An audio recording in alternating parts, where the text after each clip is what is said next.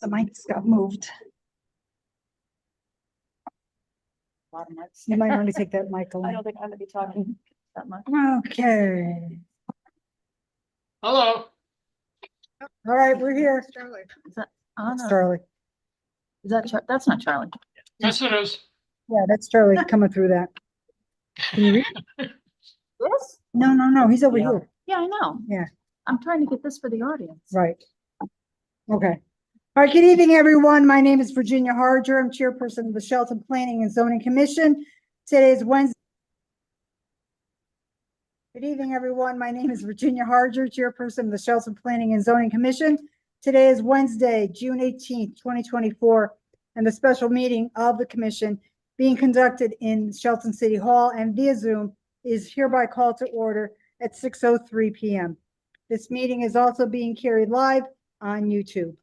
Thank you. Whatever, please rise for the Pledge of Allegiance. I pledge Oh, you're back. I'm on Zoom. Okay, bye-bye. to the republic for which Bye. one nation under God, indivisible. Indivisible, with liberty and justice for all.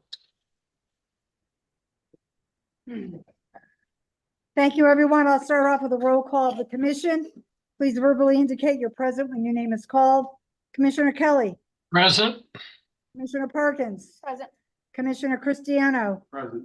Commissioner Tiki, Present. Commissioner Motto. Here. Alternate Commissioner McGee, Present. myself, Commissioner Harger, Mr. Rossetti, our P and Z administrator, Attorney Francis Teodoso, our corporation counsel, Ms. Vernassos, our recording secretary, Present. and Ms. Charbonneau, our stenographer.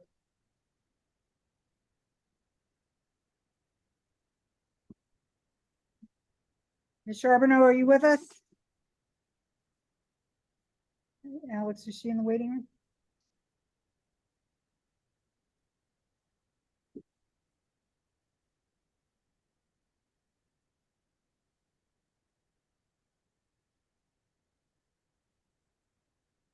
Present. Thank you very much. Just a couple of points before continuing with this evening's agenda. Mr. Rossetti will act as the Zoom meeting host, and while commissioners will be able to make comments throughout the meeting, the chair asks that you please identify yourself and wait to be recognized by the chair before speaking, to make sure we're not all speaking over each other, and to make sure our recording secretary is clear as to who is speaking. The chair has the privilege of reversing things on the agenda. We're going to skip over the executive session for now and go right into our first public hearing. And just a couple of points about our public hearings. Mr. Rossetti will indicate if any written comments were received from members of the public no later than 24 hours before the start of this evening's meeting. If written comments were received, they will be read into the record. The applicant and or its associates will make their presentation. The commission can ask questions during the presentation or at its conclusion. The applicant and or associates can answer commission questions at the time they are presented or at the conclusion of the presentation. At the point in each public hearing when the chair then asks for public comment, we will begin with elected officials of the city present in the auditorium, followed by elected officials participating via Zoom or through a phone link. After elected officials conclude their comments, members of the public will be recognized, starting with those present in the auditorium, followed by those participating remotely via Zoom or through a phone link. Those in the auditorium will need to list their name on a sign-up sheet that's present by the podium. Those participating via Zoom will need to use Zoom's raise your hand feature, and those participating via phone will be recognized after dialing *9. After you are recognized, please state and spell your name and state your address to assist the recording secretary and stenographer when they are doing the minutes and the transcript of the public hearing. Each speaker has 5 minutes to present comments, which should address specific criteria of the zoning regulations, the merits of the application, and be new information, not a repeat of comments previously presented.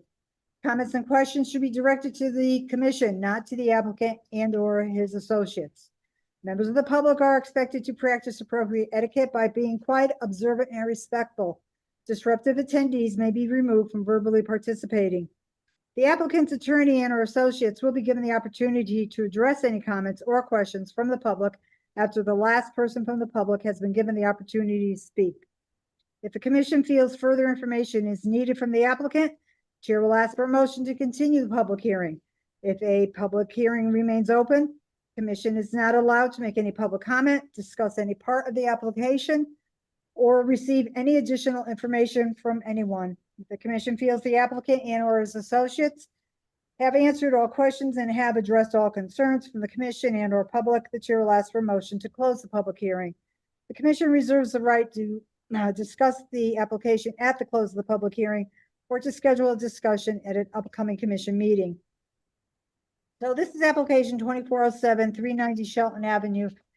Chris Russo for BWiz LLC at 390 Shelton Avenue, Assessors Map 89, Lot 29 in an R1 zone for a planned development district on 5 acres for 16 detached dwelling units.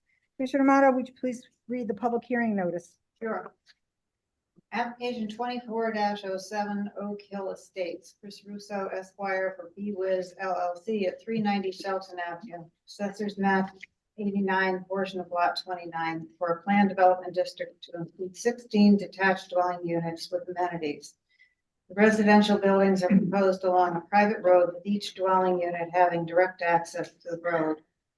Plans titled Oak Hill Estates were prepared by J. Edwards and Associates LLC and are available online and in the Planning and Zoning Office. The property is generally bound as follows: northerly by 376 Shelton Avenue, southerly by Aspetuck Village, easterly by 374 Shelton Avenue, and westerly by 394, 396 Shelton Avenue. Thank you, Commissioner Amato. This application was accepted for review by the commission on April 10th. Posted to the city's website is the PDD application, the statement of uses and standards, a cover letter and description of the project, sorted site plans, building elevations, storm water management plan, a soil report, letters from the commission staff, the Conservation Commission, the applicant's attorney, and a local attorney, 6 photos of the public hearing sign that were required to be posted, a list of abutters within 200 feet, notice of the public hearing, and the certified mail receipts. Mr. Rossetti, were any reports, materials, or correspondence received within the time period for this application but had not yet been posted to the city's website that we need to acknowledge? No. Okay, thank you so much.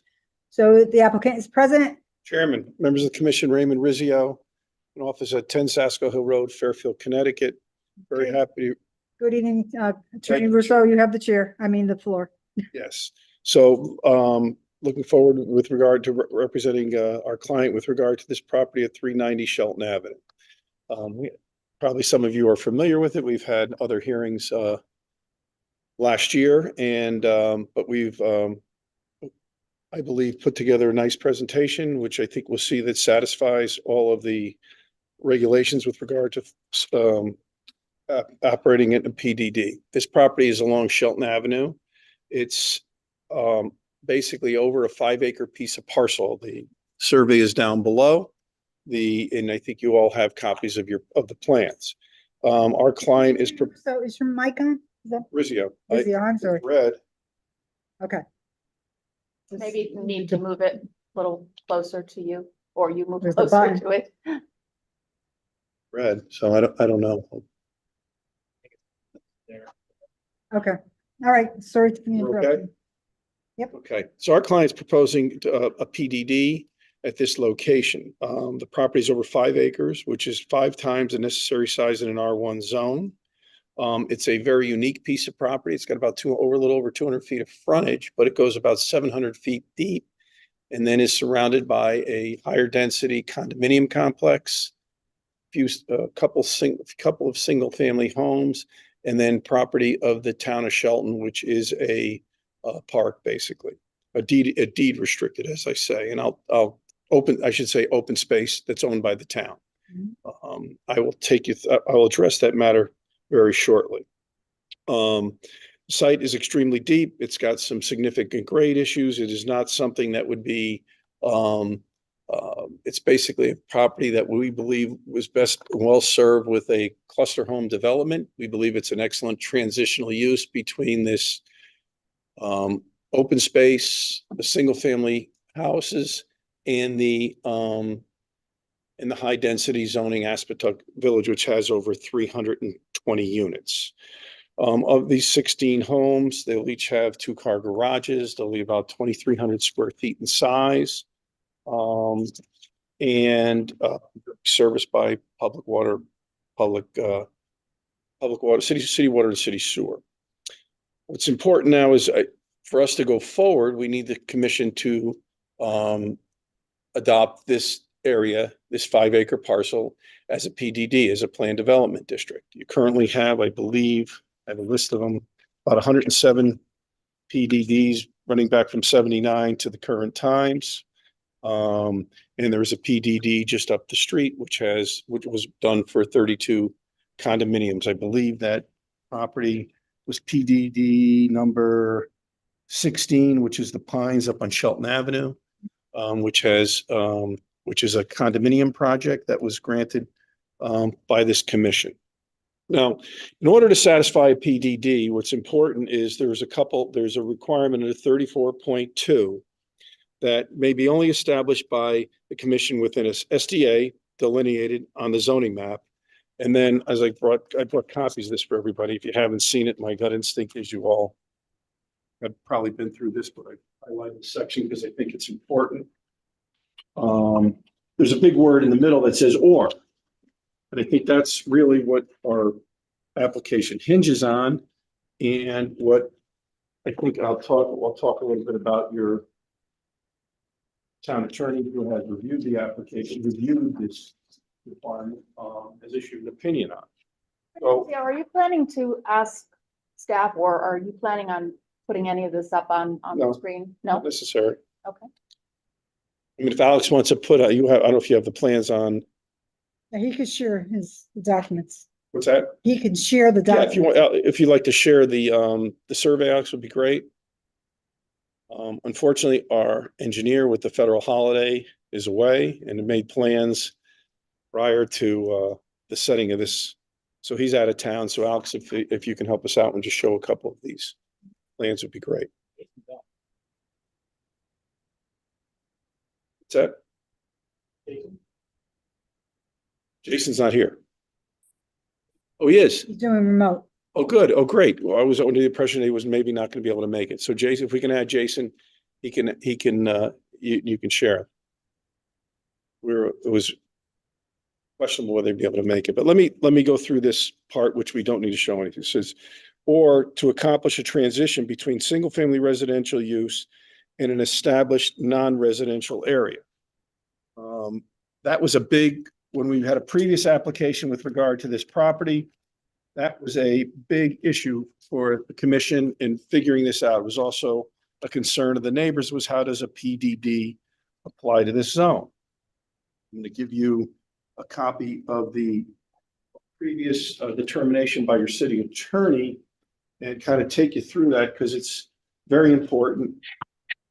Because honestly, I think the PDD is the appropriate zone, is an appropriate zoning designation here, especially given the uniqueness of the property. Mhm. So the first item that you passed out for the, Was the clarify regulation. is, section 34.2 Correct. And Of the- explaining, which sets forth zone regs. why we can apply for a PDD. Mhm. Now, basically, your city attorney looked at the regulation and says where the Shelton zoning map, other specifically designated area, and the Shelton Planning and Zoning consider an application for a planned development district. His answer was, according to section 34.1 and 34.2, Planning and Zoning Commission can look at PDDs if property abutting and or adjacent to and an adjacent established non-residential area, or for the purpose of accommodating a proposed use and development that will provide an effective transition in land use and buffer and to the adjacent residential neighborhood. In other words, property upon the PDD's pros must be abutting or adjacent to an established non-residential area and provide a use which effectively transitions or buffers into an adjacent residential neighborhood. Property basically, if you review our property, it is a 5-acre parcel. It has surrounding uses that abut or are adjacent to it. Once the lands are identified, the Planning and Zoning Commission must determine or opine whether some of these uses are residential neighborhoods and others are established non-residential areas. In this instance, because one of the things that's pretty simple when you look at it, it's not really as much a discretionary issue, it's something that is definitive. In other words, property's residential or it's non-residential. In this instance, the city attorney looked at our application, and the residential neighborhood seems the easier of the task. The characterization of such a neighborhood should be a group of similar, proximate, or local residential units. A single residential zone or a condominium is an example of this type of neighborhood. In the matter before the Aspetuck condominium and or properties on the same and opposite side of Shelton Avenue seem to be as such. In other words, they were a residential neighborhood. Attorney Russo, before you go any, Rizzio, I'm sorry, thinking of your partner. Yeah. On that first page, under number 4, the property upon which the PDD is proposed must be abutting or adjacent to an established non-residential area. Right. What is that specifically? So I'm going to get right to that. The task is to identify this non-residential neighborhood. Merriam-Webster Dictionary provides it as a particular extent or surface or region. The connotation in such definition is that the area can be vast or large. With such general term, the objectives which describe it in the regulations are helpful to understanding. It says an established non-residential neighborhood. And I'm not going to read this, but I'm going to summarize as we go forward. So it basically says in some way it must be established or recognized as non-residential. The area abutting or adjacent to the subject property is owned by the city of Shelton and can be characterized as non-residential area.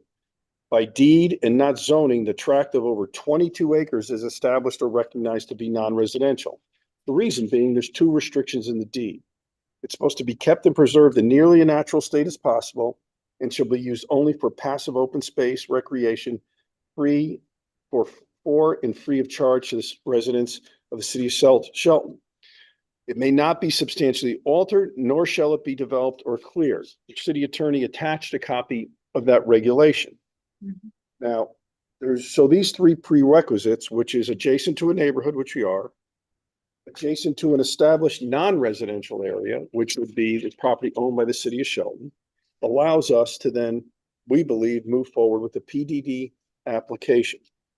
There's a question of whether you believe that these cluster homes are still the proper use, but as far as eligibility for a PDD, I think it's pretty clear that under this or section of 34.2, and with a review of seeing the surrounding properties, which is Aspetuck Village, which is a condominium, and you have, I think 4 or 5 single-family homes on either side of the property, and then this large tract that's owned by the city, which is deed restricted basically to be non-residential.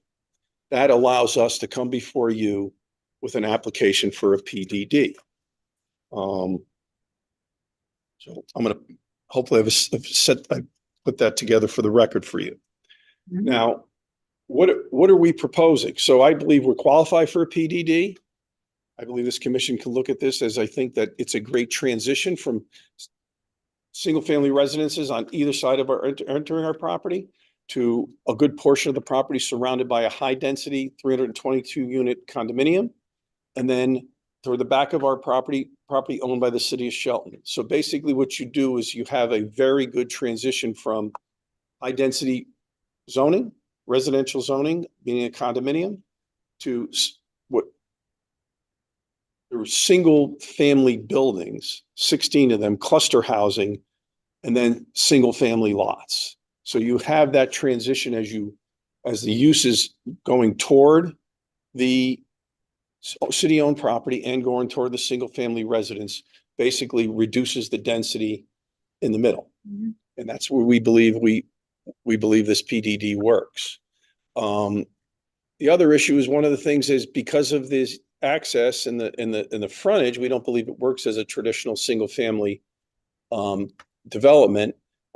There's been other interests where clients through our client that have looked at a higher density zoning, one that would be, a zone breaking type, which we're not looking to do. I mean, it's a 5-acre parcel. It's served by city water, served by city sewer. It has a wetlands approval. It'd probably be one of the easier cases if somebody wanted to come in with some type of a D application. Client is not looking to do, which is why we figured the cluster home concept was the best way, one, to act as a transition, and then the best way to handle the property without disrupting the neighborhood. So we felt this was the best way for the Planning and Zoning Commission to keep control of the property and have it in accordance, except for its layout, to be able to be basically mostly consistent with the R1 zone. And I will tell you why that would be. So if you look at our plan development district, we believe, like I said, there's mostly single family homes in the R1. These are built as single family homes. However, they're clustered. So technically it will be a condominium, but the homes are all detached. So there'll be no multifamily, in effect, attachment to these buildings. We propose, and as you can see, we proposed a statement of use and standards, which is required in the PDD. What we suggest and request is that our property contains 236,095 square feet, 5.42 acres. We would state that it is which is greater than the required 60,000. In your PDD requirements, you're required to have a minimum of 60,000 square feet. We exceed that by 4 times. The site will have a single driveway exit to Shelton Avenue. The site is, like I said, we're planning to do 16 detached units. We asked you to develop a set of standards and permitted uses, which we have to do. Basically, we're permitting that it can only be used for residential purposes, which is consistent with your PDD requirements. The permitted uses will build buildings and uses of facilities of the city of Shelton, multifamily residential condominium with density of 16 units, so no more than 16 units, and accessory and customary incidental associated residential uses. And for those, for example, a fitness center, a pool, things like that. What's interesting is our land use would go down as a PDD. The minimum requirement would be that it has to be at least 235,000 square feet. We're proposing a maximum density of 16 units. We're regarding a minimum frontage of 200 feet along Shelton Avenue.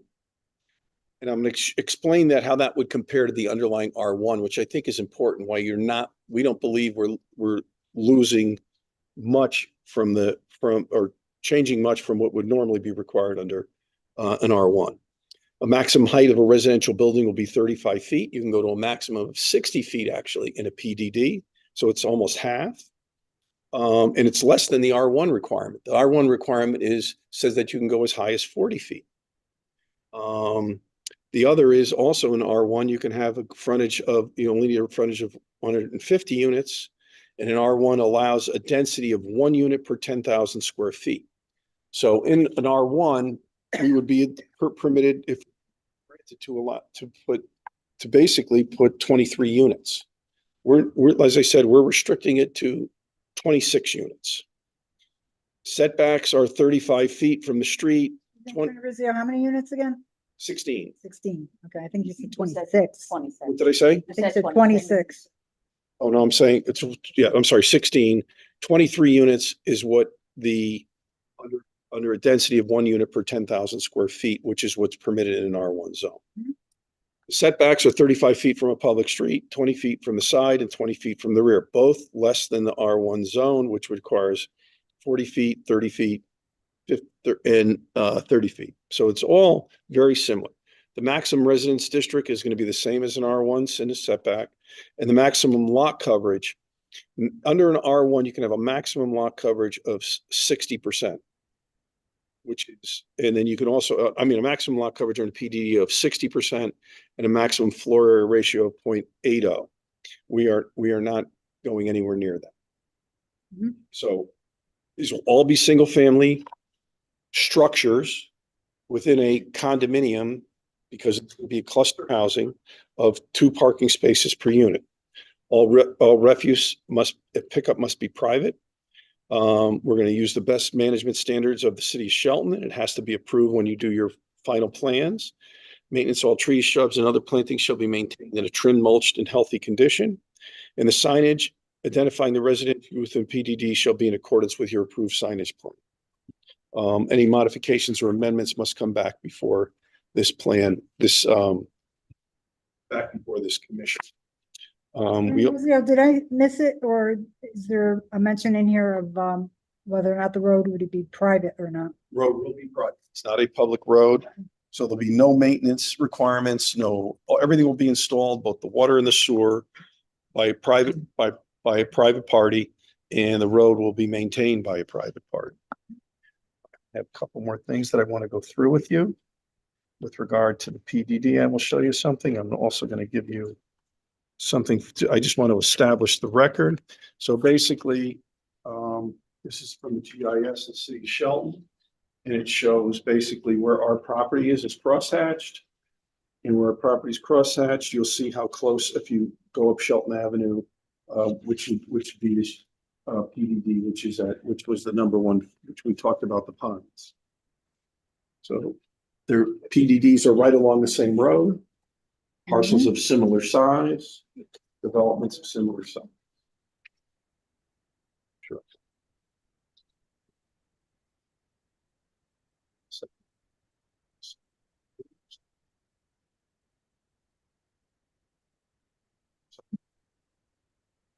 Or what did you say, this cross-hatched area? Is that, That's our parcel. that's it? Yes.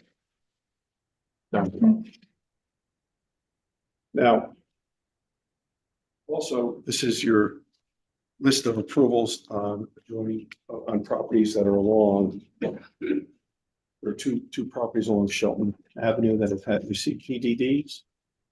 And they're both highlighted in red. I'm one on the first and one on the second page. Thank you. I'm sorry. Okay.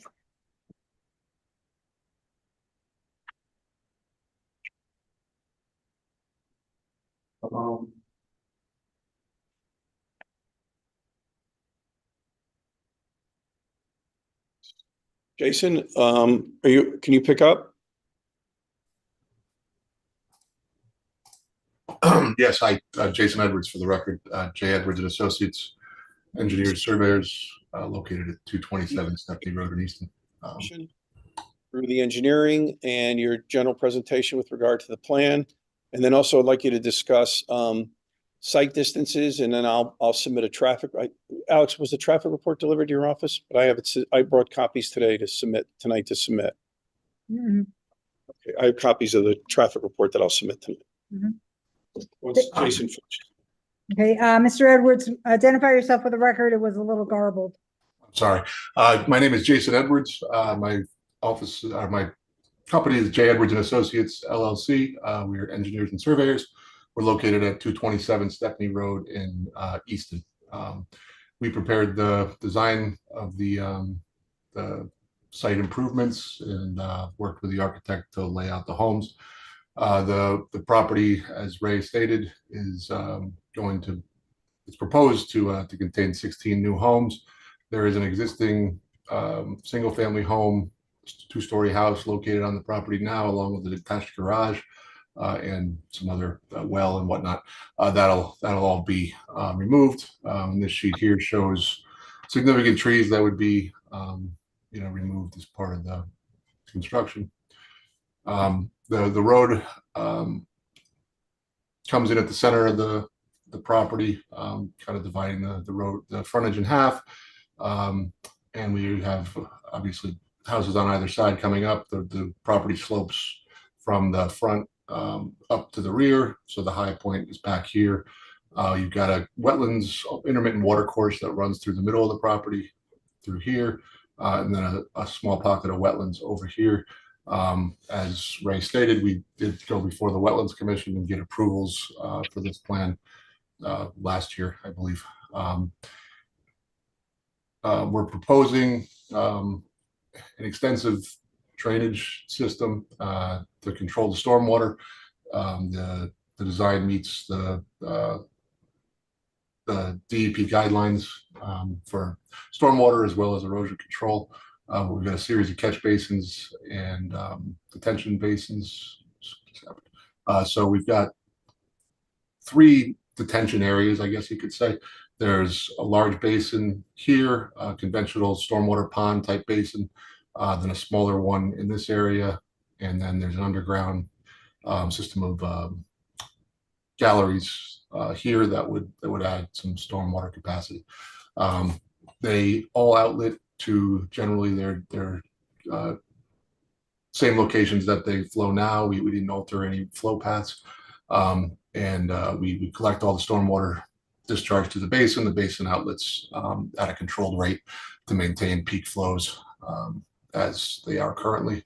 All this has been reviewed by the town engineer previously. When we had previously submitted this, we did address some comments during that part of the application, and we responded to everything. One other aspect is the intermittent water course would be piped through a culvert here and continue on its path. It is not a year-round water course. It's an intermittent water course. Regarding the sight lines, I just have one other document I'd like to open up.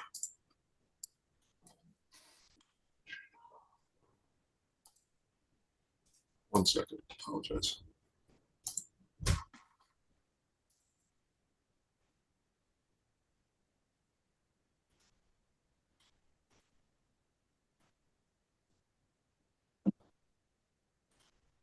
Sorry, my computer's moving very slowly here.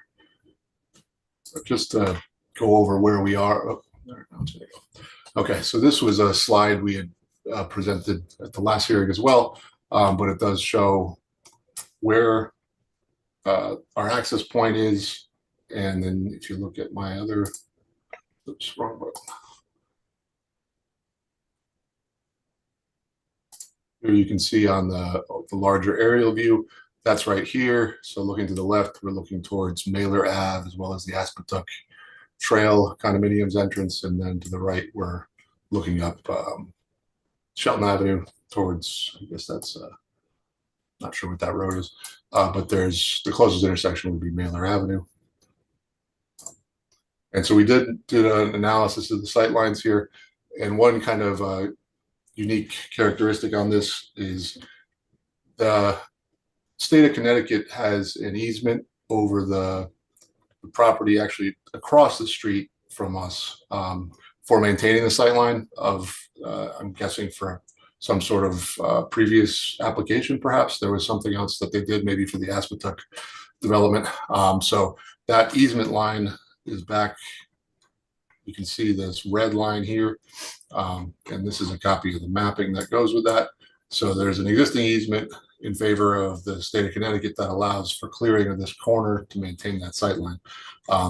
That provides us with the required 444-foot sight distance. The traffic engineer, I believe, is on as well, that can speak to how that is that distance is determined. And we also have the sight line looking to the right. There's a little bit of grading that would have to be done on the shoulder there, but that's all on DOT's right away. So it would just be a matter of completing the work as part of the construction. Again, this is a state highway, if I didn't mention that. So it is regulated by Connecticut DOT. It's Route 108.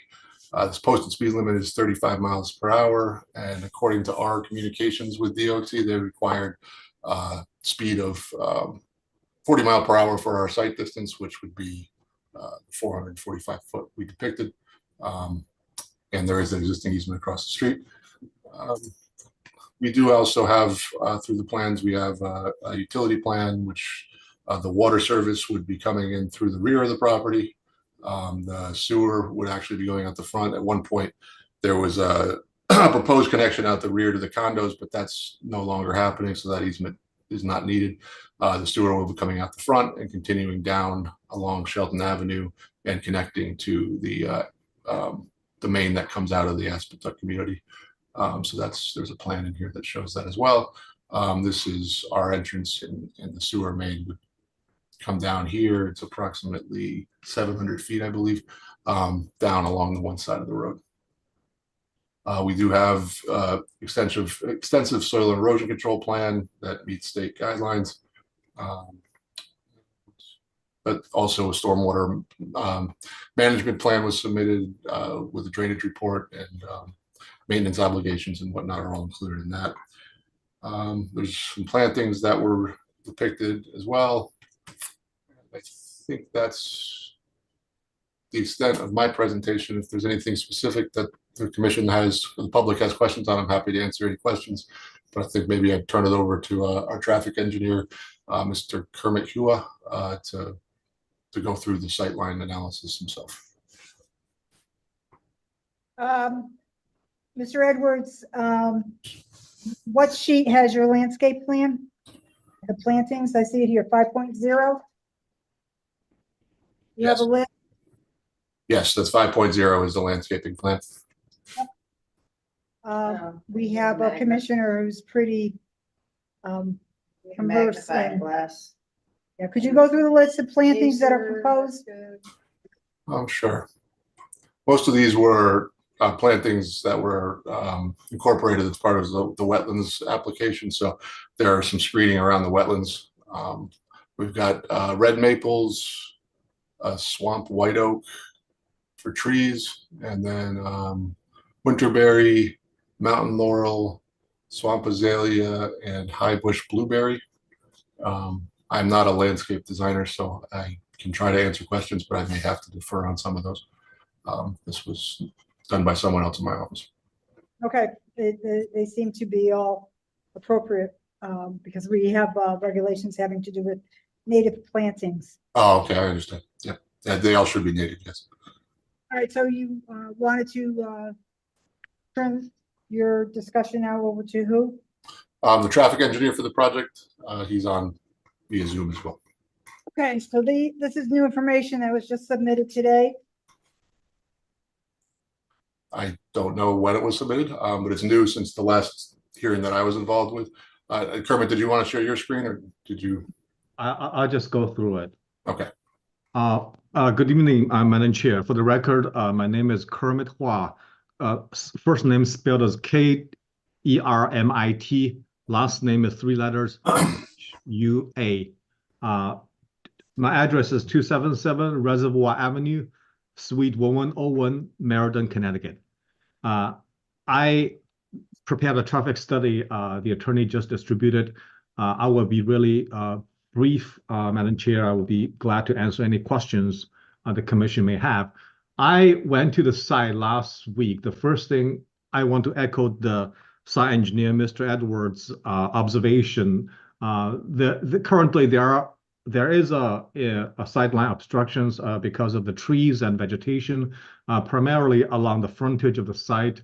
That will be removed after those obstacles, obstructions is removed. I also agree with the civil engineer's observation. There will be adequate side distance, both looking west, you can see all the way to the left lane of that traffic signal, or if you look to the right, you can see over the, there's a little bit of hump in the road. You can see the roof of the car approaching from the east. So there will be adequate side distances after these improvements are made. As far as the traffic impact, the 16 units is projected to generate 11 trips during the weekday morning peak hour and 15 trips during the weekday afternoon peak hour. As far as the level of service and delay at the driveway intersection, my analysis has shown that it will be level of service A, B, C during the peak hours. So there really is no capacity constraints for people to get in or out of the driveway. And when these 16 units are occupied, all traffic movements, including the through movements on Shelton Avenue, will operate at a favorable level of services A, B, or C during the peak hours.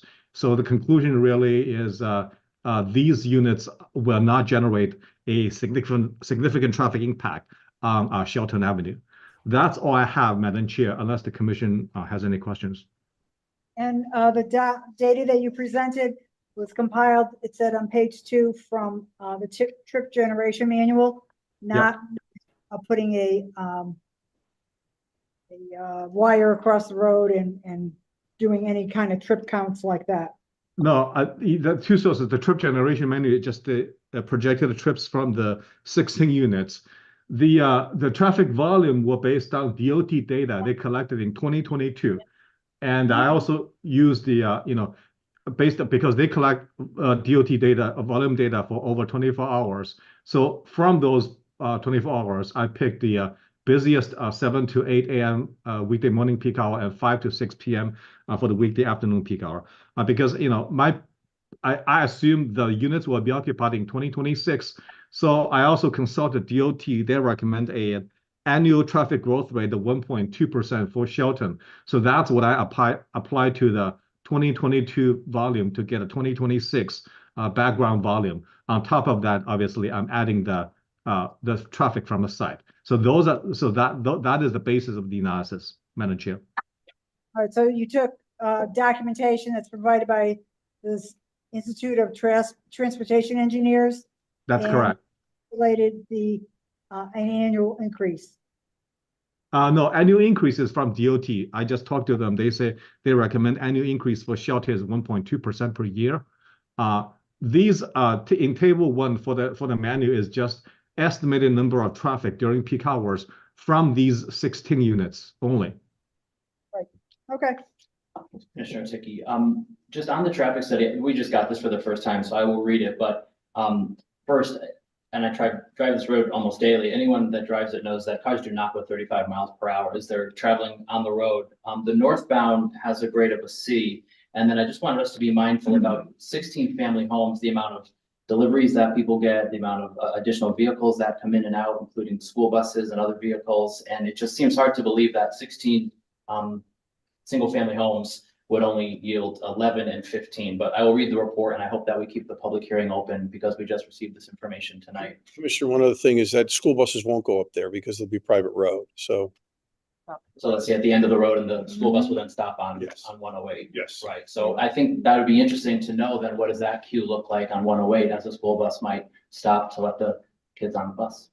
I'd like to, I visited that site a couple of times and driving out was scary, I have to say. well, that's because you Talked about the sight lines, I guess, I have no way of judging if that could be ameliorated, but as it is.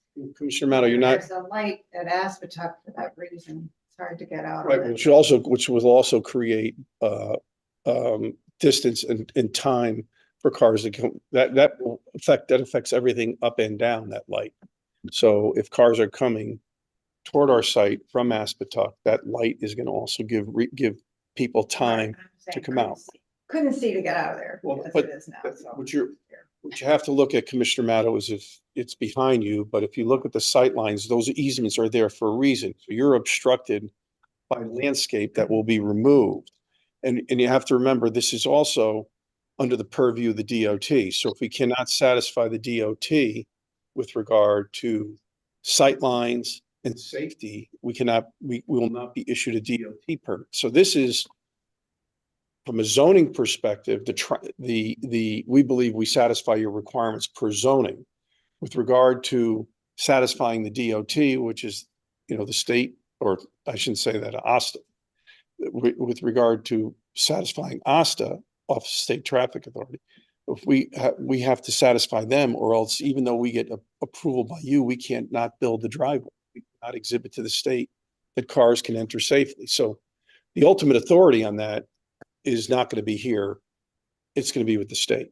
I think that's an important safeguard for this commission, that without the proper traffic study, without the proper sight lines, without the proper easement that will remove the vegetation that you're concerned about that's blocking your vision, we will not be issued a permit. Madam Chair, procedural question. Sure. So not having this sightline approved by Connecticut Department of Transportation, where would we stand on I would be somewhat uncomfortable approving a project not being clear on whether or not. I can answer that for you, Commissioner. We can't file with the state until we have a zoning approval. So the state will not issue like a preliminary ruling.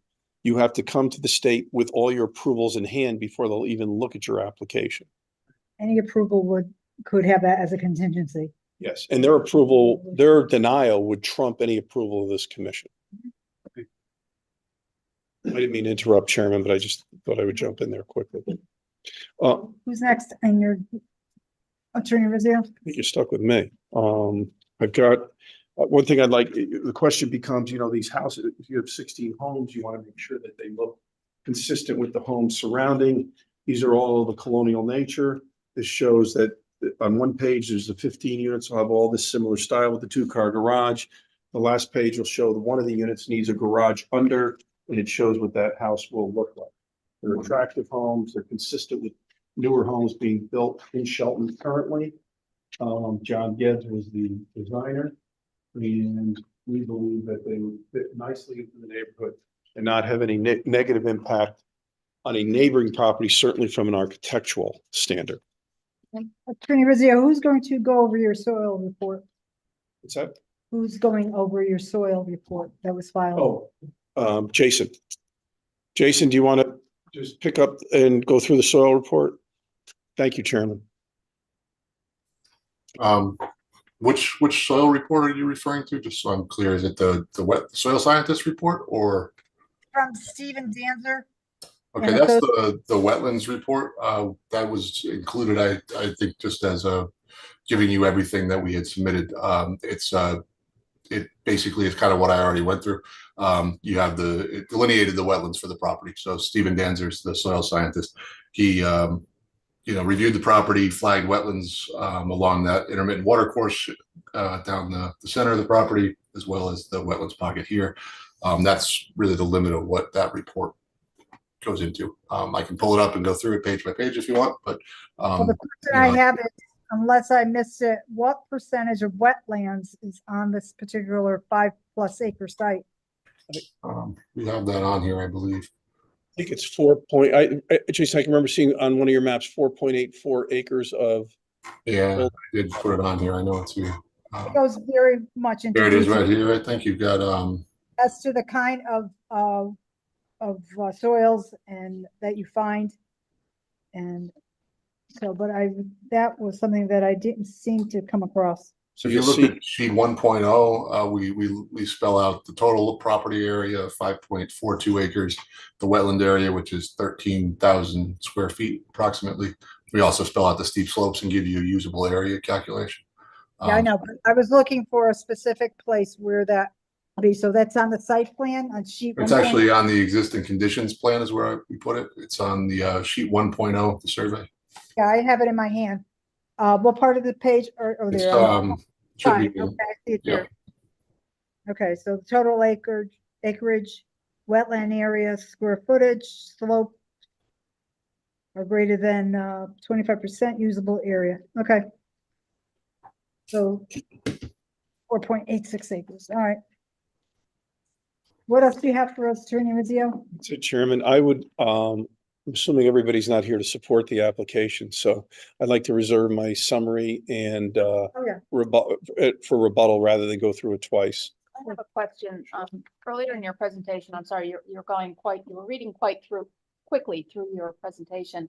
And right at the point where you mentioned 26, erroneously mentioned 26 units, you said that there was 23 units for a regular subdivision. Under an R1, you're allowed 10 let me get the number. You would be allowed 23 units under R1 if you got a P. Wonder what would be the normal density for an R1 would be if we took the density that would be permitted under an R1. Not typically in R1, it's an acre, but the density is 1 unit, I believe, per 10,000 square feet. So you're saying you'd be able to put in 23 units here under R1 Well, zone? that's what the density requirement is under R1. It's 1 unit per 10,000 square feet. When you're at 10,000 square I can feet. show you.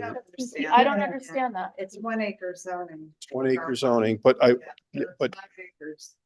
You get 23. I'll show you a regulation. No comments Minimum from lot the area. audience, please. In square feet, density per unit.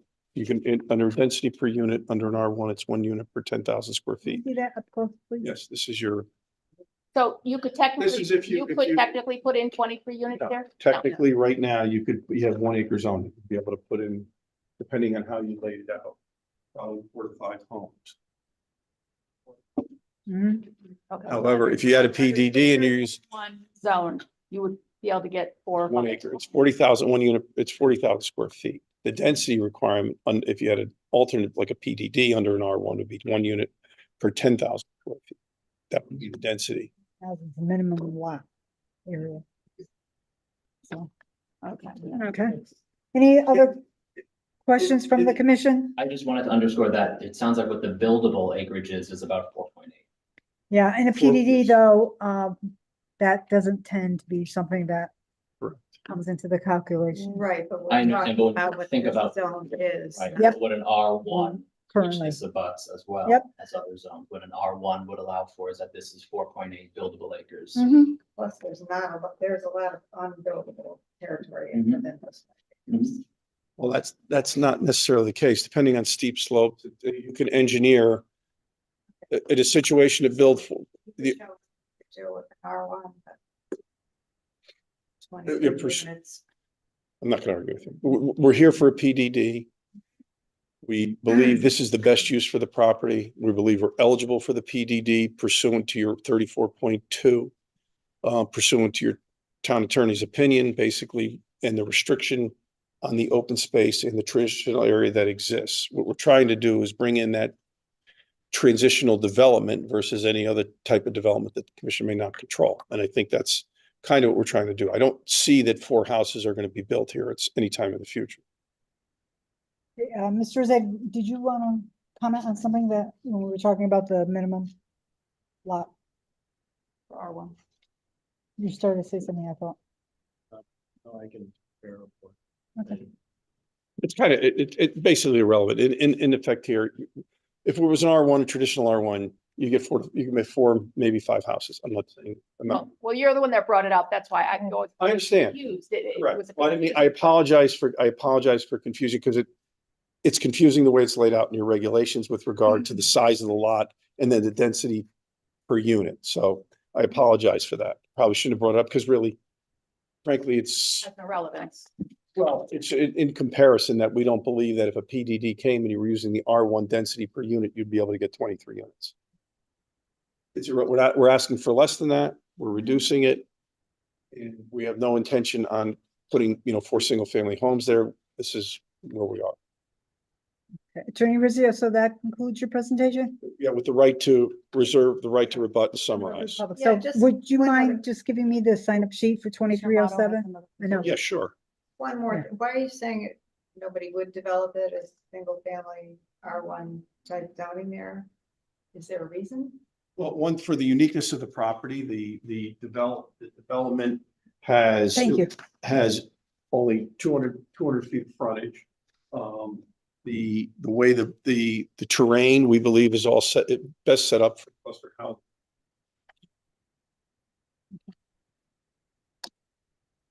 Okay, if that's the extent of your presentation at this time, we'll move into the public portion. We're going to start with elected officials of the city of Shelton that are present here who wish to speak. And looking at the sign-up list, I don't see anyone here that's an elected official. Let me ask if there is any elected official of the city that is participating remotely. Please use Zoom's raise your hand feature or dial *9 on your phone to be identified.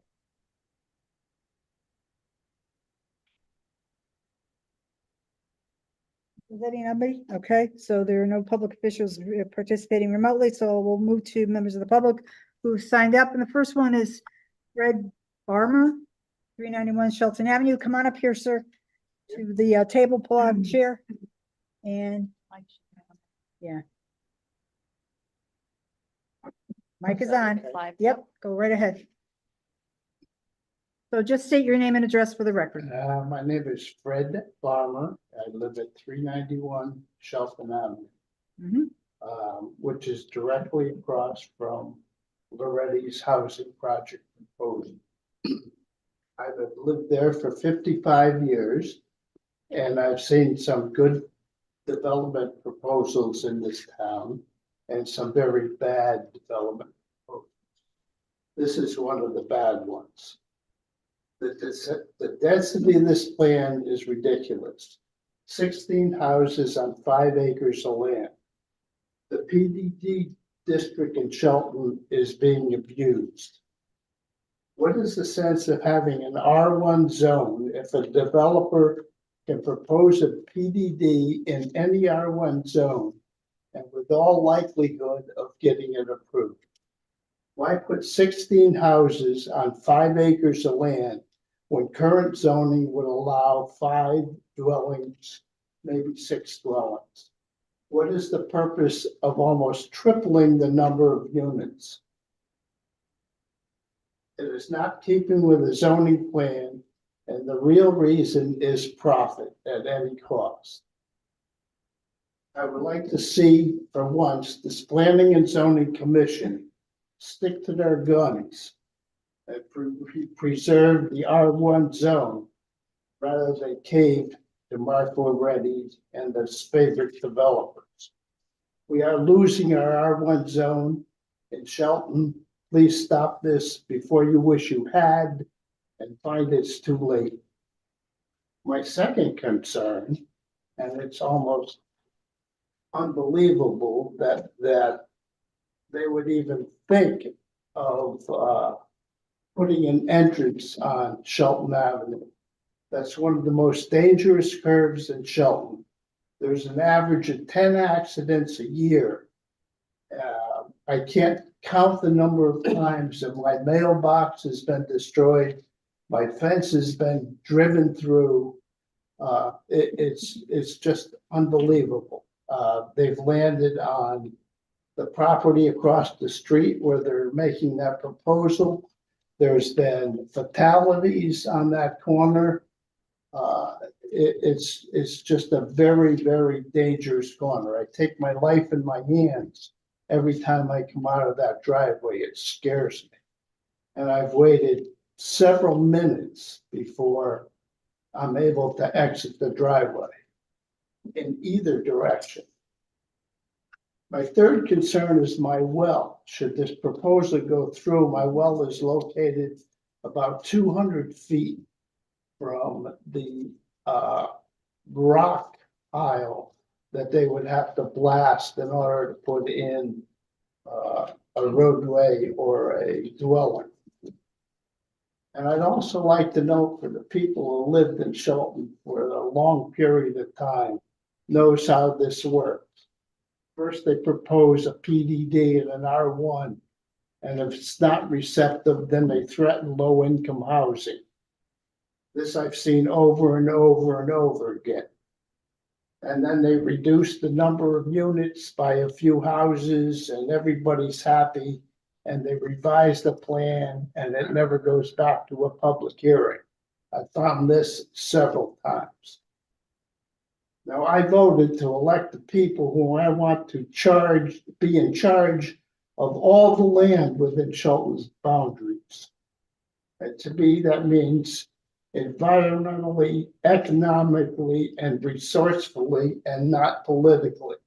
Someone should have the moxie to stand up and say, no, this isn't right. Please, let's stop the erosion of the remaining R1 zones. Please reject this proposal in full. Thank you. You're welcome. All right, next on the list is John Mercurio on Running Brook.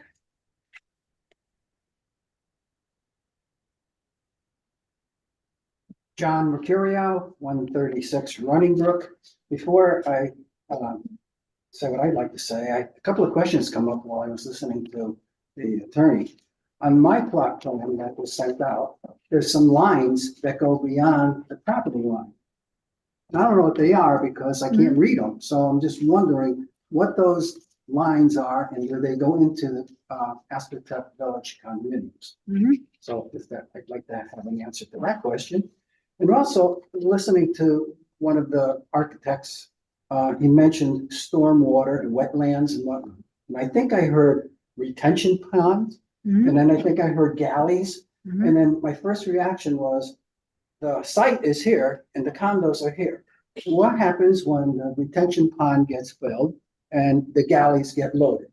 Does the runoff about to bleed into the condos and into foundations and into our sewers and all that? So I'm concerned about that as well. Mhm. And lastly, from the presentation, I heard about the PDD situation where one piece of the property, side of the property belongs to Shelton. Well, the other 2 or 3 sides belong to private residents. So if, and I know there's other reasons for the PDP change, but it kind of tickled me to say, well, yeah, Shelton owns this, so it's okay, change it to PDP.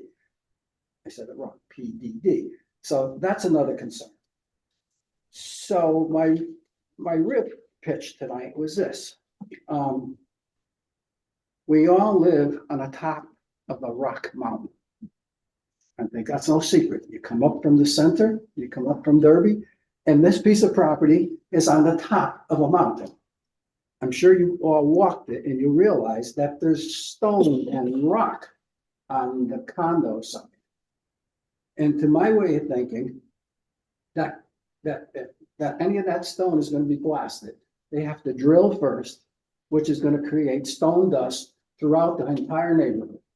So the stone dust will then go on the condominiums, on the homes, on the sidewalks, on the roads, and the windows. And who becomes responsible for that? That's one of my concerns.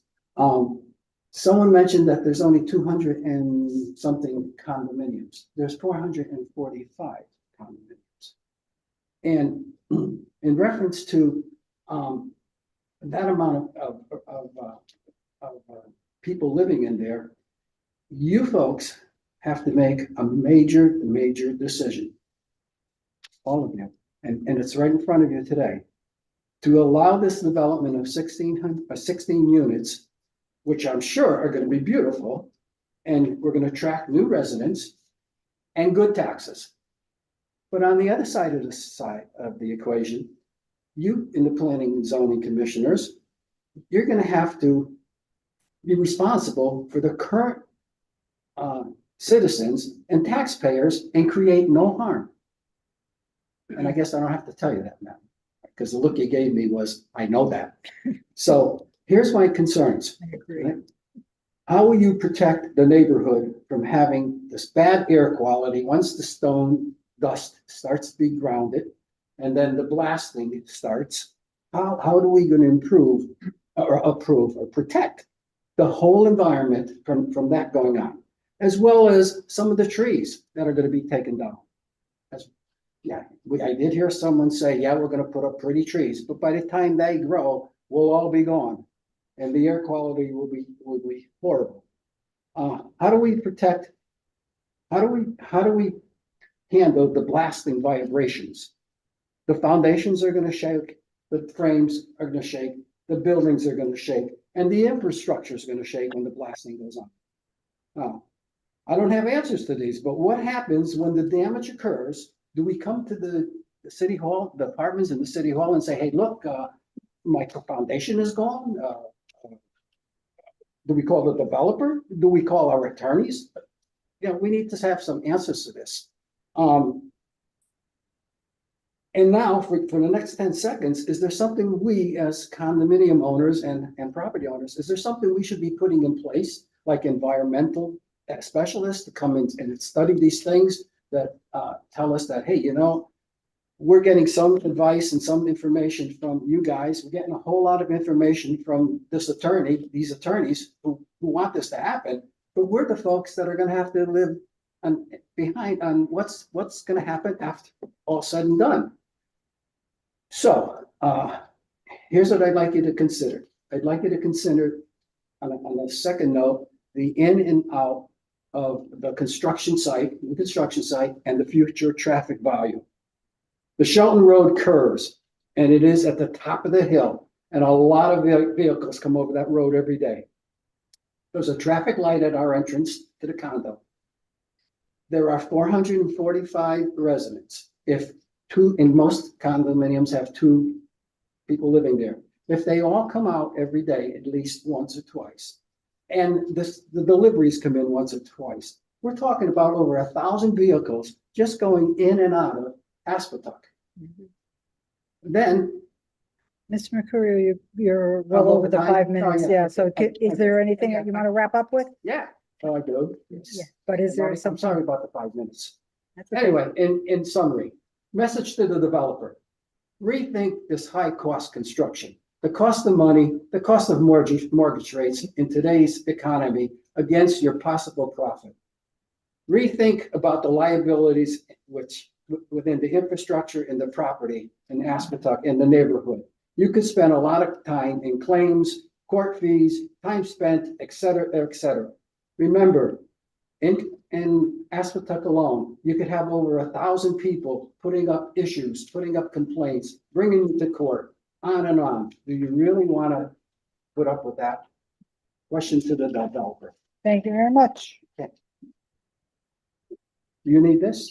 Or You can leave it there, yeah. Oh, okay. All right, next on the sign-up list is Michael Leventhal on Huntington Street. There another opportunity to sign up? Yeah, I will.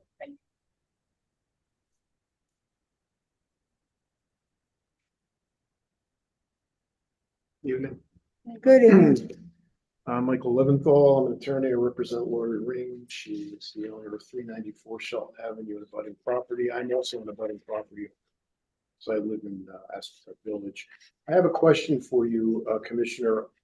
Is Mr. Teodosio's opinion that was part of the 2023 application now a part of this application?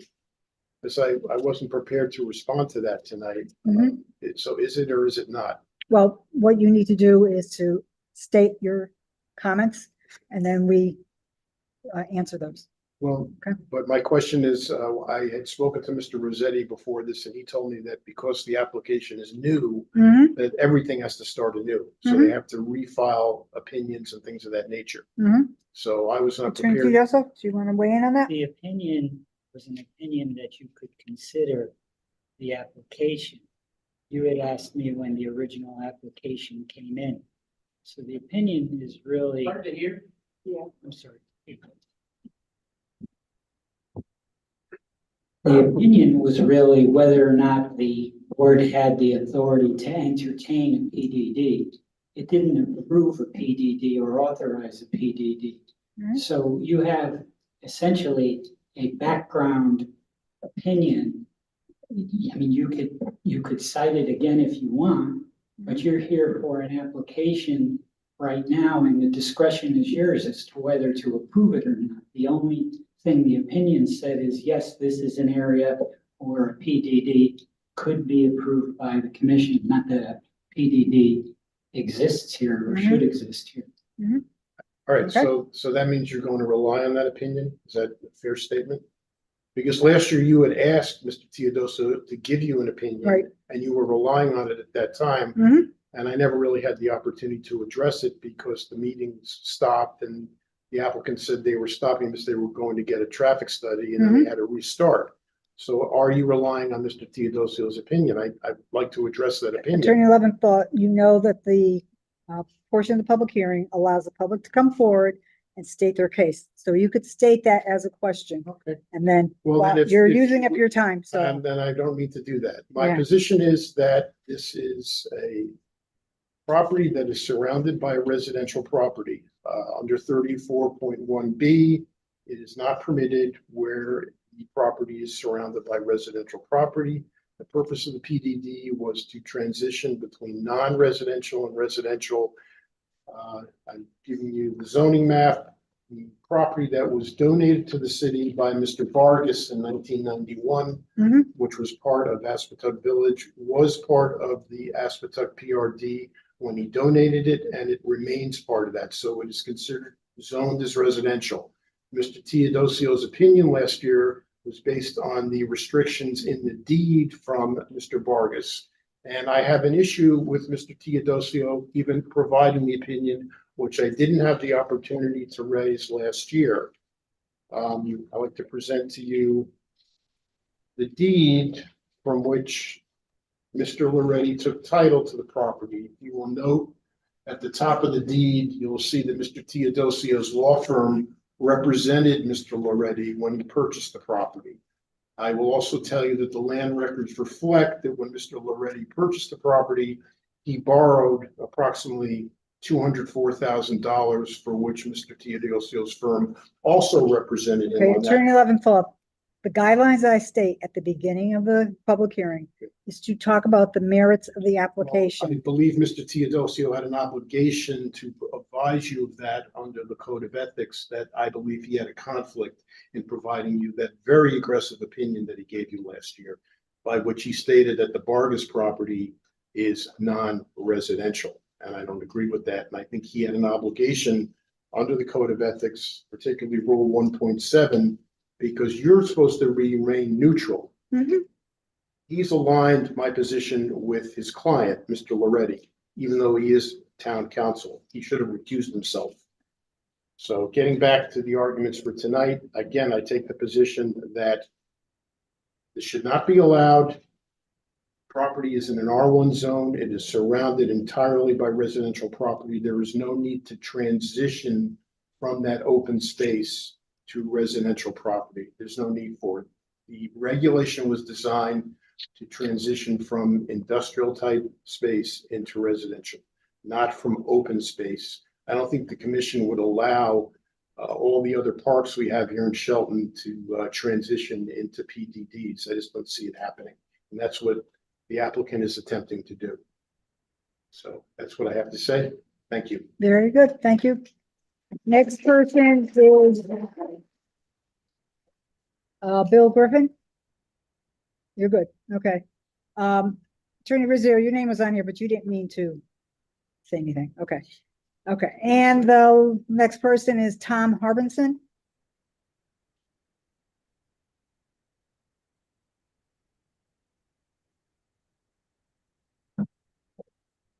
Good evening, Commission. I'm Tom Harbinson, 15 Suncrest Drive, representing myself personally, not the Conservation Commission. I would hope that the Commission can indulge the ability of the public to talk at any subsequent public hearing that may continue due to the exhibits that were not available to the public in advance, let alone Commissioner Kelly, who was attending remotely. This applicant had a date set last month. It was delayed a month, and yet is presenting poster boards and handouts. I find this very disappointing to have a lack of preparedness and thus question much of the presentation. Could you repeat that again?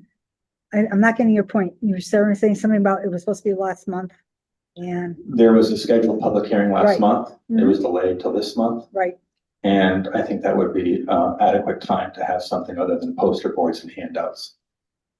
And because the public you mean did the not, applicant's the applicant presentation? was giving you handouts Oh, today okay, I and understand. had poster boards in front of the speaker's podium. Mhm. All right, go ahead. I think that is difficult for Commissioner Kelly to participate remotely, Mhm. in addition to the public that's here. Mhm. So I'm hoping that the next public hearing, typically you have some verbiage about not being able to speak against something that's not presented presently, that since they did not have the opportunity to see those items, they could talk about them in a subsequent public hearing if you leave it open. Mhm. Secondly, such as, because I question much of the presentation now, due to the lack of preparedness, such as that stating that an R1 could allow up to 20 plus units. I very much dislike the threat of, quote, my client was looking at higher density developments, end quote, and references to 830G as an implication that this is your best alternative. The attorney's presentation letter references architectural is being prepared by a local developer who has also used 830G several times in our community. I find this personally offensive to use that as a threat as this being your alternative.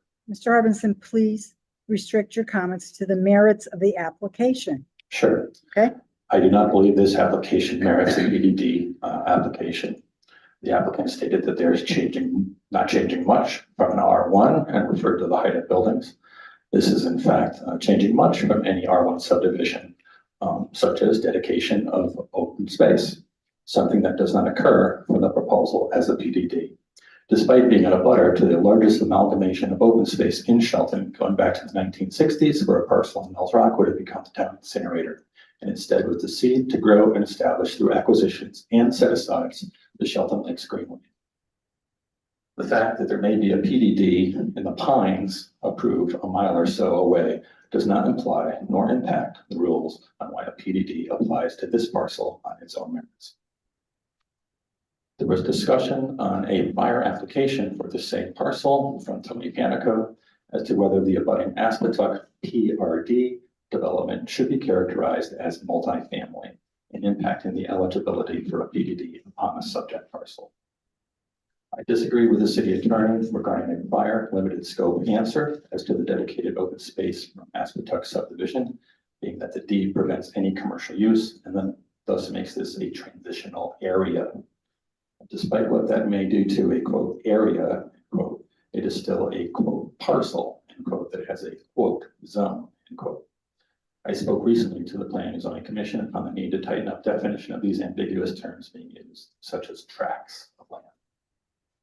This dedicated open space does have restrictions from clearing. I'm referring to the open space from the Aspetuck development. And yet I see a future easement connecting to that water main rather than tying into the water line on Route 108. No approach has been made to the Board of Aldermen, to my knowledge, regarding violating this dedicated open space deed restriction. Similarly, there is a sewer easement tying into a private sewerage system lateral on Aspetuck's property. A prior application showed a similar simple tie-in, and representations were made to the WPCA that they had approvals to do so, but it turned out they had not. And subsequent drawings for the prior application showed tie-in to the Shelton's WPCA line up on Route 108, presumably via grinder pumps. But I do not see that latter representation on the application. On this application's drawings, it still has a tie-in location to the city sewage system on the Aspetuck private property. So I would ask that you confirm from the Aspetuck Board of Association or Governors, have they approved a tie-in to their properties lateral of their sewer system? I think I'll leave it there. Thank you. Good. And thank you, Mr. Harbinson. Is there anyone else that would like to address the commission? Please come on up and sign the sign-in sheet. Is there a pen there that you could grab on the way, ma'am? Oh, you got one? Okay. Yeah, Okay, good. thank you. So was that Tom who spoke? Yes, you could go right below him. Okay.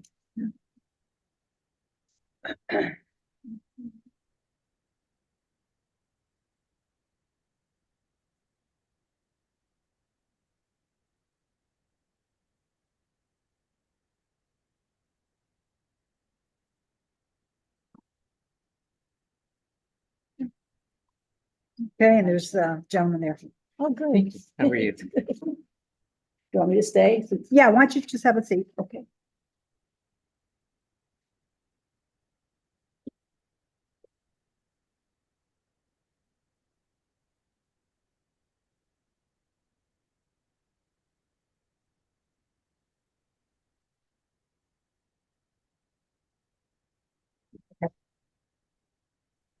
Okay, so we have Dr. Lucinda McQueenie. Identify yourself for the record, please, and go ahead. Yes, I'm Lucinda McQueenie. I have a doctorate in anthropology from Yale. I only mention that because some of the things that I pick up on here relate to my background, geology, and that stuff. I live at 430 Ellsworth in Aspetuck Village, condominiums. To start with, I picked up on the gentleman saying 16 homes equaling condos. So that I would think that in your zoning regulations, that condos have different set of regulations. So he's equating them right now at this point to condos. I don't know if there is a limit to the number of inhabitants or cars, because he says 2-car garage, but is there parking for overflow? Because I know in our condominium group, sometimes the adults have kids who also have cars. So there's a need for a lot of extra parking. He mentioned ancillary buildings. And so I'm thinking, because I lived in Seneca Falls before I moved here in 2015, and I was part of their planning and zoning board to work up the new regulations for Seneca Falls. So I've been through several months of coming up with different things that need to be addressed. If there's going to be ancillary buildings, I think there needs to be restrictions as to the size and the distance from the homes. You know, there has to be very specific, because these are a house on a small lot in order to get 16 on 5 acres. I don't see where there's a designated area for a community pool. He made reference to the fact that they could put in a pool. But based on the geology and the closeness of the houses, is he suggesting that every house could have a pool? Or either community pool or any other things like we have at Aspect for tennis and playgrounds? I don't see any of those considered in these plans.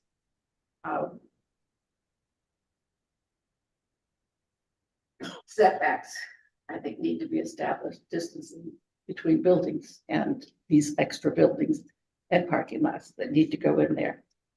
The traffic report, I listened to, and I have to agree with other people who have commented that only 11 trips a day or 15 in the afternoon is an unrealistic low number of trips that could go through. As thankfully somebody else mentioned, you know, school buses maybe at the end of the street, but as they mentioned, then you're backing up traffic on Shelton Avenue.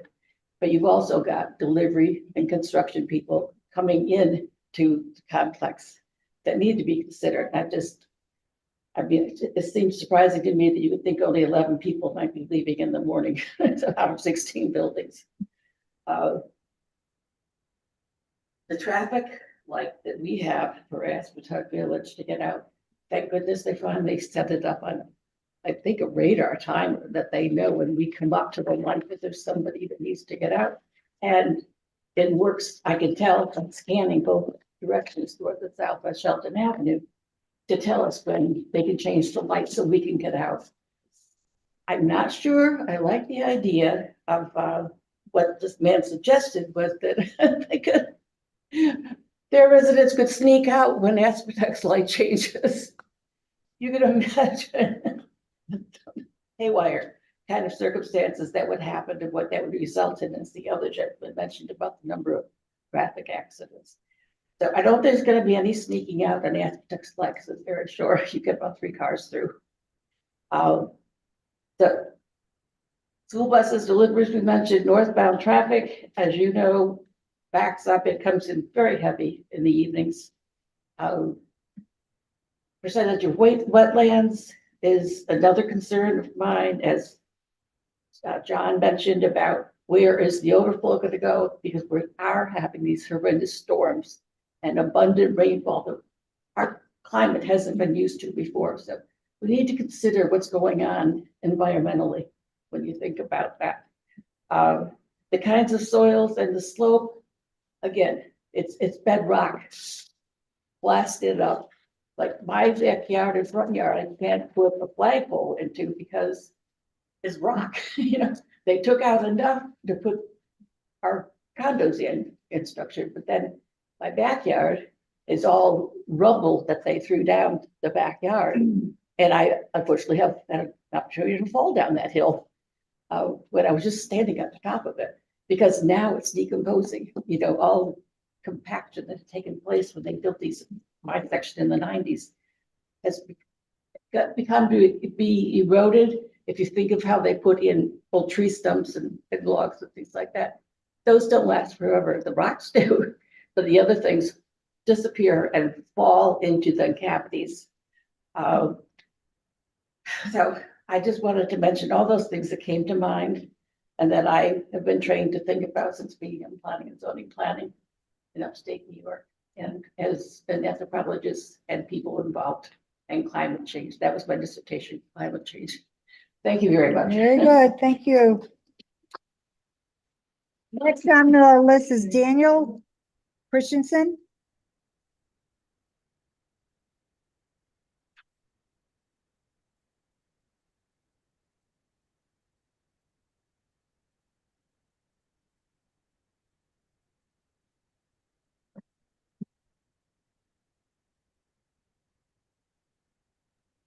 For the record, my name is Daniel Christensen. I live at 394 Shelton Avenue. Previously lived at 396 Shelton Avenue, having owned both properties over the years. Lived in the area, whether it was 396 or 394 for the past 34 years. The number of accidents I have helped manage. Over the years, if the cars had been left in place, you would have a junkyard in the front of this property. A lot of cars. Some very lucky people. The sight lines that were presented, I'm not aware of people that get behind the wheel of a car and as they're driving, they're looking this way because road does this. I have been in that street, I've mentioned this before, helping to manage accidents and have almost gotten hit in spite of waving a bright flashlight, wearing something in orange. You're just not looking in the direction that they're saying they have a sight line to. Not as prepared as I would like to be tonight. I went online this afternoon to try to review previous Zoom meetings. Came up empty. The Zoom meetings on the past two hearings that I've spoken at and other people have spoken at were removed by the uploader. I'm not really sure what that is, who the uploader is. They're not always easy to find, but they're there. Mr. Rossetti, you have any, yeah, Okay, they're well, there. Or search that specific date. Yeah, oh, I did. Yeah. Okay. I did. they're not Um, removed. It's a public record. They're not removed. So many questions have been asked over the past three meetings that we've had. The questions that have been asked by many people that have attended, that have spoken before you, have been told, ask the question. We're not going to answer it during the hearings. I'm just trying to, would like the board to give me some guidance where I can find those answers. Because there's been a lot of good questions that were asked. Again, keep going, ask your question, keep going. We're not going to answer them while you're speaking. Where are the answers? Would like to know that. State of Connecticut traffic study. In my opinion, the applicant's in-house study means nothing to me. Okay, the gentleman spoke for a while. I as a board, I would, and I can't tell you what to look at, but I would look for something from the state of Connecticut DOT. They are available. Unfortunately, I don't have that to present. I wasn't aware that you could present a bunch of stuff during the meeting. I would have loved to have been able to review online everything that was presented tonight by the applicant's attorney. And I do share other people that have spoken's opinion that plenty of time to get this in, to be fair to the public, to be able to look at this. And speaking with another bordering property owner, we did get notified of the last proposed meeting. I can see that it was presented as if new letters went out. My wife and I did not get a letter for this meeting. A neighbor on the other side did not get a letter for this meeting. So I'm not really sure where they're at. I guess I would take that up with the post office. And then just to kind of wrap things up, there's talk about going through wetlands, or not wetlands, going through City of Shelton open space. That's where you're going to tie in the water. Again, from what I understand, there's a number of approvals that have to happen by a number of specific agencies in town. I got the sense when this was originally presented where they were going to tie into Ascatuck and they're tying in here. Is this all legal? Is it all something that's been approved? Or, hey, we're going to come in with some smoke and mirrors. We're going to talk real fast. We're going to flip through drawings and, just take our word for it. I kind of feel like in some cases I'm watching somebody that jumped out of a clown car. The sewer approval, again, they got through wetlands, It's going into Aspetuck. We got an approval. Now, you got to get through wetlands to get here. Never was approval to Aspetuck, and other people have mentioned that. You know, it's got to go into the down Shelton Avenue, and that involves a number of other approvals that have to take place. So, you know, I'm not really sure why we're, you know, the developers putting the cart before the horse, but there's a lot of things that, to me, haven't been addressed. They're not dotting the i's, crossing the t's. Again, just trust us. This is good. This is going to be a great buffer. I don't Mr. know why you Christensen, would need a buffer. Mr. Christensen, can you sort of wrap it up because you're over your time? Okay. And I just want to make sure, you know, before all this gets too far and gets, you know, has the mayor approved this sewer tie-in? Is that Thought it? I won't go any further than that, but you want to make sure Mark is approved. Mr. Christensen, you need to I'm good. submit your comments on the merits of the application. Okay. Anybody else like to address the commission as a public hearing? Okay, Attorney Rizzio, do you have the time to? First of all, I would like to tell you that the traffic reports were delivered to the zoning office yesterday, handed to the secretary at the desk.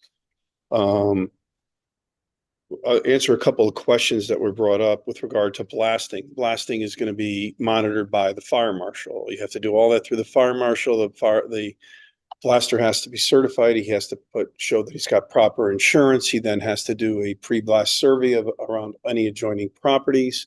They will then go out and video all the properties to make sure that there's no damage prior to that. And then all the blasts are then controlled through the fire marshal. There's also matting that's put down to prevent dust. We've seen a lot of these things monitored. They're all monitored clearly through the fire marshal. You just can't go out, poke a bunch of holes and blast rock all over the area. So it's an administrative duty of the fire marshal. I can tell you the town takes it very seriously. The fire marshal takes it very seriously. Concerns about dust, there's anti-tracking devices, there's watering down of properties that could be required. I made a procedural mistake.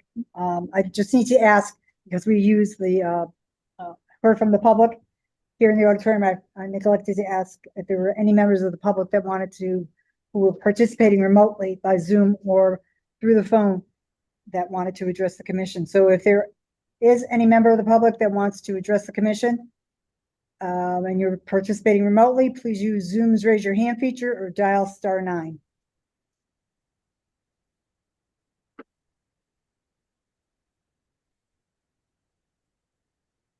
Anybody there? About that? Okay, all right, thank you. Go ahead, Attorney Rizzio. Secondly, there was questions about detention and retention, which currently all the water that comes off that hill is unmanaged. It just goes wherever it goes. The water has been designed, and Jason Edwards, if you're here, if you can pick up, if you can discuss very quickly the detention and retention and what kind of storms this can handle, which currently there is nothing on the property. And then also if you can, Jason, so I don't have to call you back up again, to explain to the commission how I think it's part of, we've mentioned already that the sewer and the water will be tied directly into the city sewer. There will not be anything going across any open space by the town, nor has it been designed for a tie-in through Aspetuck. Yes, for the record, Jason Edwards, J. Edwards and Associates, Engineer Surveyors. That's correct. We show an easement on here on the rear of the property, which is what I believe the public comment referred to. That is essentially an oversight. We weren't clear if that easement was still going to be obtained or not, but the sewer connection was proposed in this plan set to go out the front to Shelton Avenue, and I had showed a sheet there previously. This shows the connection coming down and tying, or sorry, going this way, coming left to right, goes down and ties into this manhole at the intersection of Mailer Ave is the road. So it's about 700 feet down the road. Regarding the stormwater, we designed per the, or the design meets the Connecticut Department of Energy and Environmental Protection requirements and guidelines for stormwater quality, as well as attenuation for runoff up to the 100-year storm event. So we did 2 through, I believe in this, I'd have to confirm, but generally we do 2 through 100 years. So 2-year, 5-year, 10-year, 25-year, and 100-year. We verify that there's no increase in peak flows, velocity, or volume pre and post construction. So what that essentially means is we hold the water back in these basins, and it releases at a rate that does not increase the flow to the receiving areas. In this case, that receiving area is the brook here, which flows down through, and it stays. There's a channel here that it follows all the way down through. It's not directed at any.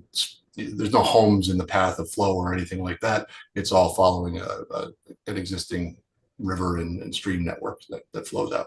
So this is all sized to accommodate this development. So one other quick question, just to make clarity for the commission.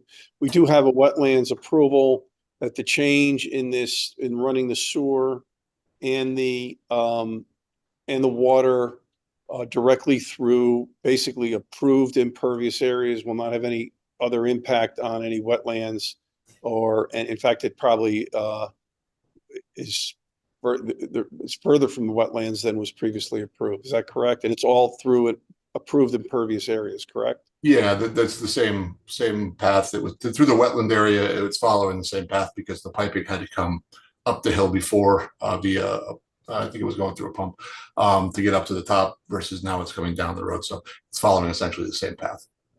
Mr. Edwards, so the grading and drainage plan that you have up on the screen is sheet number 2.1, and it documents the new water service and new sewer easement, and you're going on the record as saying that those 2 areas are no longer applied to this particular application. No, that's not true with the water easement. I believe the water line is still going out the back. Attorney Rizzio can correct me if I'm wrong, but we do show it that way. If that's changed, then the plans would have to be revised to depict that coming out the front.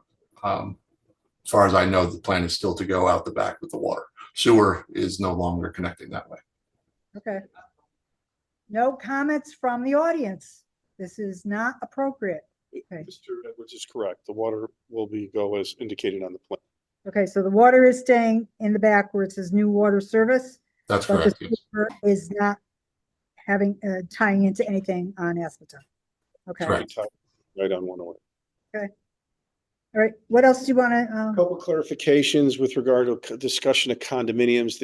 And if I misspoke, I apologize. It is a condominium form of ownership since it's cluster home. In other words, there's no lot lines, but they are single family detached structures. I just want to make that clear. Most people, yeah, it's a home. Exactly. Most people sometimes confuse condominiums with things that are attached. This is just a form of ownership because we will not have lot lines. It'll be home ownership, but they will be single family structures. I hope am I distinguishing that okay so that everybody understands? And yes, with regard to the parking, there's a question about parking. We do have 2 parking garage spaces per unit. There's also space for 2 other cars in the driveway.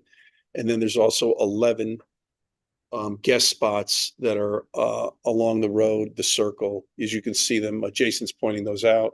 You'll see the 3 as you go in, 3 on the circle, 3 on the upper turn, and then 2 in the up on the top. So there's going to be plenty of parking. So you basically have 2 indoor and 2 outdoor parking spaces, basically 2 indoor and then 2 available on the driveways. And then you have 11 guest spaces. So there's plenty of parking for as much as you would see if these were a single family residence where your guest parking is not required. As I said, our wetlands is already previously approved. Now you have some certain standards that you folks have to look at. I'm just going to summarize this quickly and then I'll be done. Basically, there's our findings that you need to make for adoption of a PDD district.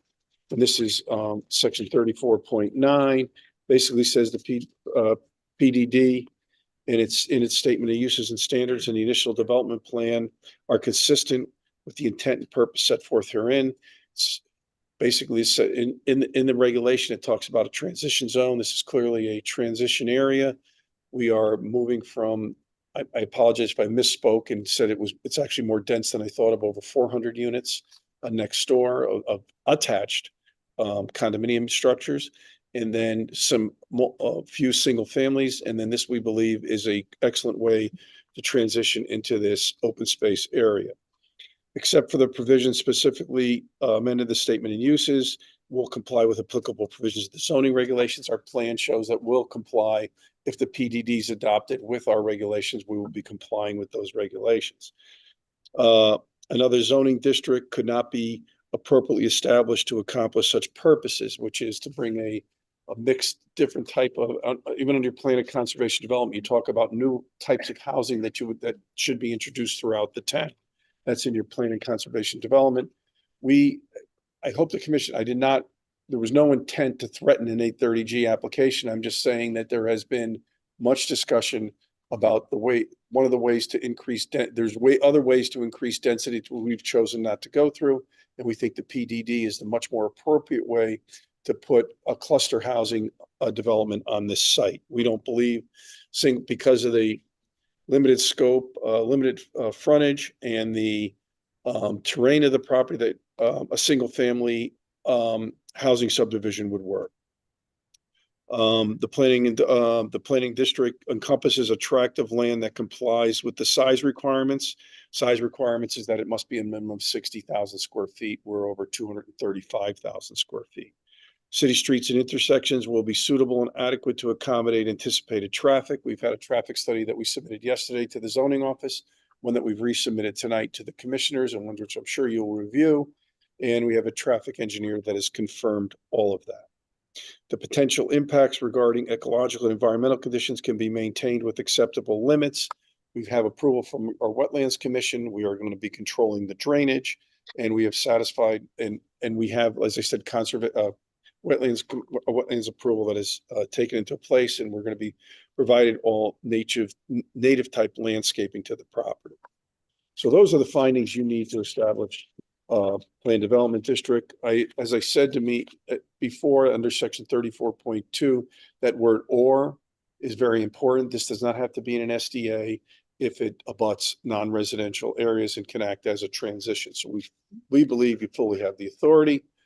With regard to the submission of Attorney Teodosio's opinion, his opinion was as related to a property at 390. He can change his opinion. I'm just, the one that we have on record, I wanted to make sure this commission had it on record and it was submitted to the town and became part of our record in any future matter that should come up with regard to this application. Then you have findings with regard to additional development concept plan and approval. That would be under 34.8. The proposal possesses features consistent with the intent of the plan development district. We wrote the plan development district to comply, so obviously it's going to be consistent with the PDD that hopefully you folks will approve. The qualifying standards of the PD district have been satisfied. We believe this satisfies that second part B with regard to being a transition area of abutting non-residential, as a transition area of abutting non-residential properties. The site design and organization of uses, buildings, parking, and drives provides for the safety of intended users. I think this project, when taking into account and adding the requirements of the sight lines and the clearing of vegetation, which there is no requirement to do now, will overall improve the safety, any kind of safety in entering and exiting on Shelton Avenue.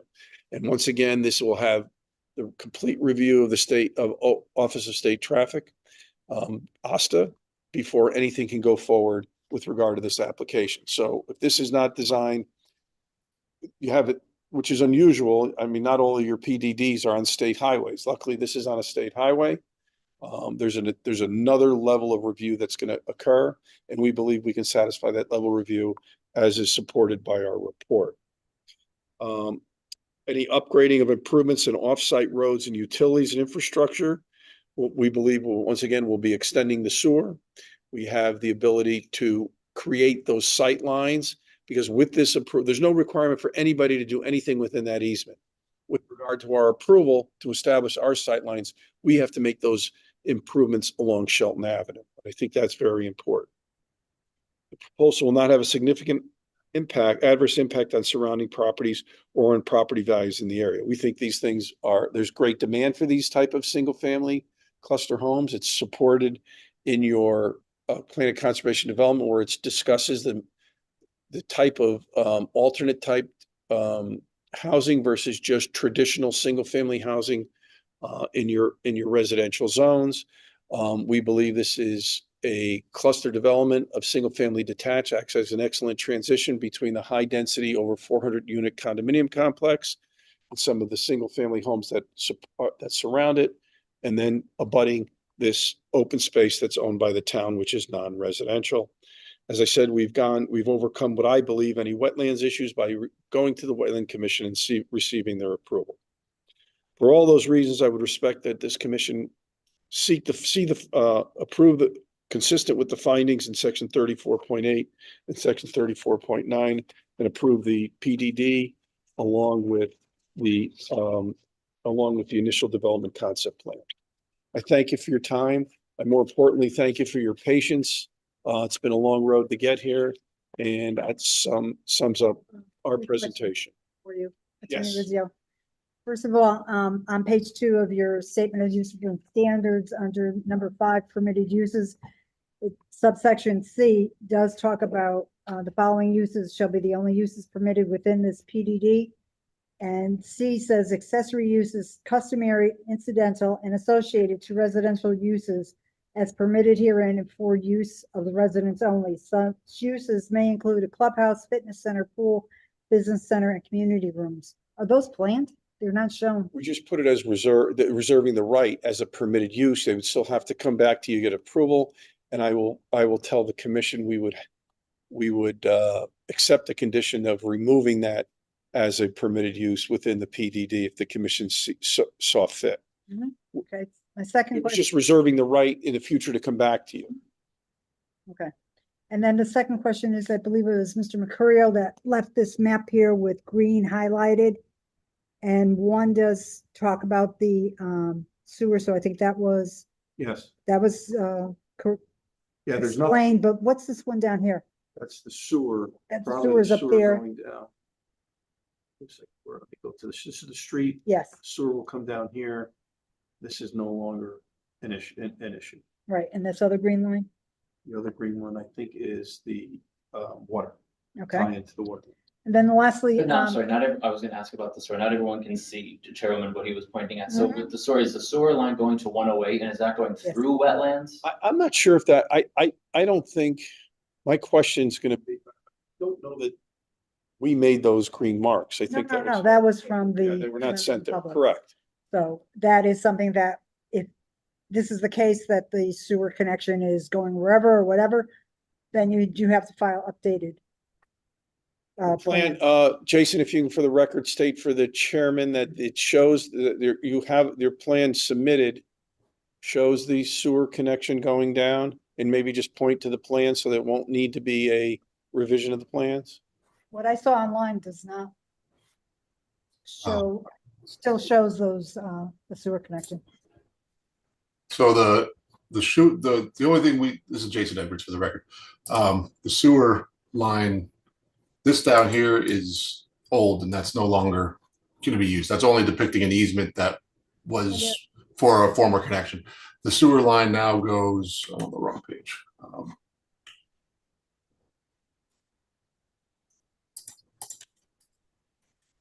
That plan that I had seen, had a 2023 date on it, so that's why I just want to make sure that you have filed the most current and accurate site plan. Yes, the sewer goes, now let me draw now. The sewer follows down the center of the street. If you can see my cursor here, and it does not, it goes out to Route 108 or Shelton Avenue, and then follows it to the west, west, to Mailer Avenue. So yes, it's shown as we proposed to construct it on these plans.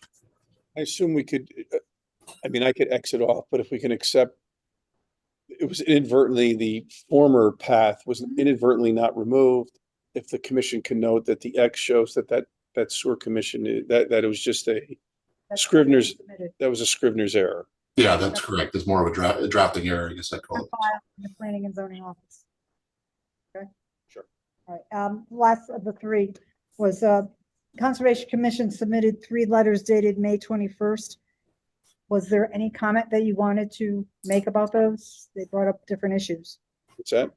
Hadn't seen them. They were online for a while now, for almost a month.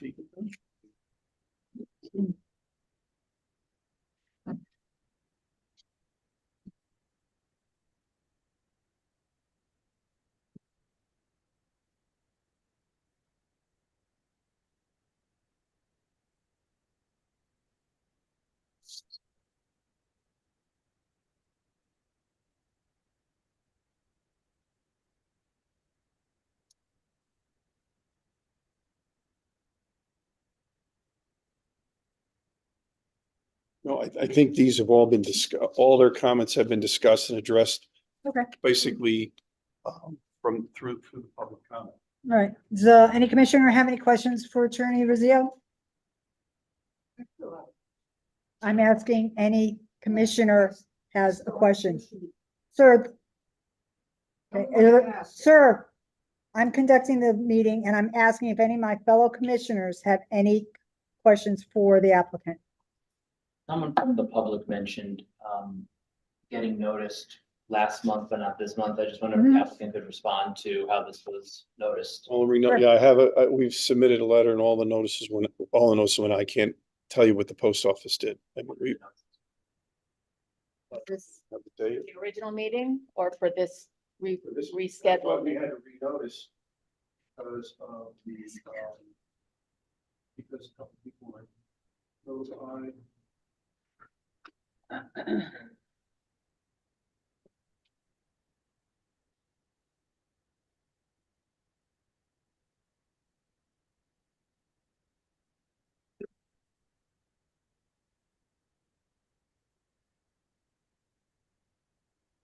Rosa, did you have something that you could pull up on this? It's, they were posted under the application to the notice that was sent out. There was a whole list of like 4 pages or so of recipients. At least, do you have any dates on those?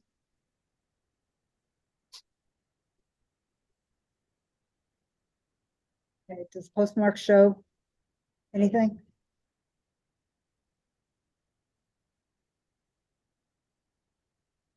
No, I want you to just look to see if on the first page it shows the postmark.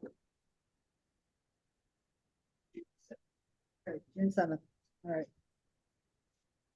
Okay, so that is all online as to who the recipients should have been. Okay. Okay, anything else? Okay, so how does the commission want to, proceed with this? Do you want to keep the public hearing open or do you want to close the public hearing? Keep it open. Okay, is there anybody else? Any? Okay, so if the consensus is to keep the public hearing open, is there a motion to continue the public hearing for application 2407? Commissioner Dickey, a motion to keep the public hearing open. Okay, is there a second? Parkins, second. Okay, so on the motion to keep the public hearing open made by Commissioner Dickey, seconded by Commissioner Parkins, I'll do a roll call. Commissioner Motto? Commissioner Cristiano? Aye. Commissioner Dickey? Aye. Commissioner Parkins? Aye. Commissioner Kelly? Aye. And chair votes aye. Motion is passed by a vote of 6-0.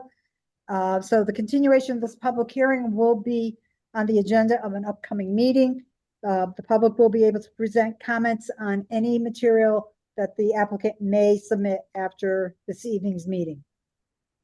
Okay, thank you very much. We'll move on to our next agenda item. Do you know the date of that meeting? No. Okay. No. Thank you very much. Yeah. Thank you.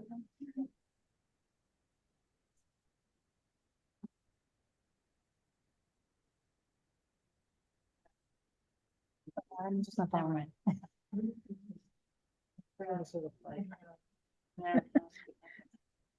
Okay. All right, so our next public hearing is application 2408, Dominic Thomas for Rodeo Cannabis.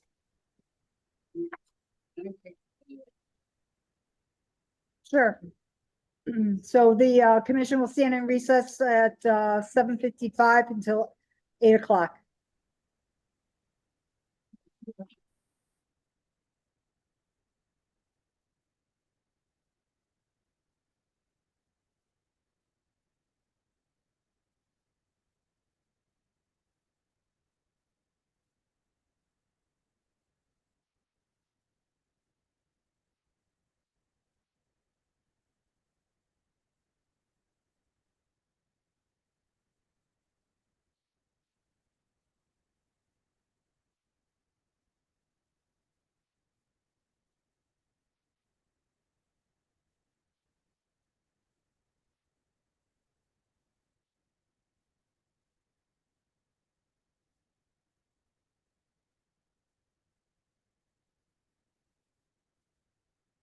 Hi. Hi. How's it? Are you not? Oh, wow. For a while. This is just. One application. Second. Okay.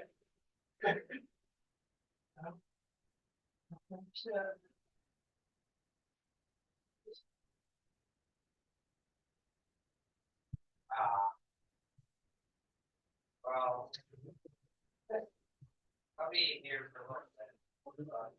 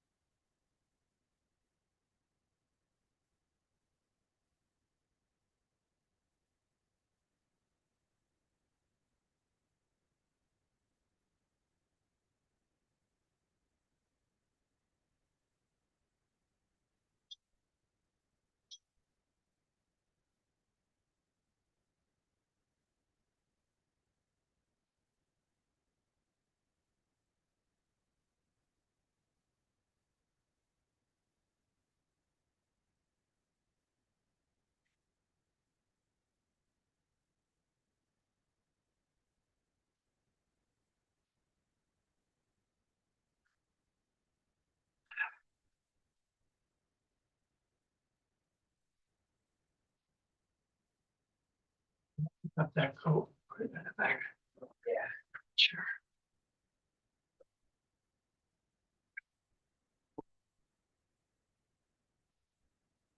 You're really. Where do you want this? Okay, sure. Okay. Thank you. All right, well, good night. Yes. Good night. Maybe I'll see you later, but probably not. Good night. Okay, good night.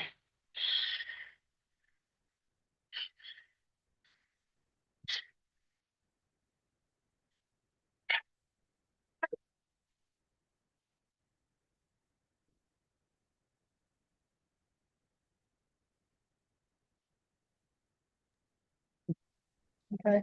Now, okay. What is this thing? Unable to join this meeting? You're on.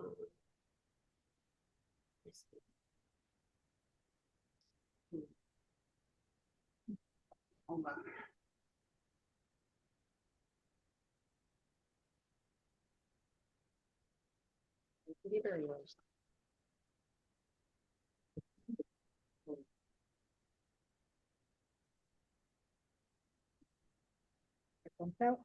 I was on over there and I learned how to, what do you call it? Learned how to mute my thing so I didn't create an echo.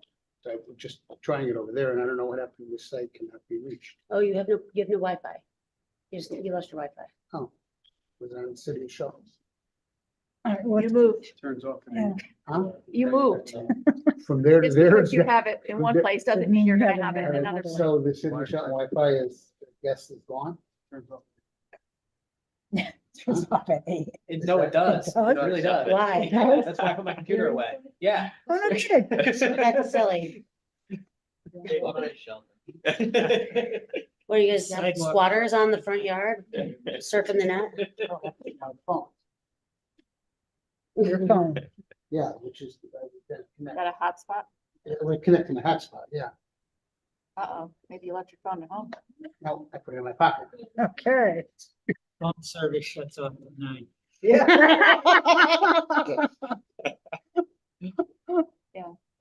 Cell Which pedal to reception's the not that metal. great here either, so. Mm. I don't know if I've ever seen my face quite so big.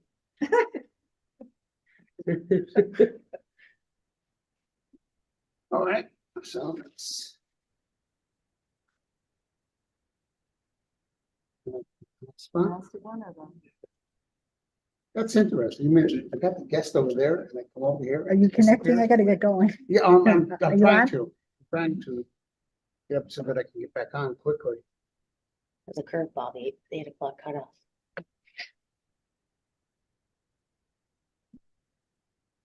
Yep. You're good? Yeah, Okay. it's logging me in and All right, we're reconvening our public hearing.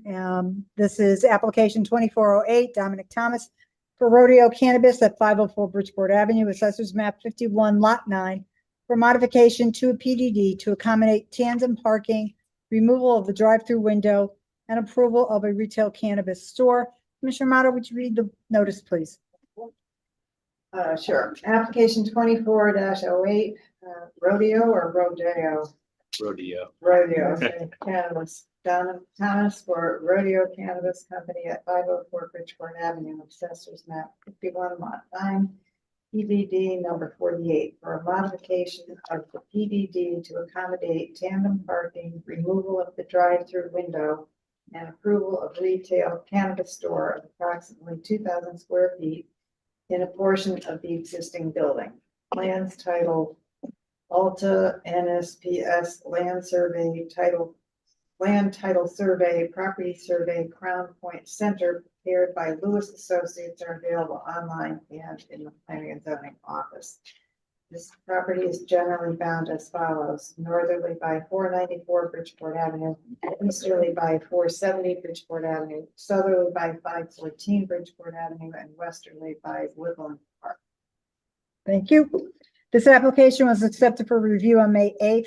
Posted to the city's website is the application for minor modification, original and revised statement of uses and standards, owner permission letter, assorted site and floor plans, letters in opposition from residents, photos of the public hearing sign required to be posted, a notice of the public hearing sent to abutters, and the certified mail receipts.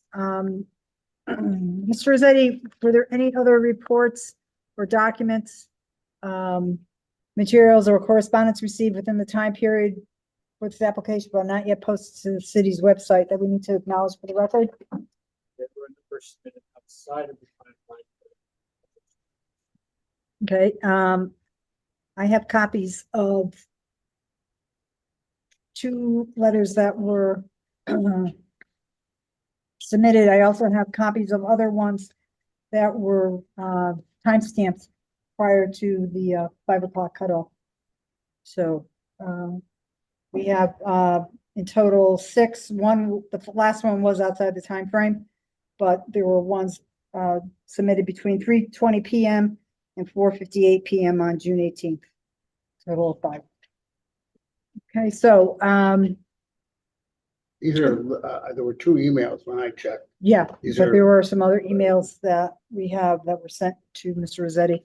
So, all right, so Attorney Thomas, I know you're representing the applicant. Please Attorney Thomas. identify yourself. Attorney Dominic Thomas, Conan Thomas, 315 Main Street, Dover, Connecticut, representing the applicant. Very briefly, I'm going to explain to you a little bit of the history of this application and how it came about, but I would move that a little bit Oh. closer to you so that the audience can hear you. I'm going to give you a little brief. The original application was, as I felt was appropriate, because this was a application for a certificate of zoning compliance.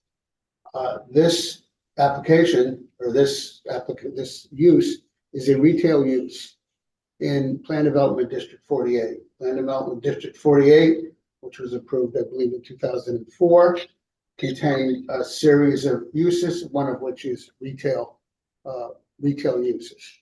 And this is a retail use, a new retail use because of the changes in the Connecticut state law allowing the retail sale of cannabis.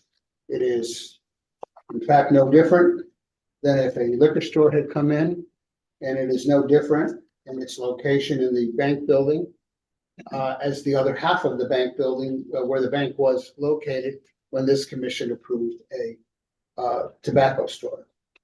However, an opinion was rendered that since the initial application was going to use the old bank drive-through as a pickup window, an opinion was rendered that required a modification of the PDD. While I disagreed with that opinion, we just simply said it would be easier to simply file. So we filed for, as we have a right, a minor modification. The fact is that this commission can hold a public hearing on anything, and you chose to determine it to be major and hold a public hearing on it. But the fact that you're holding a public hearing doesn't change what the legal aspect of it is. The PDD, and you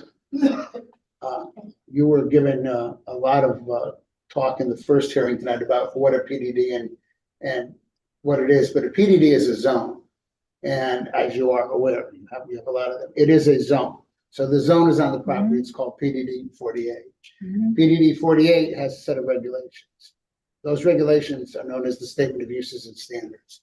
So they specify the permitted uses, and one of them is retail, and this is retail. And in the 40 years or so that I've been doing plan development districts, when you have a plan development district and you are changing tenants or a new tenant come in, you have to check and determine whether or not it is in the permitted uses. And this one is, it is retail. The specific use is different. It is something new. It is a use that did not exist, but it is a retail use that was created by the state legislature. And so the application was filed at a time when there was no prohibitions against this use. Subsequent to that time, I know that the Board of Aldermen passed an ordinance prohibiting what amounts to any further cannabis retail sales in the city of Shelton. These retail sales, as you will see in the presentation, and the reason we're going to do a little more elaborate presentation than you would if we were coming in with a liquor store, or then I'm sure the person came in with the tobacco store, is because it is a new use. And I think it's important for the commission to understand it. But I think most of you, all of you, I think, really have been on the commission long enough and have heard, should have heard Mr. Panico say in the past that with other PDDs is the commission does not have the ability to exclude uses that it does not like. And this commission has had, especially for the members that have been on it for a while, retail uses. When I say uses that it doesn't like, what I mean is there's a retail use. It may not like that specific retail use, but it's a retail use. It may not like having liquor stores. If it's allowed in the state, you have to allow it. I will say for the record that I am not a person that's in favor of guns or anything like that. And, I support, some reasonable gun reform. Somebody came up to me and asked me about, well, what if there was a gun store? My response is very simple. It's a retail store. You may not like the use, but it's what use is categorized in the zoning regulation. So at that point, I think our position is, and my position is that it is on behalf of my client, that it is an appropriate use. However, what we will have here, we are going to have a presentation, a slideshow. I've given you the link, which will explain a little bit about the applicant and about the restrictions, security, and everything that is imposed by state statute on retail cannabis users.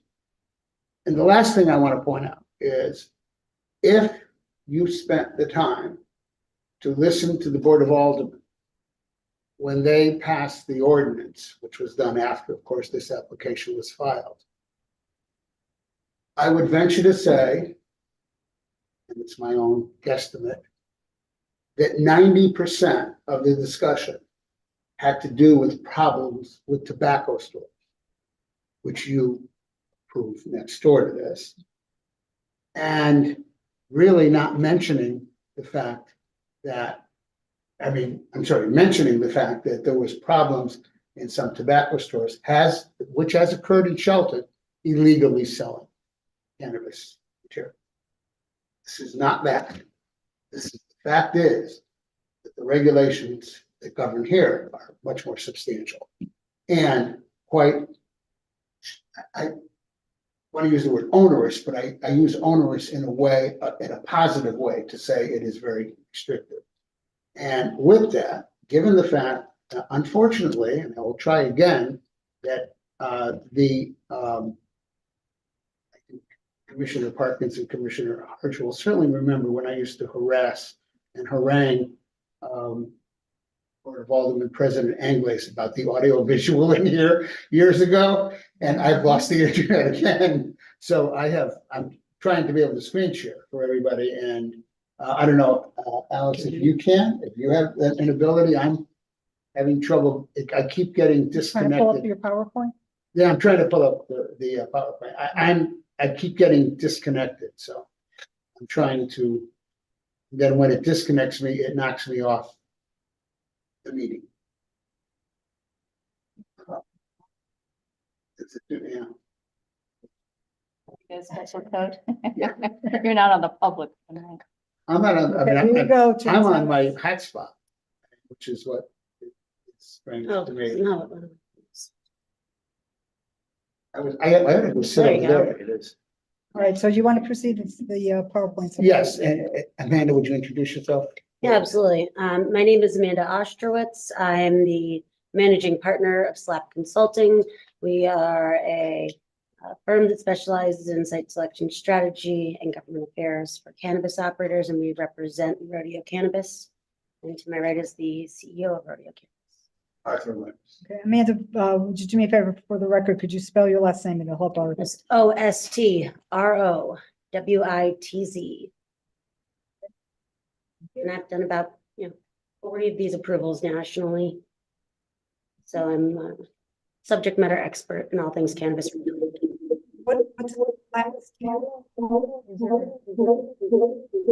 Very direct and matter of fact. So sometimes it hurts a little because I like slap. I'm gonna have to get off. There's me over here. Thank you. Trying to. Okay, Yeah, no, just straight into the point, no sugar coating. With that said, it's my pleasure to hopefully provide some education here to make you guys understand this use better.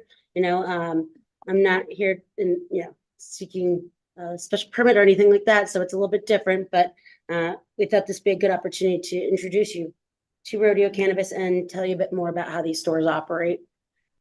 So for starters, Rodeo Cannabis is a newer cannabis operator, is created under the social equity program of called Section 149. They already have an active cultivation and manufacturing facility.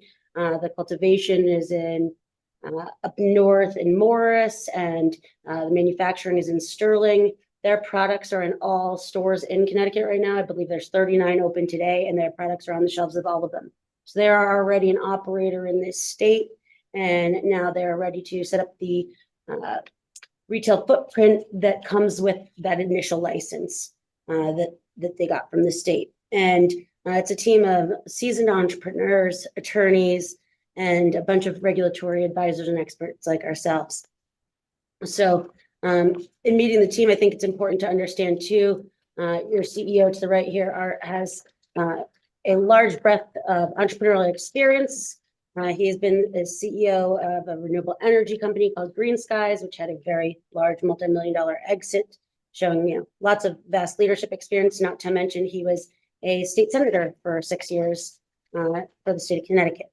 So understanding all sides of this, including yours, he leads this company with his brother, who's the CEO, Brian. Brian also has significant business experience, owns a successful mortgage company, New England Home Mortgage, and has operated businesses for decades.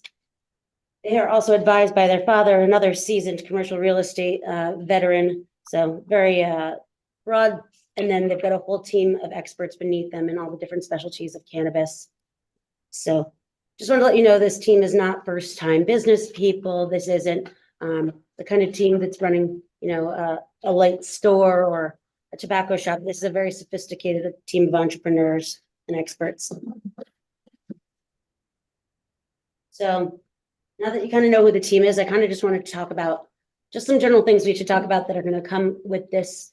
And, the most exciting one, I think, for everyone is, this sale is already happening in town. As we know, they're talking about illegal sales. There's manufactured synthesized products being sold that are Delta 8 THC in those other stores, and none of that is providing tax revenue to this town.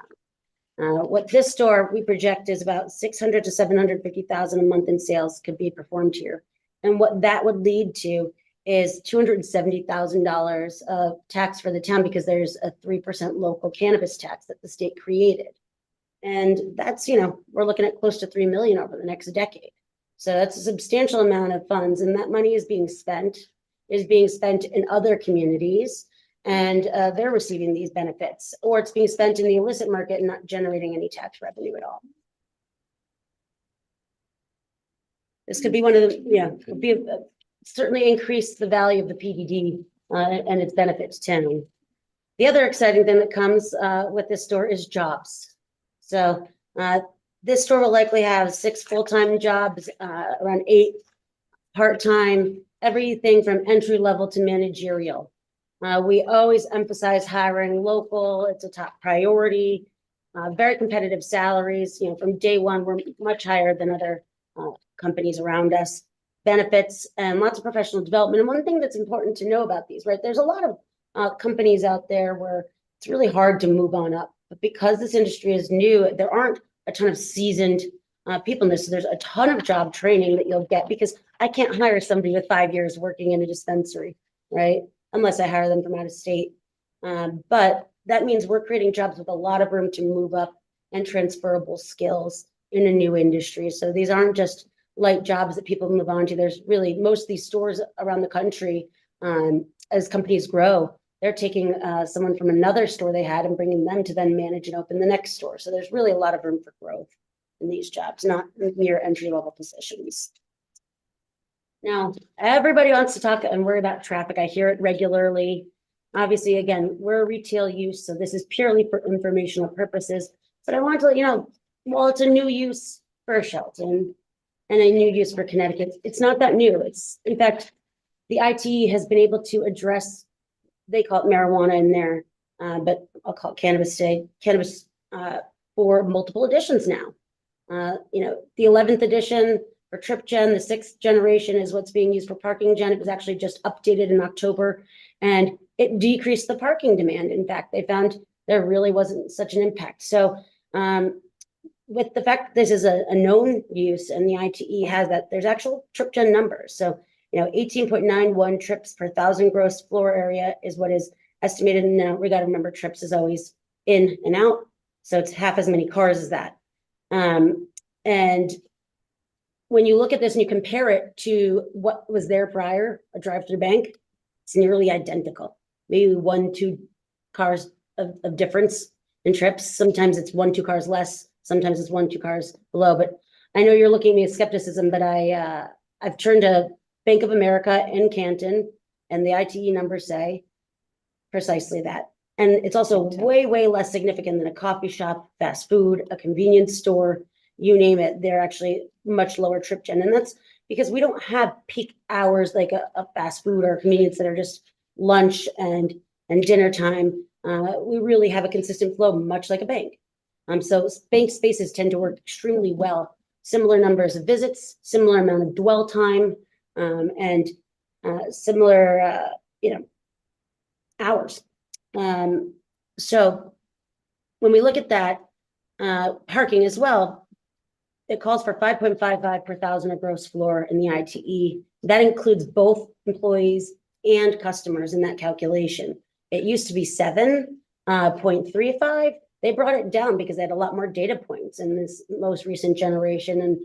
And we have hundreds of parking spots. So again, we don't see parking as a problem too. And just to kind of give you a sense of how customers visit, the average time for somebody who walks into the store, who hasn't placed an order before they come, 6 minutes. When they pre-order, that time gets cut down to 4 minutes. In stores where they are allowed to have a pickup window and a drive-through capacity, which is not a part of this proposal, those average dwell times go down to 2 minutes. And the way those work and where they are allowed is they're not just something where somebody orders, like you go to Starbucks and then the order is fulfilled. Rather, you're ordering online before you go. And the difference is this person's now going to park their car and walk in and pick up their pre-order versus that would have just been you do it from your car. But the way pre-orders work too is we schedule how many per hour. So 100 people can't pre-order and walk into your store at 5 o'clock and pick them up, right? We actually have it. So we set the number per time so you can meter your traffic. So this is all very much thought out. And, the next thing everyone always worries about security. Well, these things are safer than banks because the state requires them to be.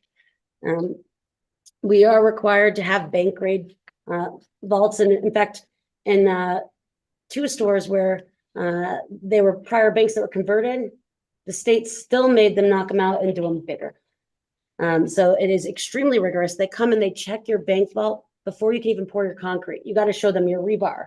You got to show your spacing.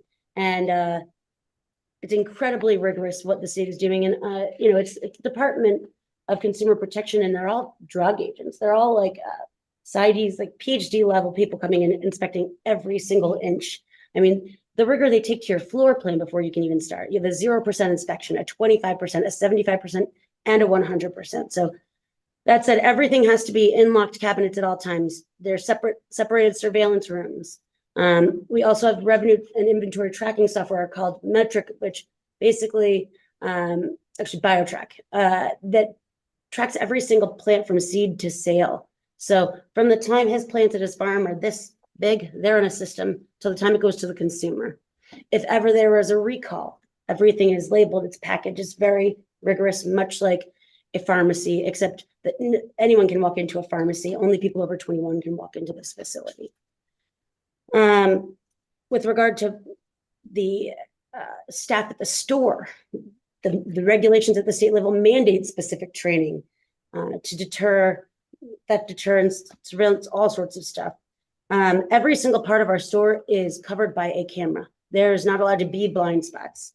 Like I just had somebody recently who failed an inspection at the state because one angle of a camera was hindered by a light fixture. That is the level of rigor they take to it. So this store being only around 2,000 square feet would still have 25 to 40 live cameras at all times, to which the local police department has automatic rights to log in remotely anytime they want or to ask for specific footage. All of that is kept on site. There's also duress alarms, panic buttons. There's break alarms for like a window was attempted to be broken into. These are things that are more rigorous than the bank itself. And this store is not holding a pile of cash like a bank was. It's holding something less valuable. Anything that's stolen has to be reported immediately to the state. And just so you guys know, no product, like this isn't like a store you walk in and you look at the product or anything like that. It is all prepackaged before it gets to the store. It is all behind locked counters. So this is not like the liquor store where you go and you pick something off of the shelf and put it in a basket. Rather, you're going to be looking at a menu, talking to someone. You're going to make your order. They're going to fulfill your order, close their bag, hand it over to you. Nothing is ever going to be seen, touched, felt. It's not on display. And I'm going to walk you through the floor plan so you can better understand that experience. Also, you're not going to be able to see into the store the way you can see into a liquor store and you can see a Fireball sign and all the beer and everything. That is not allowed. You have to have opaque windows. So everything will be frosted. And so no one will be able to see in from the outside. And nobody who's not supposed to be in there will ever see this product because of how the floor plan is done. What's actually the purpose of the opaque windows? They don't want people to see in.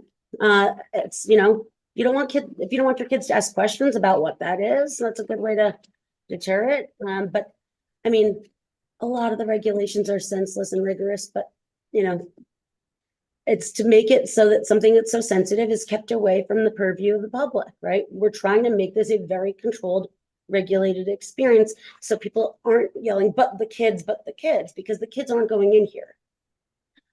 So the way these stores work, no one over 21 can get in, and there's a man-trapped entrance. Sorry, no one under 21 can get in, and it's a man-trapped entrance. So let's say I'm 21 and I go open the front door. I still can't get onto the sales floor.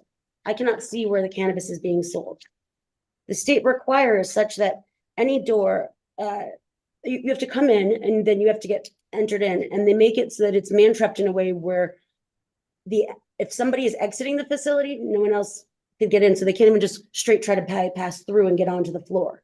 It's man-trapped in such a way where while one is entering, the exit is closed and vice versa. So nobody will even see onto the showroom floor. So you can see when you come in, there's a waiting room and an ID check.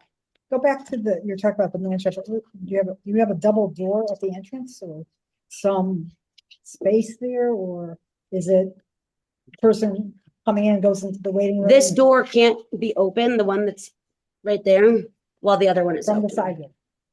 Hmm? The door here. From the waiting room into the sales floor. Okay. That's what you're talking about. All right, Yeah. got it. So that way, that's why you have this stopgap of the waiting room. Mhm. So when you come into here, you won't be able to see on the floor. There'll be no advertising. There's no anything allowed there that's, you know, cannabis visible. That's the whole part. Like I can't even have like the pictures of it in there because then you'd be able to see cannabis in the waiting room, even though it's not real. Like that's the level of rigor we're talking. So you'll come in, you'll come through the waiting room, you'll do an ID check. Depending on how many people are already on the showroom floor, you'll either wait in the waiting room or you'll be directed straight onto the showroom floor, where you will be able to, you'll see where it says POS stations. They kind of function like a jewelry store. So there'll be, you know, glass where you can see, you know, the products that are there, but you can't touch them. And then you'll approach a POS station. There'll be probably about 6 computers here, and you'll meet one-on-one with the sales associate who you'll be able to ask your questions of. You place your order and POS. point of sale, Okay. like a register. Yeah. And you'll have your conversation and they'll then fulfill your order. You take your order and you leave. All that you see here is the restroom, the sales room floor, which might also have, you know, some display cabinets on the floor itself. And those, everything there, basically the left half, that's what we call the front of the house. Are people allowed after they pick up their order to use the restroom?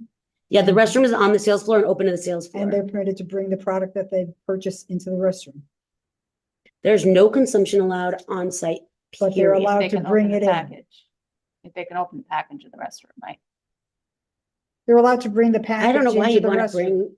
No, I'm not asking why, but my question is, are people, the customers that come in, they pick up their product, and they decide that they need to go into the restroom, are they allowed to bring that product into the restroom? I mean, today we're not talking about what, our actual SOPs are. If that, that is something we could address and put a sign up that says, Well, no you're product in saying the that no restroom. product is touched while you're in the building, in the facility, but You're not allowed to open your product in there. That is instructed. You're not allowed to open your product. How would you on know premise. behind a how would closed you know door? if they go into the restroom, whether they're opening the product? How do I or know not? that they're not opening cannabis product in the bathroom here No, right now? answer the question. How do you We're not a know? cannabis sale facility. Okay, there's no way you can know whether or not someone goes in and violates the law and wants to get caught and then never be able to go back in, because they would be barred. They could be barred from ever going back into one of these. So, could that possibly happen? I suppose it could possibly happen, but the person is violating the law. It's the same reason that somebody can go in with a phony ID into a liquor store and buy liquor and open it up in his car. All that is violating the law. You can't do that. So obviously they could impose a standard operating procedure there are security guards, I assume, from talking to you. Of course, and if they came out of it with open product, the security guard Could will. sit there and stop them. If you want to put that as a condition above and beyond what the state requires, then you can have a security, say that in here, the security guard has to take your package away when you go into take a leak. And that would be the situation. But no, you can't guarantee that someone's, unless you prohibit them and bar them from going into the bathroom. Was that restroom planned for use by the public because of some kind of state regulation? Or it was just doing it because? As a retail facility, do you have to offer a restroom to the public? It only depends if the local requires us to do it. So certain localities have required us to have public restrooms. If this one does, then we would, but this is also conceptual floor plan. This is not building permits. This will go through multiple revisions. This will go through the state regulators and all of their rigor. They'll probably make me add 5 extra doors inside to make more pathways. But this is just to give you a sense of how these stores work. And I wanted you to understand that the front of house and the back of house are separated, right? So what I wanted you to see is that everything else, where the product is packed, where the product is stored, the vault, where everything is put together for pre-order pickups, all of that is not viewable to the public. That was the main purpose here, was for you to understand the customer comes into the sales floor and leaves. These are the only things they are accessing, and that they don't see anything from the outside. And that is the main purpose. So if it was not required by a locality, would you and the applicant be open to closing off that Yes. restroom and then only have it be for staff only through and back? Entirely okay with that. That's entirely agreeable. Be required.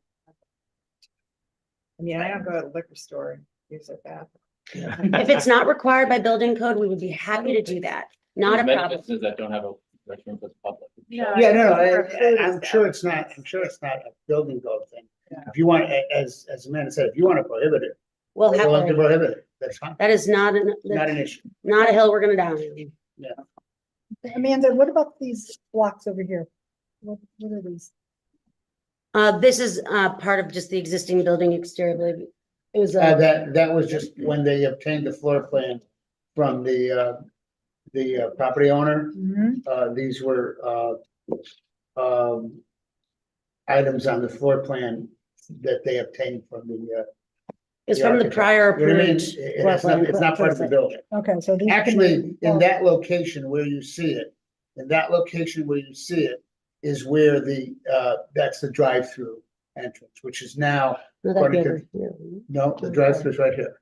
And the old drive-through, which is now gonna be proposed. which Oh, is that's proposed for- sidewalk, I think. Yeah, it is. It's sidewalk. There's like a sidewalk along there, Mhm. but it's outside. In other words, Mhm. the way it was set up, you pulled in and then you could go into the old way. Yeah. You could go to the drive-through window, or you could go to, I think there was either There's an an ATM machine or a remote drive-through, one where you put the tube in. Mhm. So I think that's all gone. So the proposal now is to have six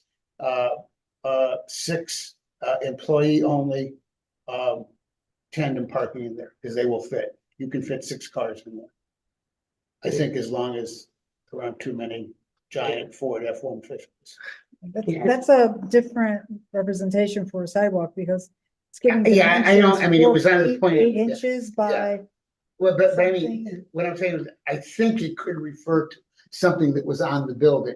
Yeah. In other words, this was an architectural plan. It's not anything in the thing. I think it could refer to something measurements. I'm not sure whether there were windows along that side or what there were. So Yeah. that came from the, Mhm. but right along that building is the driveway into the, Mhm. into the old drive-through. Was this building being outfitted previously for that hot dog place? It was a hot dog place coming Right, in. no, from Stratford. there's been no work outside the, Okay. yeah, there was no work outside the, on that side of the building. As a matter of fact, the last time I looked, there were a bunch of, pallets of bricks in it. Mhm. You know, along it. Yeah, I would just like to say that whenever an application comes in, just like I asked on the previous applicant, we would expect that site plan and the layouts and the diagrams be accurate and show what the intention is to be, so. Right, well, this is the floor plan. Mhm. The site plan, we have site plan, the site plan is not changing. Right, no. Nothing in but the this site is particular changing. floor plan, no. Yes. I'm gonna venture to say that may refer to windows or whatever is on the wall of the building, Mhm. okay? Because there's nothing, and I've been there. Mhm. Go there to go to Panache to get my haircut, Mhm. and I go there all the time. There is nothing along that side of the building. Mhm. And nothing, we're not using anything other than that's gonna be for parking. So just to recap, where we're seeking to go is 504 Bridgeport Avenue. It's the Crown Point Center. The space we're seeking to use is 2,000 square feet. There's 240 plus parking spaces, so it can certainly accommodate us. It is zone PDD, and we have a landlord that is supportive of the use. And, just to recap, in a lot of places, where cannabis has been permitted, they tend to create, setbacks to sensitive uses like schools and playgrounds and parks, etc. And, the most rigorous of those are maybe around 1,000, 1,500 feet. So when we went to do this, we thought, hey, let's make sure we are being thoughtful to those things. And so we picked a space that's over 3,000 feet from such sensitive use, from schools, parks, playgrounds, daycare facilities. Like, we really were trying to be as thoughtful as we could to be away from sensitive uses, and thought, hey, might as well go next to, the smoke shop, which is selling actual harmful, untested, unregulated products, to provide a safer alternative. We think we're also in a great location that will be, a good revenue generator. We feel very strongly there'll be no traffic concerns. This can accommodate a use that had similar traffic to us, ones that have higher traffic than us, and there's ample parking. Also, because the great condition that this building is in, we'll be able to build out reasonably quick. And, the other thing is that when these stores go in, they tend to bring in other people who benefit from the customers. So there are, lots of stores we've had where restaurants want to come next door, and all sorts of retailers. So generally, this should have an economic benefit. That's that 3% tax. Is that for the tax they talk about that's for specific purposes, or is that? It's, I believe that's general, might be general fund, but when, No, That is not not correct. it's got a very broad list of things it can be used for. specific. And the other thing is, the state law also gives you the ability to charge up to $50,000 for any cost that the town incurs in the first 3 months related to the opening of the store. So if you feel a need to place officers there, you can charge us and we have to pay it. It's in the state statute. You could use that when we have the Chick-fil-A. Oh, yeah, we'll cost a lot less than the Chick-fil-A, that's for sure. I'd like to know how much of the 3% is designated for drug education programs and that sort of thing. It's, How much of that 3%? you can choose how much goes to that, but that is, drug education is absolutely one of the things outlined. Mandated. That's mandated. It's not a choice of us. There's so much of that percentage that's mandated, and being in the All of it, business, isn't it? Or you should not? know that. Definitely know that. There's a state regulation of how much of that 3% the city can actually use in the general fund. It's all of it. But I think the key that they have found is that the flexibility when you define drug education and as it relates to Prevention, right, education. and as it relates to programs that are already being run within the town for the law enforcement and things of that nature, that there are ways to incorporate it into your, looking at your general fund. So by taking a program that you already have and by expanding it or maybe putting that money into it, you could tend to free up. But yes, the money, the whole point when this came to be in the legislature was to give the towns the ability to have some income, but also to have the money go not just to repairing a road, but I mean, if you've ever dealt with a town budget and you want to identify items that are enforcement related or crime education related, drug education related, believe me, there's a lot of things in the budget that would come to that category. I'm not saying people are monkeying with it, but I'm saying there are a lot of things in the category that are now allow you to use those funds for. And it's You use getting those funds- absorbed without having to create an administrative. Oh, yes, without having to Or- create administrative, it's still gonna be run through your budget, whatever your budget. Finance. Right, but if we're gonna get a source of revenue in, but then we've got to start thinking, all right, how are we gonna spend that revenue? Because we're gonna have to spend this much on this much on that. And when the bottom line Where the comes, restrictions and the- limitations. Yeah, you're still getting $250,000 roughly that using these examples in. And there are people within your budget office. I would just think that if Right. the experience that you folks say you have with this business in Connecticut, that you would have an idea of how much of that 3% has to be dedicated to drug education, drug enforcement. What percentage of that 3% It's all has to be restricted? Yeah, so Commissioner McGee just pulled this up and it's helpful and we can all learn about it, but Mhm. it is all of the 3%. And then there is a laundry list of what it can go towards. So for example, it could fund a youth service bureau. So I'm sure a youth service, so that Not money, general fund. So it's not general fund, but a long list that I think to the attorney's comment could be used for a lot of efforts that we already have going in the city. It doesn't need to be for new efforts. It could be for anything around mental health, addiction health, education, training programs, anything with youth service bureaus, any juvenile review boards. So it all could, and there's many more. It's a laundry list. So all of the 3% I read that it all needs to go to these, but it would money that the city would otherwise spend with tax dollars that these would go to handle So those it costs. is going into And we your should general clear fund. this out. It is going into your general fund. You're just taking the money here and going, I'm paid for it at this pool, and you're doing it. And that's what it has been accomplished in the other towns. Alex, could you briefly, if there's no more questions? I have another Oh, question. I had one more thing to add to, just, there's one other memo that we submitted, and this is actually, I uploaded this. yeah, it's a very compelling one. When I was going through an approval in Canton, there was questions about traffic and what chaos it might cause. And so the assistant town planner there, he decided to reach out to every single town in Connecticut that has an operating dispensary, as well as in other states. And he summarized his responses here. And they basically all said, we've had no problems. It was a big nothing burger. We required 2 weeks of extra security, but after 3 days, we decided to pull it because it wasn't needed.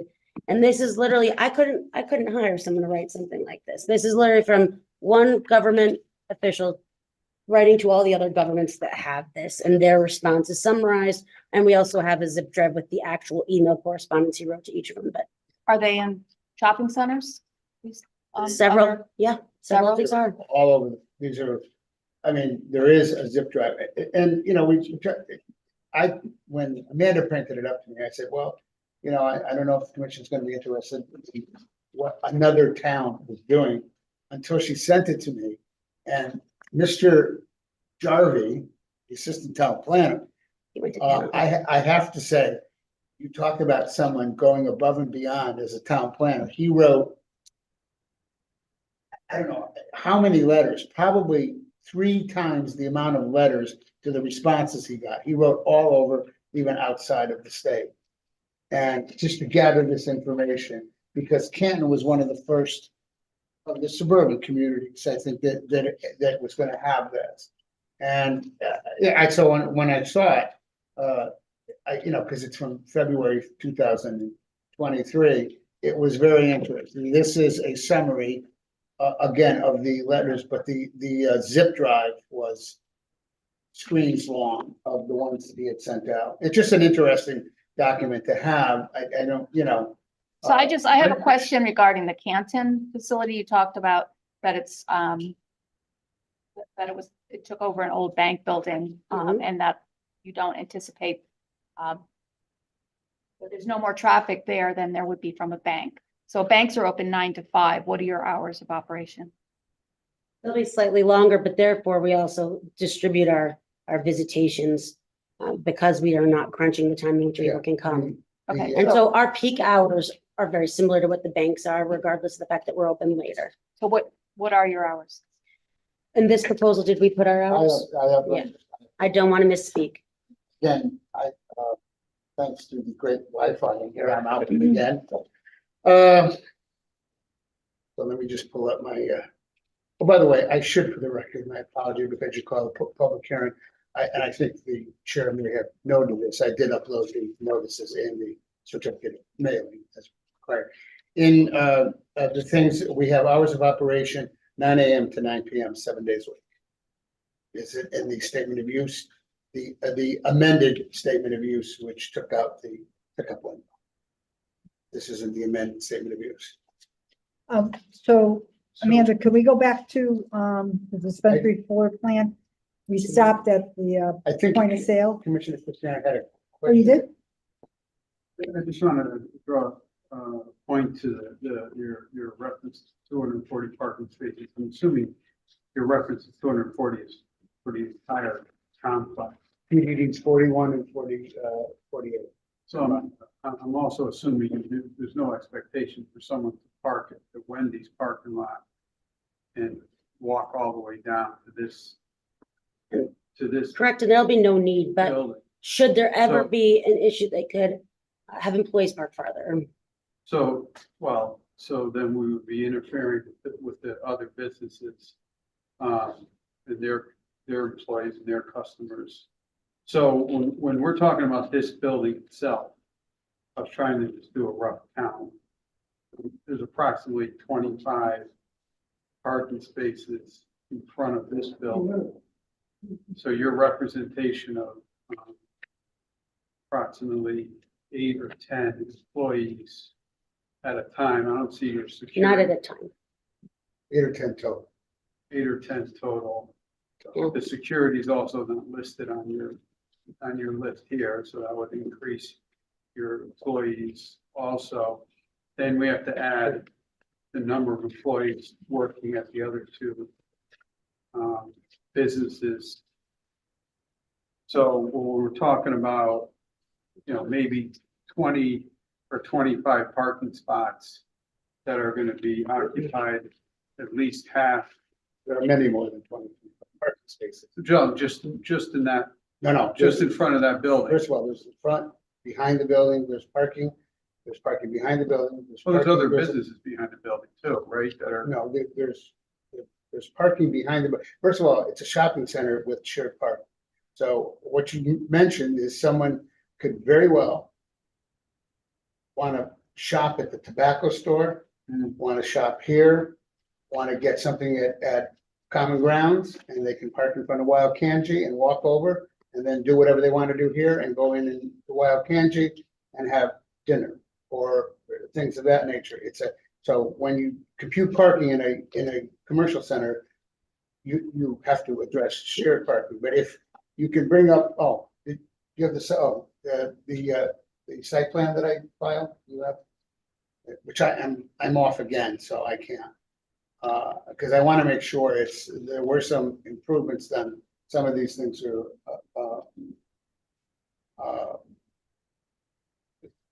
Can you just behind. clarify For while we're instance, looking? The green area that Thomas? you're looking at in the back is all parking. Attorney Thomas, could you just clarify that? While you have that on one of the sheets, it says on job creation, you anticipate hiring 6 full-time employees and 8 part-time. There's no more than 8 employees on site at any one time? Correct. The thing is that because of the long hours, we have to have 2 shifts a day. Okay, so is it 4 and 4 or is it 8? How are you doing that? So you have 7 days a week and you've got 2 shifts Yeah, a day. no, So per How many, you could probably have anywhere around eight employees, 9 employees, depending on the overlap of the shift. Which is one of the reasons what we addressed is, because not all the employees come in their individual cars. Right. Okay, is why we said, fine, we're gonna address something if there is any concern, which I don't believe there is, and there has never been a concern when any other tenant has come in here. And there was never a concern in parking when Starbucks was here, were there. Okay, Is that- my whole right, question so is, we- how many employees are on? 8 to 9 employees 8 could to be 9. there at a single time. Okay. And that's why we provided the 6 tandem parking spaces. Mhm. If you look at, can you go back to I page? disagree with your interpretation of that because parking is an issue, right? And then I think it's an interesting topic. I frequent that plaza a lot. Parking is very difficult in that plaza. Altogether in that plaza. And it has to be considered, and that's part of this commission's responsibility is to take into account existing tenants, the public coming in and out of the plaza also. This is a permitted use. I'm not saying. Yeah, it's a permitted use. And we have produced evidence to the ITE of the parking requirements. And there's been no evidence to contradict it. But if you go to the first page of the Alta survey, the updated Alta survey, and if you can zoom in to the area behind this building, you'll see there's also parking that is behind the building and then parking behind that. Okay, which was added recently with some upgrades, done by when the owners bought. So the area behind there, so there's been extra spaces behind there. I'll be frankly that in the times that I've been there, and not some of those that are near Enterprise, those on the right-hand side, those are Enterprise, they've been there. But the other space is there. But the bottom line is when you look at the total capacity of parking and you look over there, there's an abundance of shared parking. And as a matter of fact, the spaces, while they sometimes are used by Enterprise, the spaces that are very proximate. But as I've said before, and as I've said when people complain about downtown Shelton, there are 2 appendages that usually go up from your waist on down to the ground called legs, and people can park in a different location and walk. And there is an abundance of parking in here, plus the fact that it's a shared parking arrangement. The only time there was ever a parking problem here was when this place first opened up and the commission approved Madison's and it had an event center. Mhm. And when Madison's had an event center and it had a destination bar, there were times at the end of the day, dinner time, and in the dinner time, that's mine, hopefully not. The dinner time was, other than that, there's been no, and I've represented most of the owners of this property all throughout the years. All right, so I have 2 questions. Somebody have a Bronco? It's like Bronco there. No, okay. But anyway, that was on this site plan that we. All right, so continuing on that question, a couple minutes ago, Amanda said, well, we could have the employees park farther away. You have talked about on your statement of uses and standards that there would be tandem parking on where the drive-through lanes used to be. So if you have 8 or 9 people on site any one time, you're thinking that not all of them will be arriving with their own cars. So you feel that there is sufficient parking somewhere for those employees if they're not parking in the tandem spaces? Okay. The only reason we did that is rather than leave it open, once we killed it, we figured, why not use the space? Why not use it for a bunch? You can't have tandem parking for customers. Obviously they go in and out. However, you can't have tandem parking for employees because the employees are all in the store. So if someone were to have to leave urgently, you can send the employee out to move their car like they do in valet parking, you know what I mean? Where you can move it. So the idea was, why don't we take advantage of that space rather than leave it empty and use it for tandem parking? That way, you now have removed the issue to a great extent. You have removed the issue of where your employees are going to park. If there were more than 6 cars for employees, yes, there's an abundance of places to park. Even at peak times for Wild Canton, when you look at the spaces that abut the southerly portion, the portion that heads towards the Wells property, those spaces are almost never, other than maybe a few employees of Wild Canton. How many, so you're allowing 6 cars to be parked in those 2 lanes? And if an employee had to move and they were in the middle car, 2 employees would come out. It's a lot move easier. their- Yeah, you'd have to have an All right, employee. so what if the situation happens that you have space for 6 cars, but only 4 or 5 are used, and you have an empty spot somewhere along the way? Are they gonna be striped or lined somehow? Employees only. The employees on, Okay, sign for. knowing employees only. people the way they are, how are you gonna prevent somebody coming and saying, oh, here's a quick space for me to pull in? We'll hire a Marine sniper. You No, know what I mean? I seriously, mean, really, Thomas. you can't, no, but you can't prevent somebody from doing something stupid like that That's and right. violating the sign. The sign's gonna say employees only. Mhm. So if you don't see them pull in there, they'll be able to sneak in there and do it, but it says employees only. And people, You know what I mean? the way they are, Right, that's, right. And that there doesn't apply to me. there will a lot be of someone times. that may do that. So the only way to stop it that I know of is to, after the first couple shots of the sniper, nobody will park there anymore. I We also have appreciate, surveillance cameras I on would all parts of the appreciate building. the comments being kept. But I mean, but you can't stop, what I mean is, you can't stop someone from doing it. No, you There's can't. no way to That's do the it. whole thing. If they're gonna So how ignore are the you gonna sign, control it? if That's there the were- whole point. We have How are you gonna security. control it? We have You have security on outdoor site, we have security? cameras. Our security stays generally inside, but they go outside if there's an issue. So they have cameras that are surveilling every single bit of the perimeter and they're watching it on the screens. If they see an issue outside, of course, the security will go outside and address the issue. Mhm. Security is generally kept inside the building, because you don't, 1, need it, but 2, you don't want to have this appearance of a Some of the security guard. in the security building. are typically on shift at any one time. We have Just 1 wondering. dedicated security guard, but the entire staff is trained in security procedures. So somebody could leave the building to go out to address a parking issue and still have security inside. Well, yeah, there's still a receptionist that's checking all the IDs and everything. That's not a security guard. Commissioner Harder. Or a Can I layer of just say- security. Can I just say, I just have Sure. a comment. They're adding to the parking that's there by doing this tandem parking. Yeah. So we don't ask other businesses to provide parking for their employees. Commissioner Harder, I have a question. Okay, Commissioner Kelly, just hold on a minute. Commissioner Mount, are you all set? Sure. Okay, Commissioner Kelly, go ahead. Yeah, how many clients or customers do you expect in the building at one time?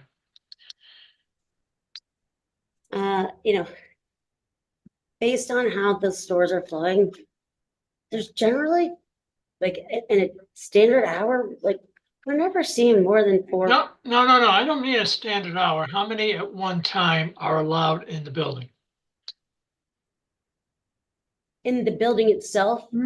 Yeah. How many users are allowed in the building, the way they come into the waiting room and everything? How Is many there a limit on how many people can be in inside the inside in the sales room at Well, one time? like any other business that has a capacity, but we don't have the demand that ever hits any of the fire-based capacities. And what we do is on the showroom floor, we keep it to a 2-to-1 customer to salesperson ratio. And then if at any point we're over that, then they're So, sitting in. so 2 to 1 means 2 customers to 1 employee? Yeah, so that a customer can browse and make their selections of what they're interested in while the Okay, other. so basically, if you have 8 employees, you're allowed 16? Is that what you're saying? We're not gonna have that many point of sale. I'm just asking. I don't care what you think you're gonna have. I wanna know how many you can accommodate. There's not gonna be 8 point of sales. So There's you 8 might have employees in the whole building. 4 or 5 point of sales people, so you'll have 2 for them, so you'll have somewhere between 8 to 10 customers. So in other words, if there's more people, they'll be standing outside? Is that? Waiting. They're in the waiting room. Pardon me? In the waiting room. So how many in total will you have in the building then, including the waiting room and those buying product? We can't predict how So there's many. no- Sure you there's- can. saying You there's no- predicted how many parking spaces you got, so let's predict that.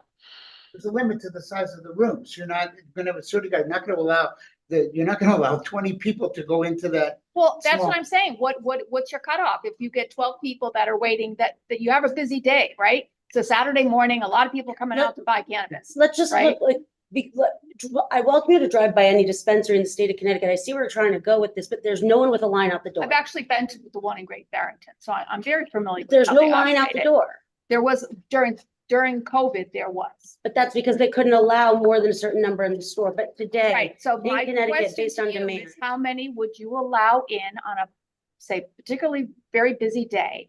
Is there a limit to how many you would let into the sales room that would be held and the rest would be held into the, so is Yes. the person that's checking people in, do they have any idea how many people are already in the sales room? Of course, it's constantly being monitored. but They you're have saying software where they're looking at it. They see the person exiting. The person who's checking someone in is also in the room where the people are exiting. So there's a constant monitoring of that. They have a screen, so they're watching the actual sales floor from the reception desk. And like I said, say we have 4 people working on point of sale that day, that would mean a maximum of 8 on the sales floor. Anything over 8 would be seated in the waiting room. Is the receptionist in the waiting room? Yes, they're in the waiting room. They're the one that is keeping people in and out. They're logging who's coming out and who's going in. And they're like, right, you'll wait and then you'll be allowed in, and they're the one that's monitoring. I understand, but you do have a business plan and you could tell us how much volume you're gonna do and how much revenue you're gonna have. But, simple thing is that you can't tell us how many people, but getting over that, how much product can one person buy? They're limited. How much product could some person buy? And if you, Ounce. before you speak, identify yourself for the record. please. Yeah, absolutely. This is Art Linares. I'm the owner and CEO of Rodeo Cannabis. Art, maybe you should do. Thank you. It's for rental use too. Yeah, Art Linares, of Rodeo and the CEO of Rodeo Cannabis Co. My understanding at the state regulation is 1 ounce the person is permitted to buy Per day? per visit. 1 ounce total. What about does that include edibles? Does that For the include? edibles equivalent, so they have there's a math on how that works and what the concentrates are and how they go into that, and the point of sale system blocks you from purchasing more. So let's say. Okay, hands in there. Is that per day? No, per visit? Per visit? How many visits can you have per day?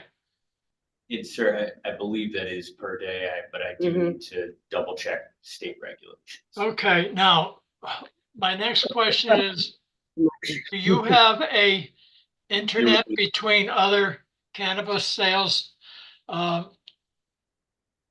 outlets to find out if this one person is going around and buying more? Yes, that's a great question, Commissioner. And as I meant to say, failed to mention, every company in the state of Connecticut, every cannabis company uses a data and inventory platform called. So you share your point of sales then with people? So it would be denied if someone went and tried to shop around and buy in abundance, we would know. And also if that person tried to come back in and buy again, we would know, and we would not be able to process the sale. Okay, thank you. Right, That's all I have. checking the license. We have one database called BioTrack. And like Amanda had mentioned early on, we track every single seed all the way to sale. So we understand where every piece of inventory is sustained at all times. It's much more so than like liquor, right? You can buy an abundant amount of liquor and you can go as many times a day as you want. This is not that. This is extremely controlled. You can buy as much Delta 8 intoxicating gummies as you want at the smoke shop, and nobody's regulating that. This is regulated. It's dosed. It is pharmaceutical. And that system is all tied in with all the stores in Connecticut? That's correct. Okay. If there isn't any other questions, I wanted to, go back and ask Amanda about the, floor plan. The pick and pack room, what's that? So what happens is when you place your order here, right, we're not keeping all the product on the floor. It's not where the customer can gain any access to it. So the order is going into the computer and then somebody in that room is actually compiling the order and then bringing it up to the point of sale Would they station. have to go into the vault each time? So what we do is, so the vault is where everything's gonna stay overnight. In the pick and pack room, we have everything in locked, stored shelves that are, also, it's very rigorous. You gotta unlock everything every single time. But then they receive the order on a computer screen, they're fulfilling it, they bring it forward. Okay, so there's a certain amount of product in the pick and pack room under lock and key, Exactly, but at the end of the day, everything gets moved into the vault. exactly. And the storage is just for materials that you use otherwise. Regular business stuff. Okay, and then what about that delivery vestibule? How's that operating? I see doorway in there. two So doors. basically, One there, looks what we'll do full. is, it's labeled delivery vestibule, but it's really pre-order and delivery. So in the state of Connecticut, there's delivery allowed. So if somebody wants to order and then a delivery company would come and get those orders from us, we would hold them there. Similarly for anyone who Like a pre-orders. Grubhub or something like that? Yeah, but they're not entering or exiting like any differently through there. Oh, sorry. Grubhub's a Excuse delivery. me, I misspoke. That's, That is not what that is. That is for us to receive secure deliveries of product from the actual producer. So his company or other companies that do that, there has to be a secured vestibule for receipt of product. The state requires that. So this is our delivery So product vestibule that's delivery. also managed. Secured. Sorry, yeah, Okay. I misspoke. Okay, So when a delivery comes, you have to let them know that you're there. We have 2 drivers in the delivery vehicle. The vehicle also has GPS. Has to pass extremely stringent state regulations to get approved as a delivery vehicle. And then when you enter the facility, IDs are checked. You can only key employees can enter that vestibule. Mhm. So it's extremely strict. Extremely strict. Yeah, even every door here, by the way, every one of these doors is key and like a badge entry. But somebody who's just a sales associate does not have badged access to the vault. They don't have it to the delivery room. They're only gonna have access to the break room. So you make the level of access specific to the level of the employee and give them no more than what they need. So you have tell us managed- about this delivery service. So delivery is something that's allowed as well if they want to do it. I don't know if the store is going to, there's only maybe 2 delivery companies in the state. So the state, under the social equity license plan, I believe had a lottery where a certain amount of delivery licenses were given. My understanding is that there is only really 1 or 2 that are operational, mostly in Fairfield County, but I don't believe anyone is focused on this area at this time. We do not have a delivery license and don't plan on operating one at this store. If a delivery company was to provide service to this area, they would have to follow all the state regulations and adhere to the same standard operating procedures to enter the facility as a transportation vehicle would. They work basically like they're basically an Uber Eats. They're just picking up the product, taking it to the end consumer. And- That's all those companies can do, but that's not this business. right, so you're not gonna be offering a delivery service. We don't have a And delivery right now, you have license. no plans to hire an outside delivery service to Not at this time. deliver things, okay? I don't even know if there's anyone that would offer it right now. There's only 2. The medical stores are required to. When it was, Not yeah, this. yeah, this is not that. And No. I think that the delivery services were mainly geared when they were first cranked up for medical. And then it flowed over, when the retail was done. So the folks that pre-order, do they have to come into the reception room, get checked in, and then still go to the, So yes, there's a dedicated point of sale station just for the pre-order folks. So they'll get, past the reception area? yes, you have to go through reception just like everyone else and then onto the sales room floor. That's what, where pickup window would have been used, but it's not in this proposal anymore. Would have been for those same pre-orders. Is the person that's placed an order permitted to send a surrogate to pick up? No, the name has to match. Okay, so the person that's going to be using has to be the one. go in and pick up the product. Absolutely. And contrary to a liquor store, you can't go in there and pick up your pre-order or whatever you want to do if you're hand holding with your 10-year-old. You would not be allowed in. Another question I had, going back to the land use office report from Canton. This is dated February 2nd, 2023. Was there any follow-up done for all of these locations that are listed in Connecticut and Massachusetts? You know, again, we didn't, we offered it because it was just a unique piece of property, whether or not there was any follow-up. There was, he called for the reports and there wasn't anything, but there hasn't been,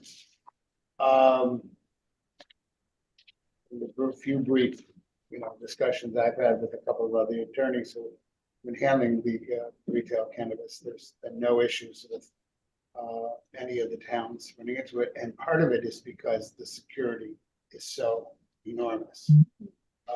There's been no, as you can see by one of the reports, they anticipated a CFA, a Chick-fil-A opening. You know what I mean? And they actually hired police officers in anticipation, and they were going to have them, require them to be on for a certain period of time, and after a week or so, they just let them go. Right. Okay. Anything else? No, that's, I think you saw the site plan drawing, and I think we're, if we answered any questions, we're prepared to answer any more questions, but nothing Sure. for. Any commissioners have any further questions for the applicant before we move into the public portion? I have a comment. Sure. And correct me if I'm wrong, but I think one of the reasons this was not approved as just a regular retail use was to do with the drive-in window. And I have to say, I had concerns about that because we've had some issues with drive-ins around town. We didn't have any knowledge or experience on how much drive-through business this would create.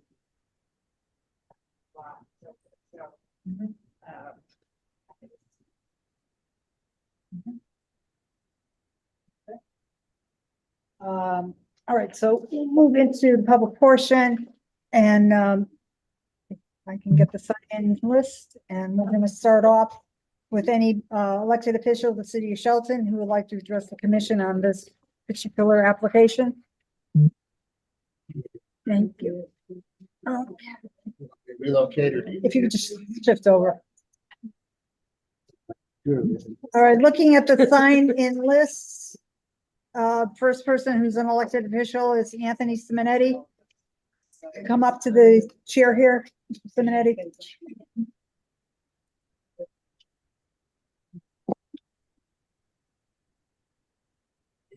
State your name for the record, please, and My husband spends all day. I appreciate everything you do and the late. identify yourself for the record, please. My name is Anthony Simonetti, 6 Hayfield Drive, Shelton, Connecticut. I'm a longtime member, a longtime native of Shelton, and I oppose I am opposed to the request in the application 2408.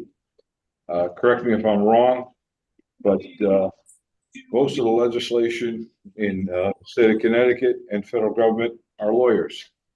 That doesn't mean that they make good decisions in allowing adult cannabis to be sold. I respectfully request all Shelton Planning and Zoning Commissioners vote to deny application number 2408 and any and all requests for cannabis establishments in Shelton going forward. There's no need for cannabis selling establishments in Shelton. The availability of cannabis products is more than abundant and easily accessible in all the municipalities surrounding Shelton.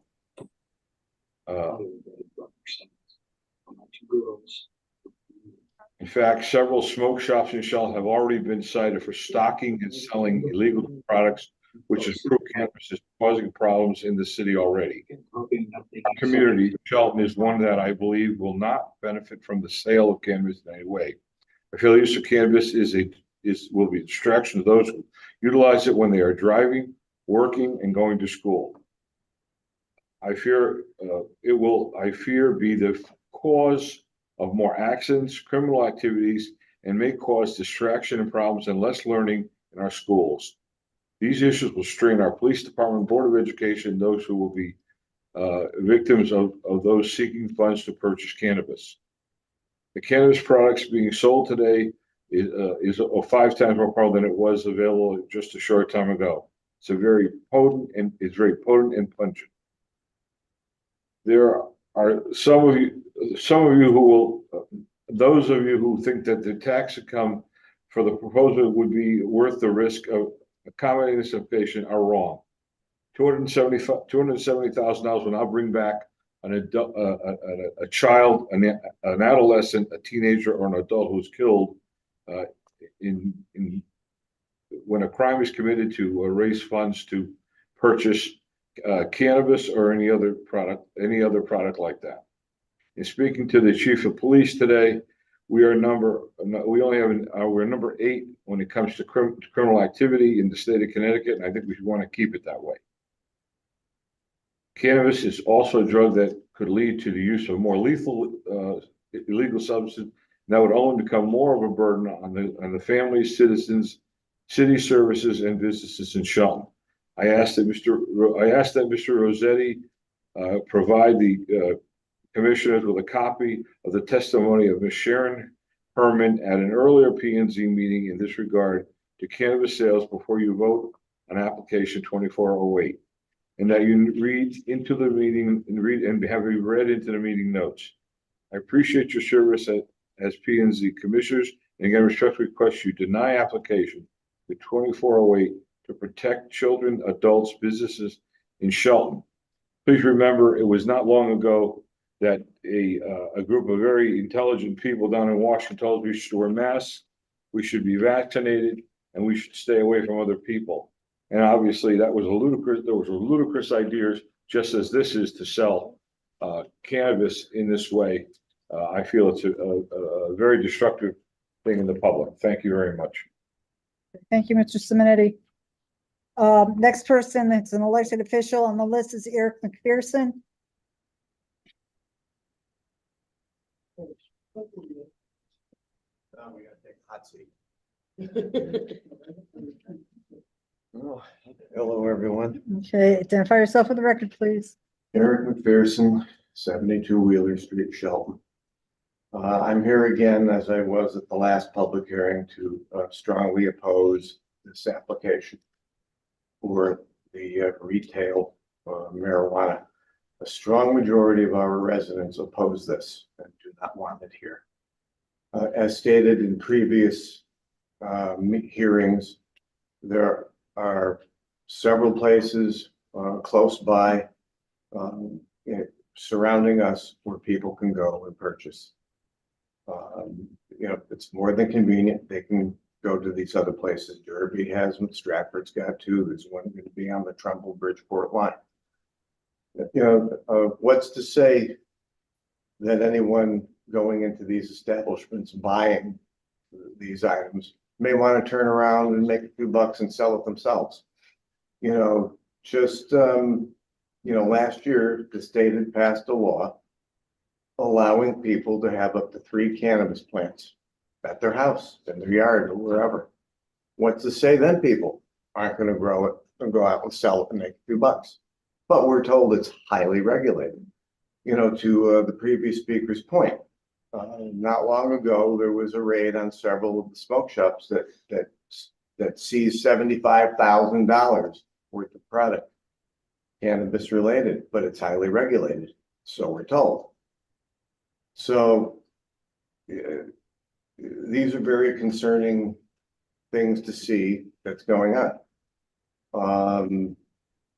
Attorney Thomas stated in his remarks that the Board of Aldermen passed an ordinance banning further applications. The Aldermen passed an ordinance that's very, very detailed that bans any and all. And it's very clear in the ordinance, any and all cannabis banned. That's what the ordinance says. And it's in Connecticut General Statutes, 7-148, and it's various parts of that statute that give the Board of Aldermen authority to ban. And there are several towns that have banned it via ordinance and through zoning regulations. So we do have authorities to ban this type of thing. You know, a few weeks ago, I was going into one of the supermarkets and I was walking from my car to the lot. And the car had passed in front of me, windows open, 4 people in the car, and the stink of the marijuana that came out of that car. If I had only gotten the plate, I would have called the police and I would have turned them in. But it's highly regulated. This is what we're told. You know, one of the presenters talked about security. Well, I have an extensive security background. So what kind of security are we talking? Are we talking armed security? You know, what is their training? Can they spot a fake ID? Do they know any of that? Another thing is, since 9/11, state statute, and I believe federal statute, requires security guards to go under intense training, and they have to obtain a blue card from the state of Connecticut. Right? Exactly. They have to go through all kinds of background. They have to have all kinds of training. Can they spot a fake ID? Just like people in the liquor store, young people tend to, not all, but there are those that tend to use a fake ID to get alcohol. The same can happen here. They can go in. And how is a person going to stop them? Are they going to tackle them? How are they going to do it? What are they going to do? What is their training? How are they going to handle these situations? So, you know, this is just something that I think we need to be very concerned about. Or these just people that just wear a shirt that says security on it. We don't know what their training is. So, I say, you know, and the other thing that came up was the issue of the revenue. Yeah, you know, are we going to sweep into town, declare a holiday, and say everything's going to be wonderful and great, and here's this money that we can spend? Because there was a speaker here at one of the earlier public hearings this year that said we could use the cut, for lack of a better word, to offset the tax increase. Not true.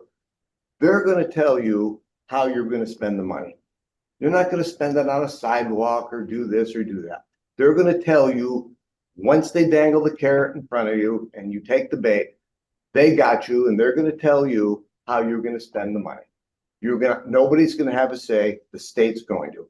And don't count on the state to be, because we heard they're going to be very thorough when they go to the sites. Have you ever known the state of Connecticut to be thorough on anything? This is about money, plain and simple. The state could care less about public safety. This is about money. It's about lining their pockets for the sense of going to spend it on everything else. Don't trust the state. I would urge you to reject this. You have plenty of grounds to do so. And thank you. You're wrapping up. Yeah, I'm done. Okay. Thank you very much. Next public official on the list is Alderman Bell Macy.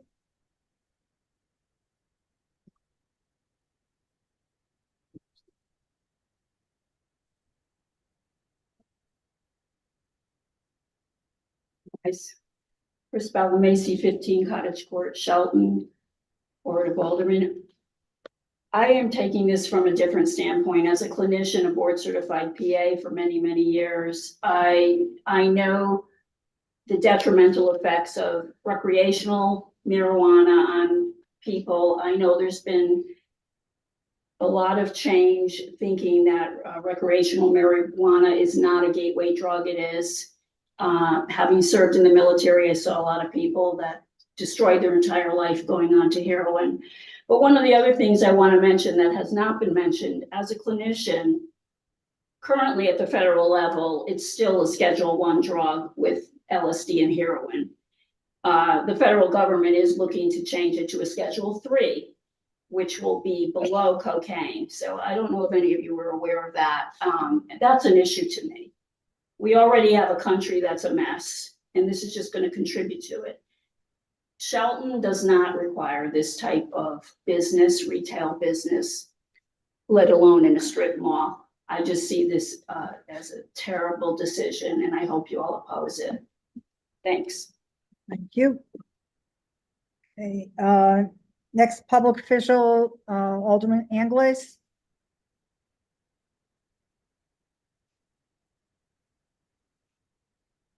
Gonna sit here, John? Why do I have to Come on. sit there? It's more I refuse to sit there. Okay, it's fine. Stand where you are. Alderman Angles, could you please make sure that you're close to the mic? Oh, I'll be real close to the mic. That's good. All right, you've got the floor. Is it on? Yes, it's on. It's on, we can hear you. Go ahead. Clock running? Yes, it is. I understand the zoning issues as they were explained earlier. And the decisions that you have to make. But please, the Board of Aldermen is the fiscal authority. Don't worry about the money. We'll take care of that. You worry about planning and zoning. And don't approve this application, in my opinion. They don't get it. We don't want them here. We've passed an ordinance that says we don't want them here, and yet they insist on trying to come here. They're going to be nothing but a pain in the neck. And they're going to cause us problems. Despite all the, here's another thing Eric mentioned about the money and what the state of Connecticut with their insights. They're going to give us 3% of their sales. Isn't that wonderful? We want 30%, not 3%, 30%. All right? Come on, pony up. If you got the money, this is all about money. That's all it is. And God only knows who got paid off at the state level. But 2 years ago, this was illegal. Today it's legal.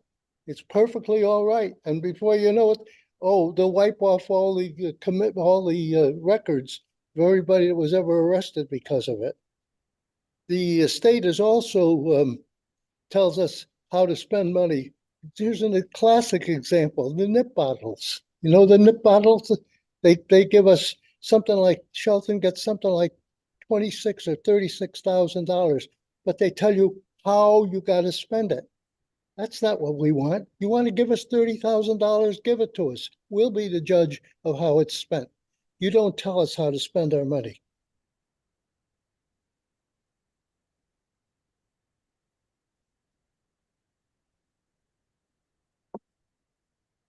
I just can't understand the pursuit of this application. And I understand what Attorney Thomas said, that it's a permitted use. I hope you can find a way around it, because it's going to just create problems going forward. I just, as Eric pointed out, I just don't see enough security associated with it. I see our police department getting more and more involved and having to oversee and respond, and it's just going to be a nightmare.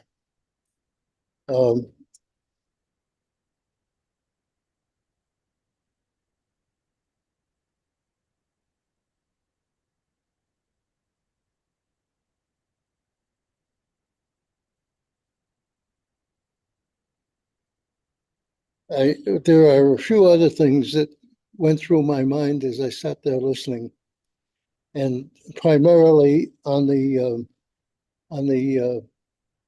funding side of this. I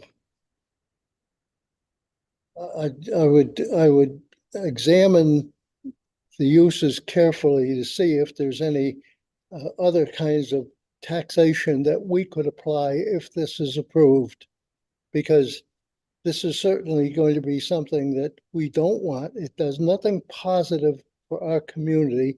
It's going to get out and it's going to just rear itself in the libraries and the school systems, and it's just not what we want. Let Shelton, let Derby and Stratford and everybody, let them have it. Let them have their 3% and let the state regulate it and let them do the thing. But we don't want it and we don't want you here. That's our message to you. Thank you. Thank you, Mr. Inglis.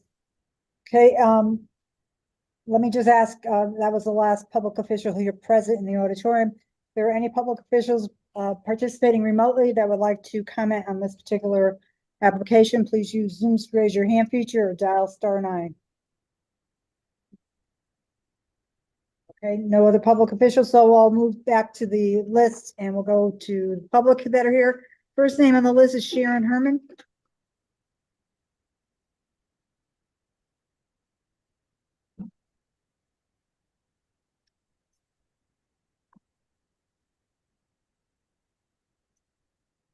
Hi, my name is Sharon Herman. I am a Shelton homeowner of 26 years, residing at 170 River Road. There is significant data demonstrating a direct correlation between cannabis use, mental illness, substance abuse, driving while high, violence, and crime. There are currently over 30 cannabis dispensaries in Connecticut. Where are they located? For the most part, they are in cities such as New Haven, Waterbury, Bridgeport, Hartford, Norwalk, Meriden, and so forth. All of those cities are on the top 10 list of cities with the highest crime rates in our state.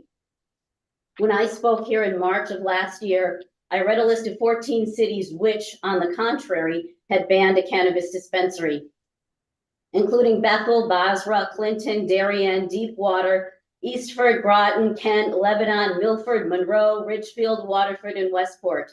Since then, I have learned of 19 additional cities which also have banned a cannabis dispensary, including Avon, Bethlehem, Bridgewater, Burlington, Glastonbury, Greenwich, Madison, Middlefield, New Canaan, New Milford, Newtown, Old Lyme, Prospect, Sharon, Southington, Weston, Wilton, Walcott, and Woodbury. Just last week, Darien proposed an amendment that would specifically prohibit cannabis establishments, including dispensaries, growers, manufacturers, and retail establishments.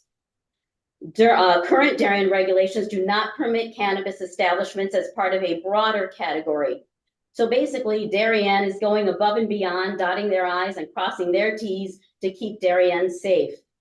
Darien Police Commissioner Jeremiah Marin stated, quote, "It is a fact documented in several towns and cities across the country that the opening of marijuana dispensaries in many cases have contributed to an increase in criminal activity in the immediate areas of the facilities themselves.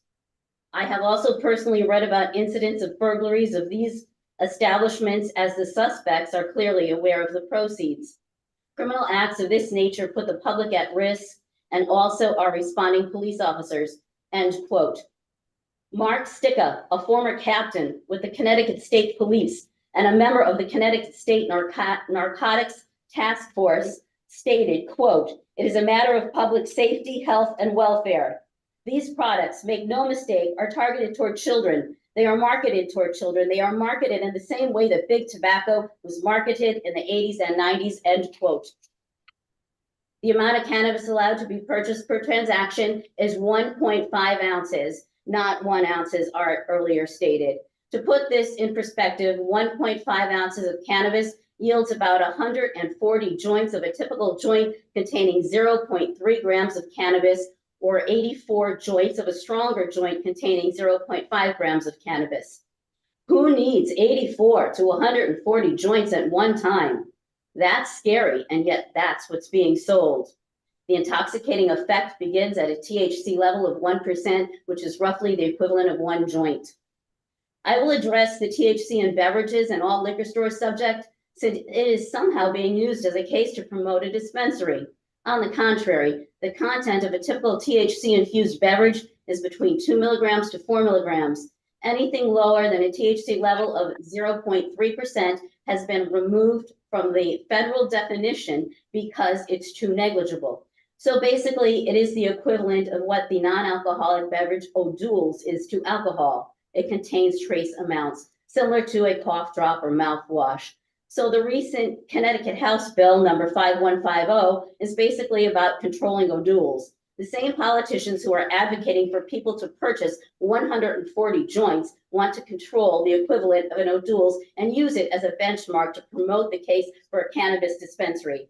The lack of logic is astounding.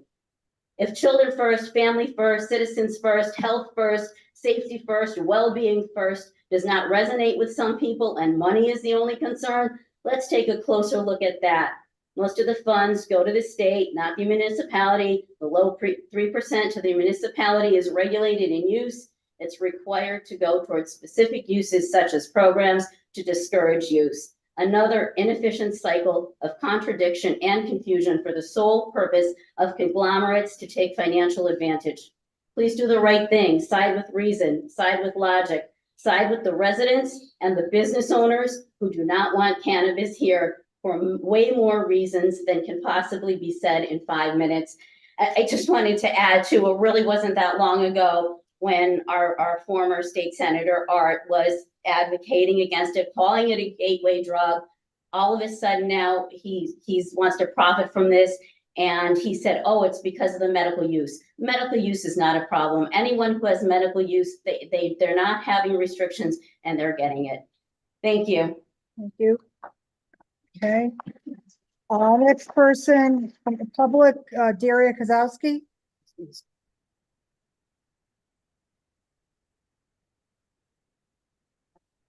Name is Daria Kosowski. I live at 40 Village Road in Shelton, Connecticut. I've been a I've been a lifelong resident of Shelton all my life. And my concern, I was in the social service field, and my concern also is health concerns, mental health and addiction. And actually I had 2 relatives who have mental and addictions that they had to take care of. And one of my relatives died recently from COPD, from smoking, and also smoking marijuana over his lifetime. So that's why I would have you consider to deny this application for the cannabis for people's health reasons and the mental health and addiction, because marijuana can be addictive. And also I've read articles saying that it can also cause schizophrenia in people. And I do have a relative who is schizophrenic and he did use different drugs. So it's the same. Thank you very much. The next person signed up is Tom Harbinson.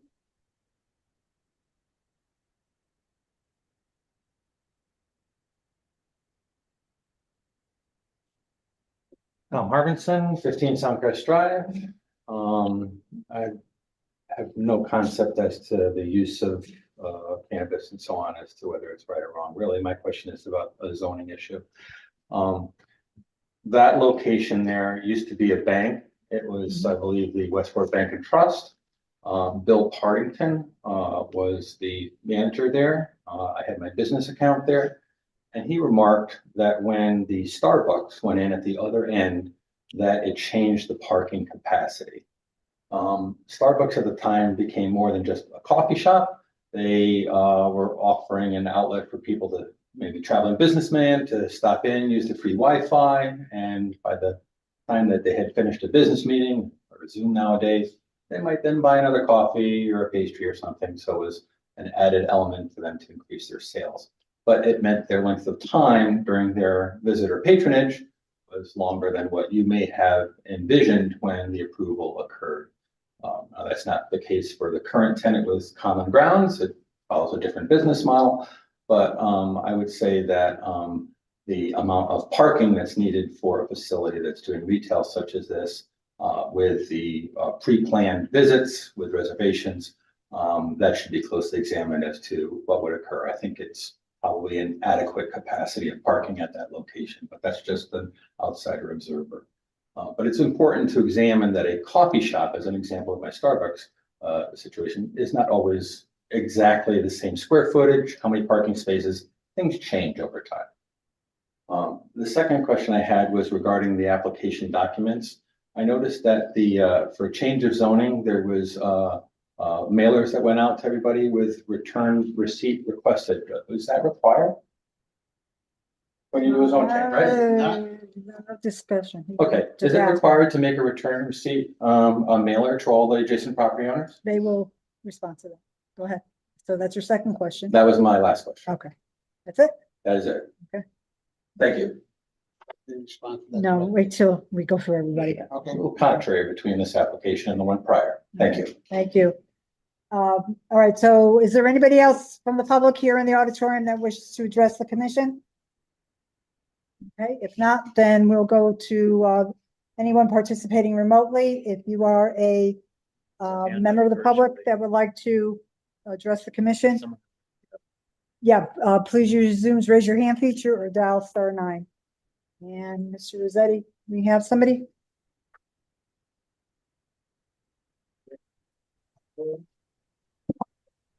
Okay, there's someone, first name is Rick.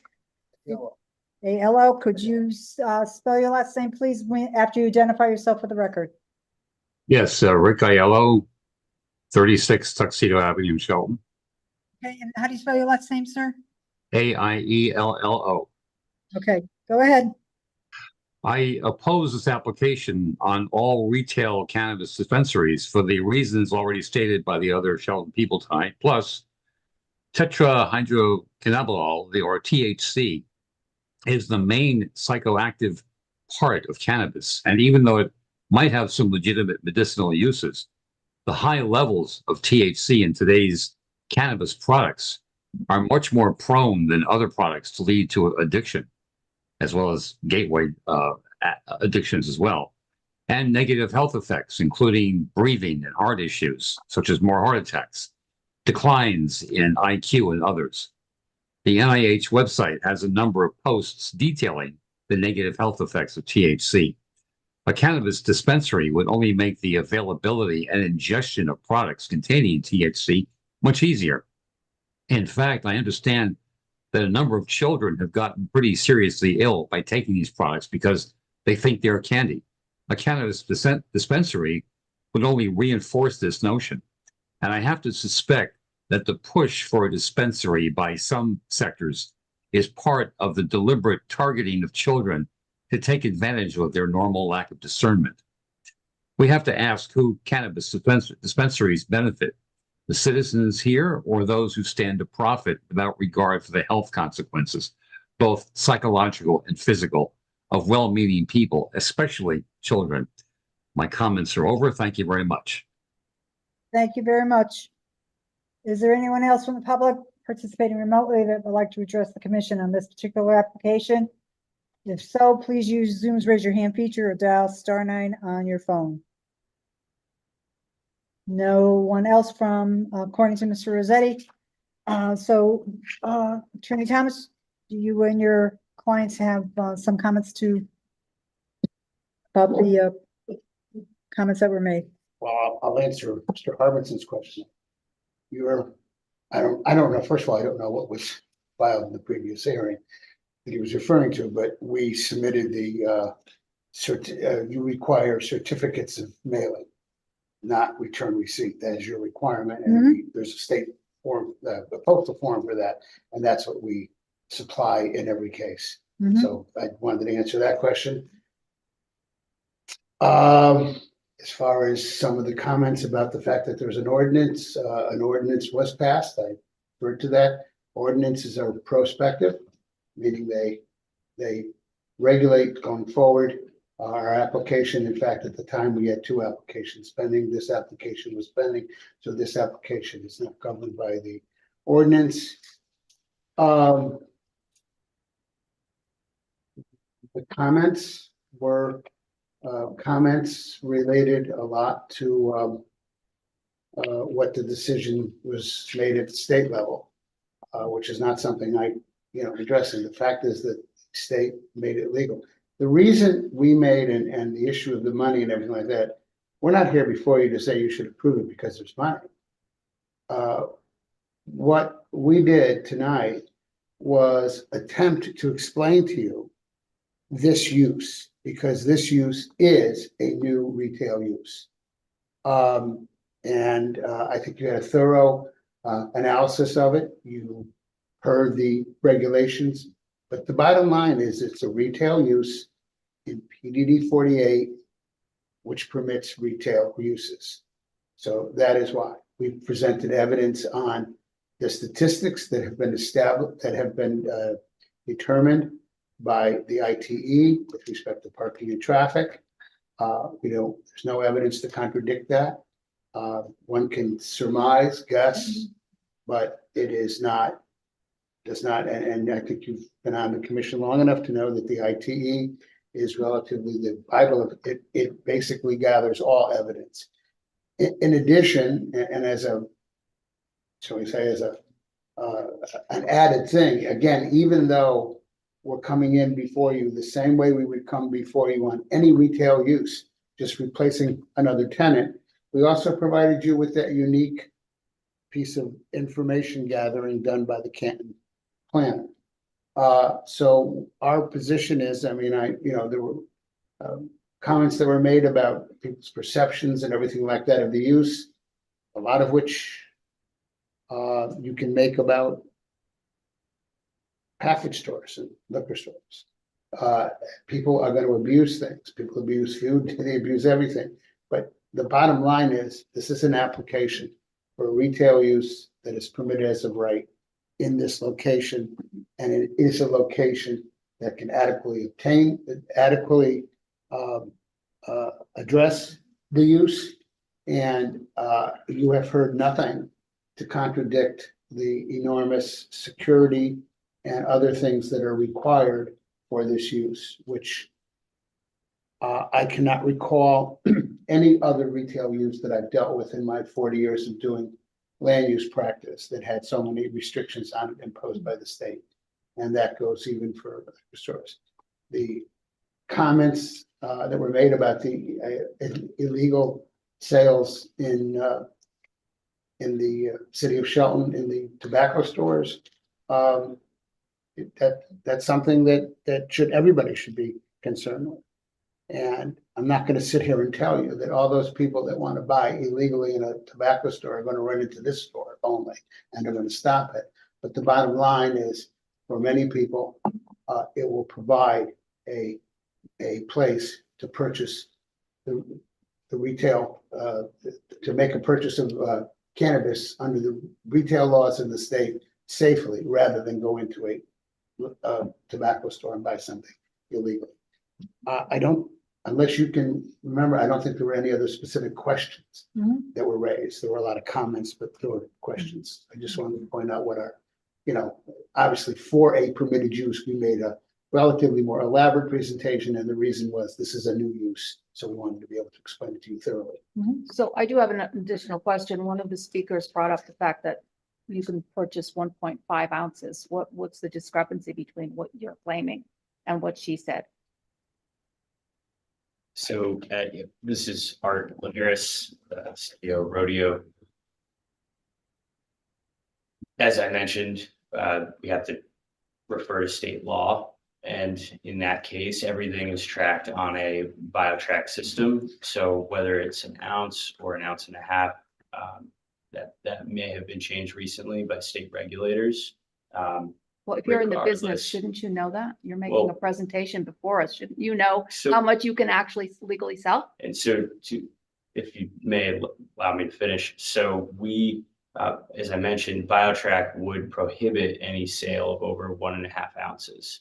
Obviously, when we go and we make this investment, we're excited to make this investment into the town, create jobs here, as we've done in Morris, as we've done in Sterling.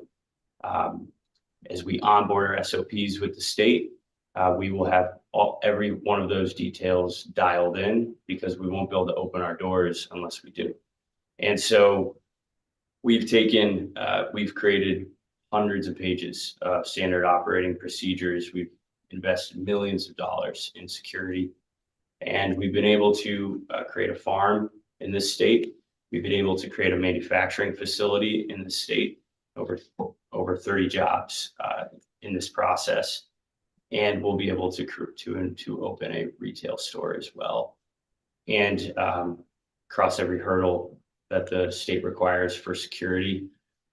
We plan to invest in security in this facility so that every single area is seen and recorded, just as the state requires. So while we might not have every single detail on our mind and regulations, we adhere to every single one of them. Who programs your point of sale registers? There's various different point of sale operators. The common one is Dutchie. That's just one piece of software that we can use. Okay, so somewhere along the way, they're responsible to making sure that the It's integrated with the state It's system. integrated. right, with but they're Bio- making sure that what people, 100%. the limit that somebody can buy is what's programmed in Yes. the equipment. Okay. Recently, this year, as a result of the discovery by the legislature that the beverage infused THC, they passed a new law. They may have addressed It's a it. loophole, Yeah, and they were addressing it, but in addressing it, they were also addressing concerns that had been expressed within the retail industry, resulting in people, especially in the border towns and everything, crossing the state lines, and they wanted to avoid them crossing the state lines and coming back. Whether or not that changed the amount, I don't know, but I do know that what made it into the media more was the issue of the beverages, you know, and changing that. But there were other changes that were in response to concerns that some of the retailers had expressed about the competitive nature with, I think mainly with Massachusetts and that area, and the ability to be able to get something in Massachusetts that they couldn't get here. You know what I mean? And try to address something on that, but I honestly don't know the details. Certainly, the bottom line is that they're gonna have to comply with everything that the state regulate, you know, and changes. So if there isn't any further questions, as before, I have reached out to Corporation Counsel for legal opinion on the application, and I'm going to turn again to Attorney Tito, so to clarify whether this is the retail would be a permitted use in the PDD modification. Well, it's been a long night for everybody. I've had both of my opinions criticized tonight, and I've been told that my profession is responsible for why we're all here tonight. I'll try to fight back. Feel the love. First of all, I want to make my opinion clear. Dominic had said that my opinion just said that this application needed to come before you because of the window. I said this application has 3 reasons to come before you. It had to come before you because of the window. I also saw what some of you commissioners see with regard to the increase in parking, and I think that's something that you need to be assured of before you decide one way or the other with this. And the last reason this needed to come before you is because you exercised your discretionary capacity when you passed the PDD. And everybody keeps talking about retail here, and this is just like retail, and therefore it should be approved. Well, if you look at the enabling statute that is being utilized by everybody to point fingers to a smoke shop and say, therefore, the smoke shop is in and we should be in, it doesn't mention retail. It says, unless otherwise provided for by a municipality through its zoning regulations or ordinances, a cannabis establishment shall be zoned as if for any other similar use other than a cannabis establishment would be zoned.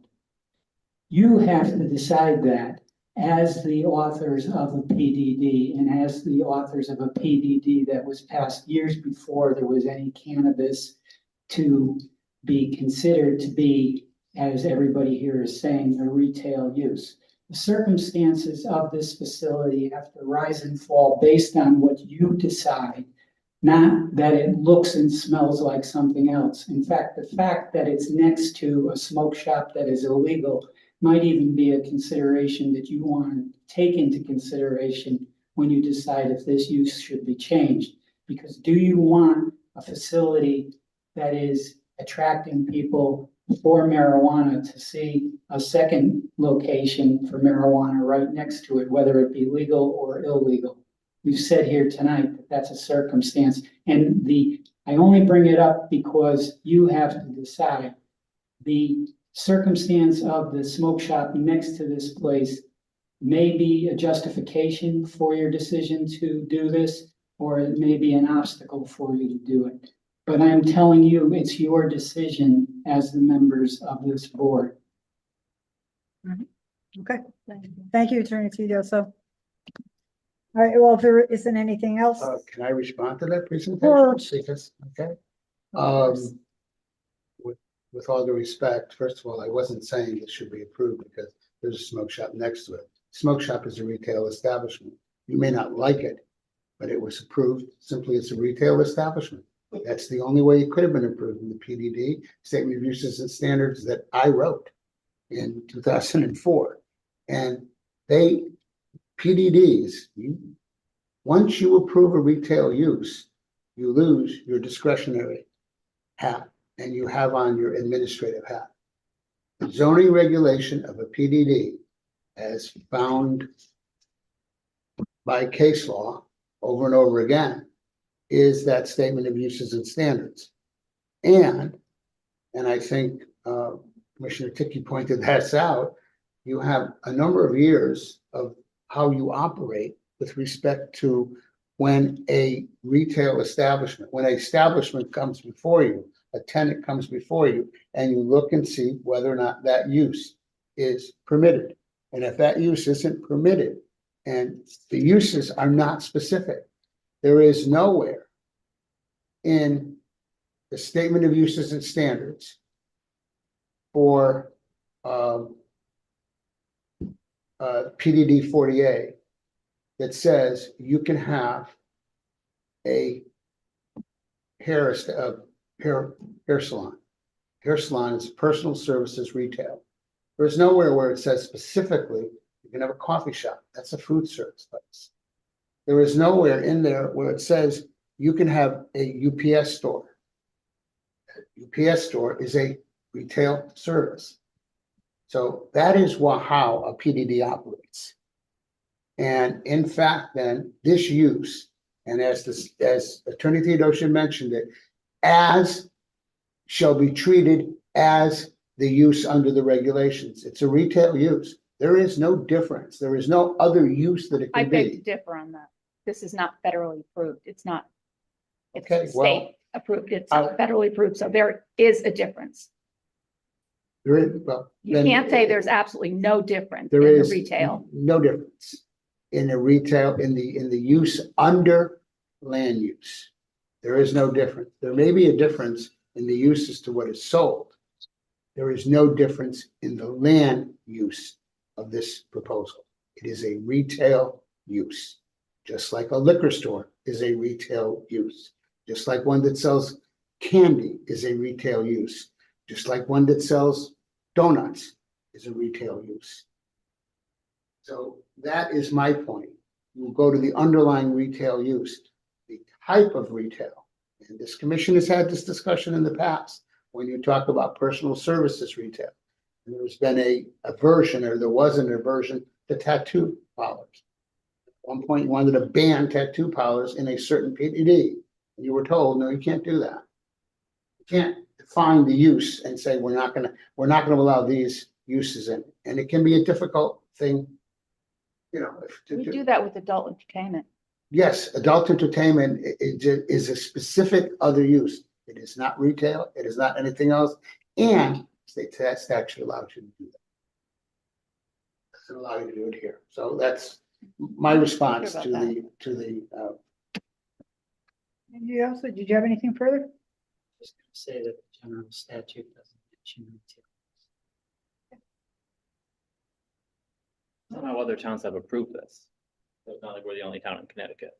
So even though it's a Schedule 1, other towns have approved this, so. 33 have not. No, right, some haven't, but some have, so. We're not the first town to make this, and I Oh, think no, no not at matter all. where you stand, you're gonna be able to find some particulars to back up that you're against it. I understand the mayor was as well, but other towns have found a way to approve it. So wherever we land, it's not like we're the first town in Connecticut to be debating this. Other towns have found a way to say yes, some have said no, and others have regulated it in between. I'm not or against it. I'm against the representation that you have to approve it. You can approve it or you can disapprove it.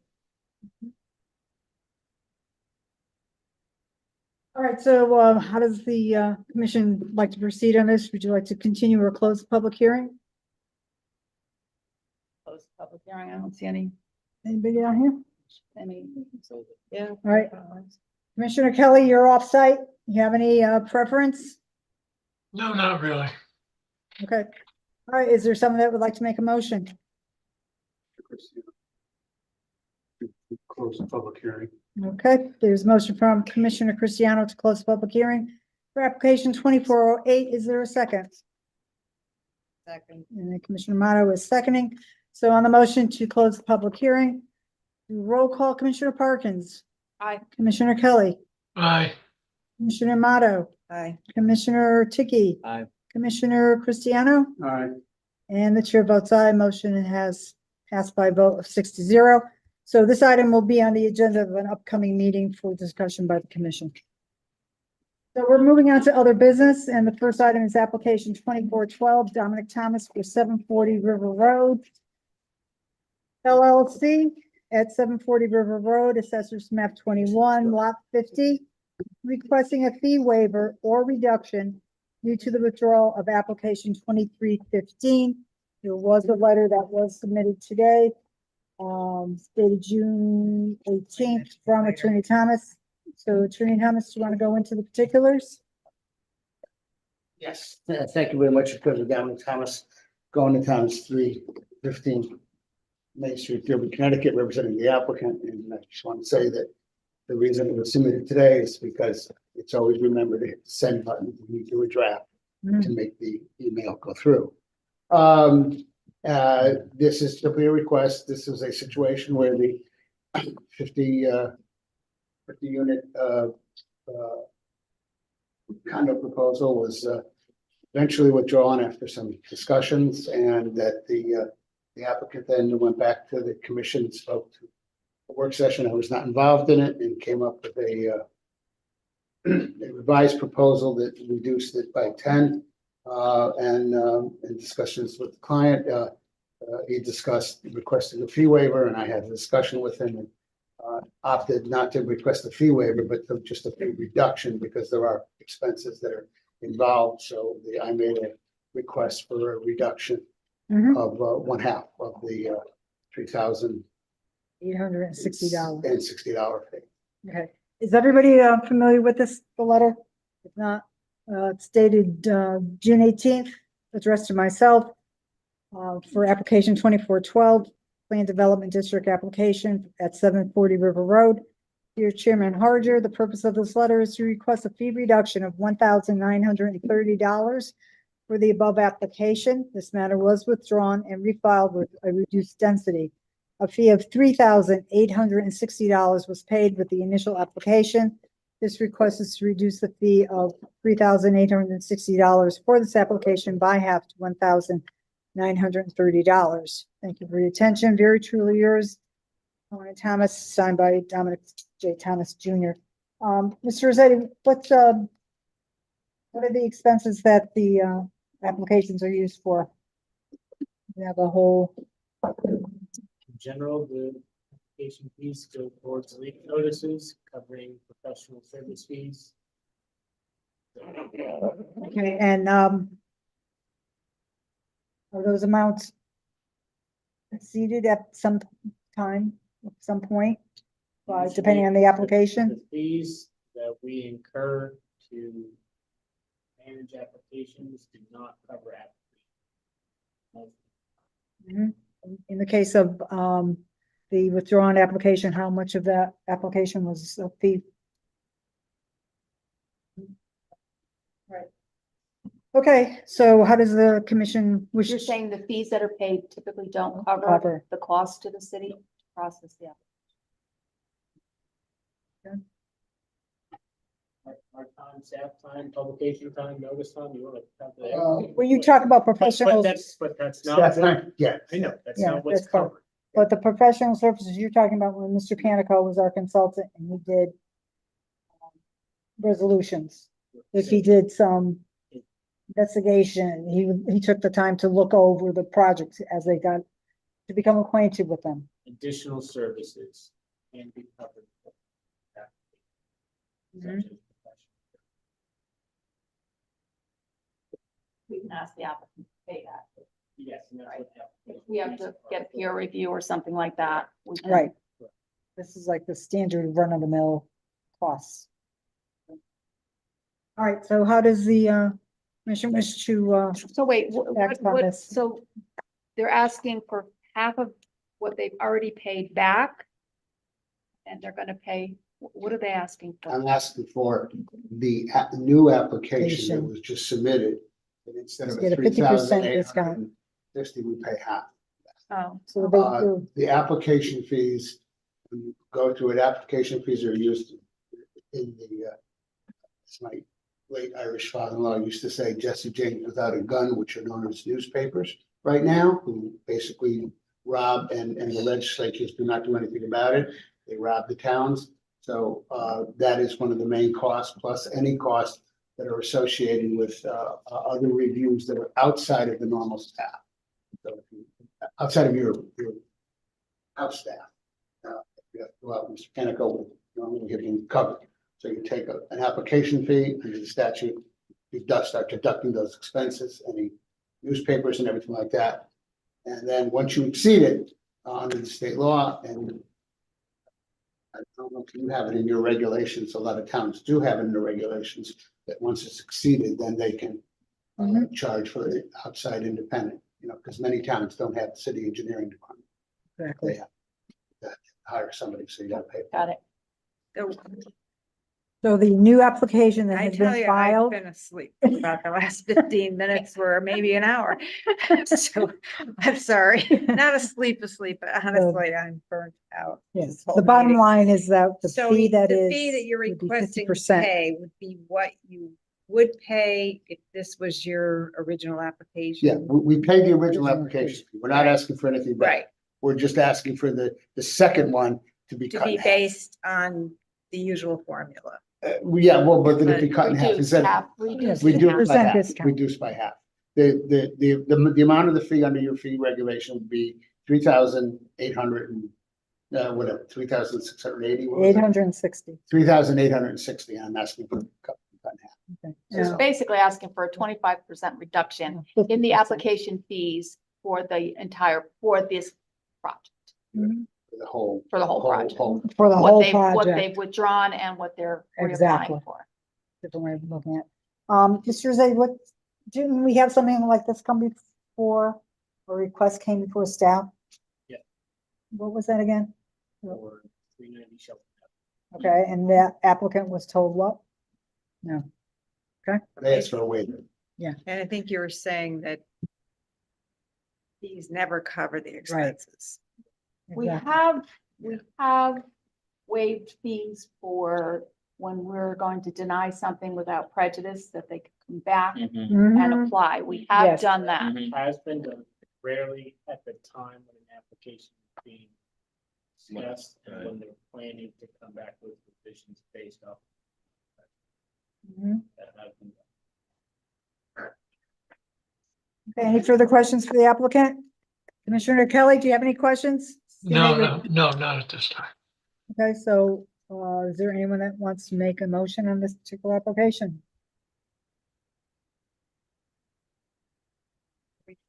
Based Have we on, discussed it? based Have on we? past practice, I would assume that we deny it.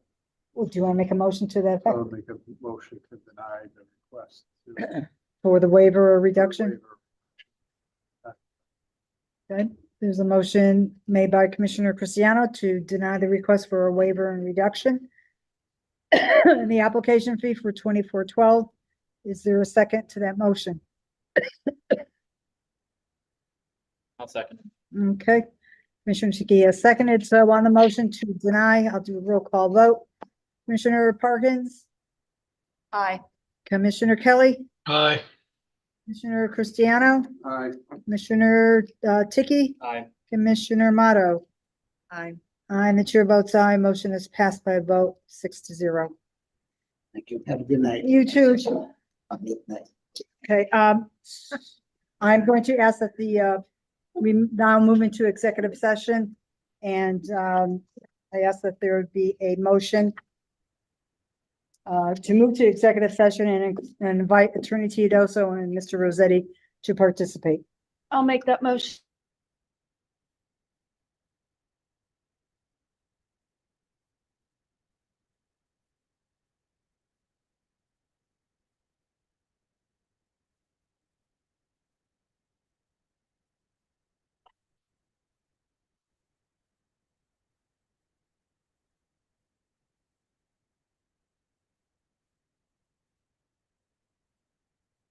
Someone's on mute. I'm not.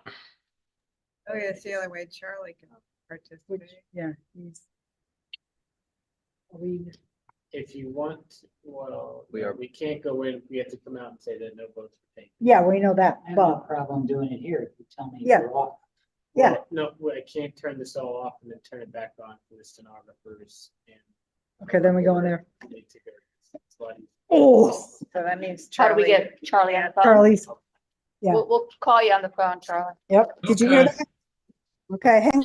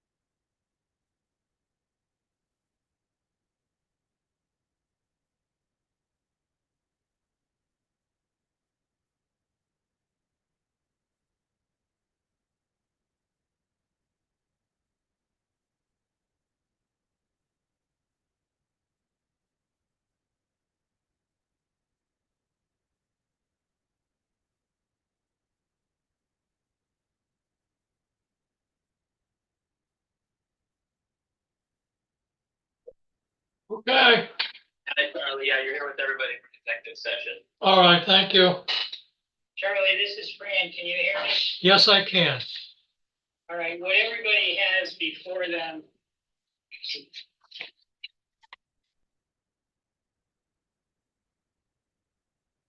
Never mind. What everybody has before them is an alternative proposal with regard to the Mohawk project. If you all recall, you were in an executive session with me about 2 months ago when I said we had 3 applications that had been appealed. Mohawk was one of them. Fountain Square was another, and the last one was Daybreak Ridge. Correct. Fountain Square and Daybreak Ridge have not made their way to the court for an informal meeting yet. Mohawk was the first one that did. The day that Mohawk was on the calendar, Dominic explained that he was going to be submitting an alternative project. So the judge gave us a pass because he asked me what I thought. I said, I can't say anything. I don't have any input from my board with regard to this. Essentially what this project does, this is all factual, is it takes the project that you guys rejected and reduces it to a density of 30 units with a proposal that 3 of those units be affordable at 80%. And it says that what it's going to do is take one of the floors off of the building and bring it down. I guess there were 4 floors above the garage. This proposal has it with 3 floors above the open air garage. So I know you all are seeing this for the first time, but I mean, these are policy decisions, not legal decisions.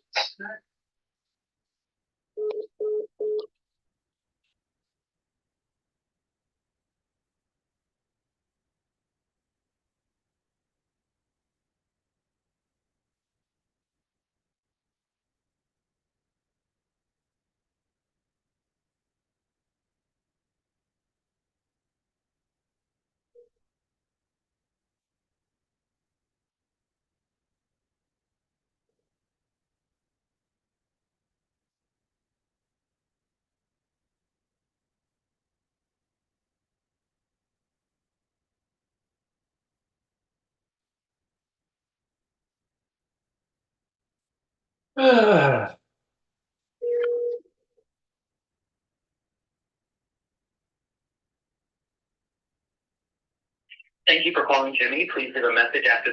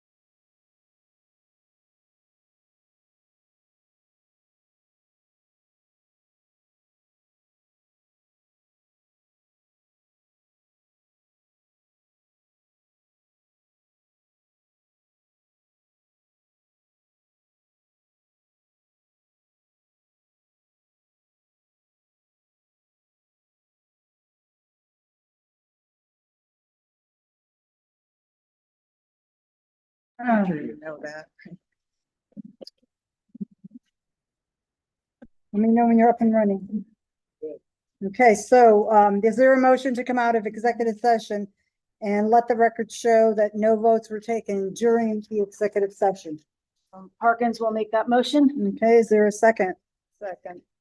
Right, so on the motion made by Commissioner Parkins and seconded by Commissioner Amato, that we are now out of executive session and there was no votes taken.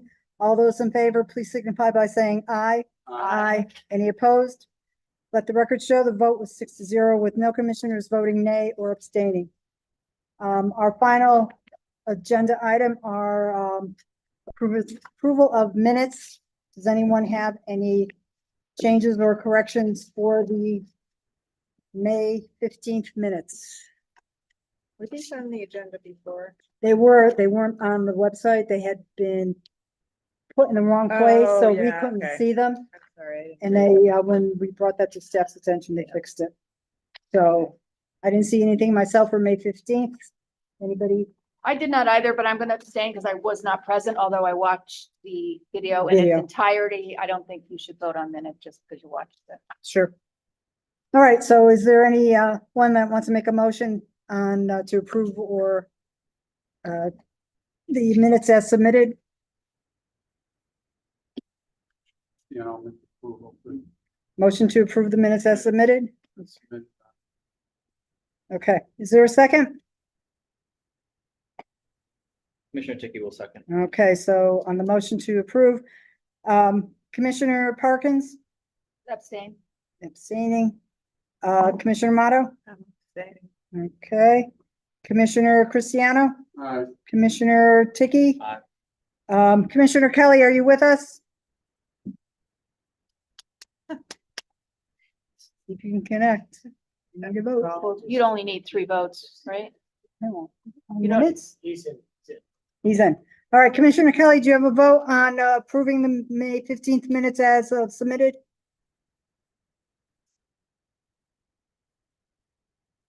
Audio message. I left the Zoom. You let Zoom. I communicated to him to come back to the Zoom. Right, okay, he's doing something. Oh. Raised. I'm here. I'm here. All right, so Commissioner Kelly, we're taking a vote on whether or not we're approving the May 15th minutes as I submitted. told you, May 15th, I was not there, so I can't approve it. Okay, so you're abstaining as well? Yes, I am. So we only have 2 aye votes and 4 abstaining. 3. 4. No, Kelly, Parkins, Mato, Cristiano, Harger, and Ticky. McGee Oh, was it's- there. He seated for me. Yeah, but You he's may not not seated see it now. He's not seated now. Oh. Okay, so, no, it's a 3-3 vote. If you want to wait You wanna for just table 5 it? minutes, I'll read them fast. No, that's okay. We can, You know, you need the majority vote for for You still need it resolution, for- but on the for minutes. minutes as well. We never had this. Well, We've never this had was this. Commissioner Manager to get a chance to read them so we could This could be take back the tabled. motion, just table it next month or next Yep. meeting. All right. When What? Commissioner Mato Or wait, reads the May can- 15th minutes. is 3-3 okay to pass, Attorney Teodosi, minutes? We have a 3-3 vote. You to know what? pass. Let's go to the May 22nd meeting. Wait. Minutes. We have May 15th minutes. Yeah. We have 3 commissioners that abstained and 3 commissioners that voted aye. Here, I'm To reading the approve. minutes. She's reading them right now. How- Oh my God, they're short. Does a 3-3 vote pass or fail to pass? Huh? It fails. Okay, that's Commissioner Mato's reading them right now. Should I just give her a copy? Yeah. sure. So Oh, let's speed give her 2 reader. seconds. They're not long. No. No, they're not. All right. Fine by me. All right, so Commissioner Mato, your vote Aye. is an aye, so the motion is passed by vote of 4-2. 20 seconds. All right, any comments or corrections for the May 22nd? I had one slight one. Everyone, at the end of public 22nd. hearing, Yeah. application Oh. 2405. For at the end of item A, the minutes were that I recognized Commissioner Parkins at 6:37 and relieved Commissioner McGee. I thought a better way of stating it was that I recognized Commissioner Parkins at 6:37 PM and seated her in place of Commissioner McGee. So that's the only comment I would have about those minutes. Did we just pass the other one? Yes, we did. That's a 4-2. Sorry for that. All right, so any other corrections or comments about the May 22nd minutes? Is there a motion on the May 22nd minutes, Taking a motion for approval with the changes? with the change. Okay, I'll second that. Commissioner Okay. Kelly. all right. So on the roll call vote, Commissioner Kelly, Aye. Commissioner Parkins, Aye. Commissioner Motta, Commissioner Cristiano, Aye. Commissioner Tiki, Aye. and chair votes aye. Motion is passed by vote 0. As there's no other item on the agenda, the chair declares this evening's meeting is adjourned as of 10:29 PM. Say, Jenny? Hold on a minute, Charlie. Are we off? Adjourned, right?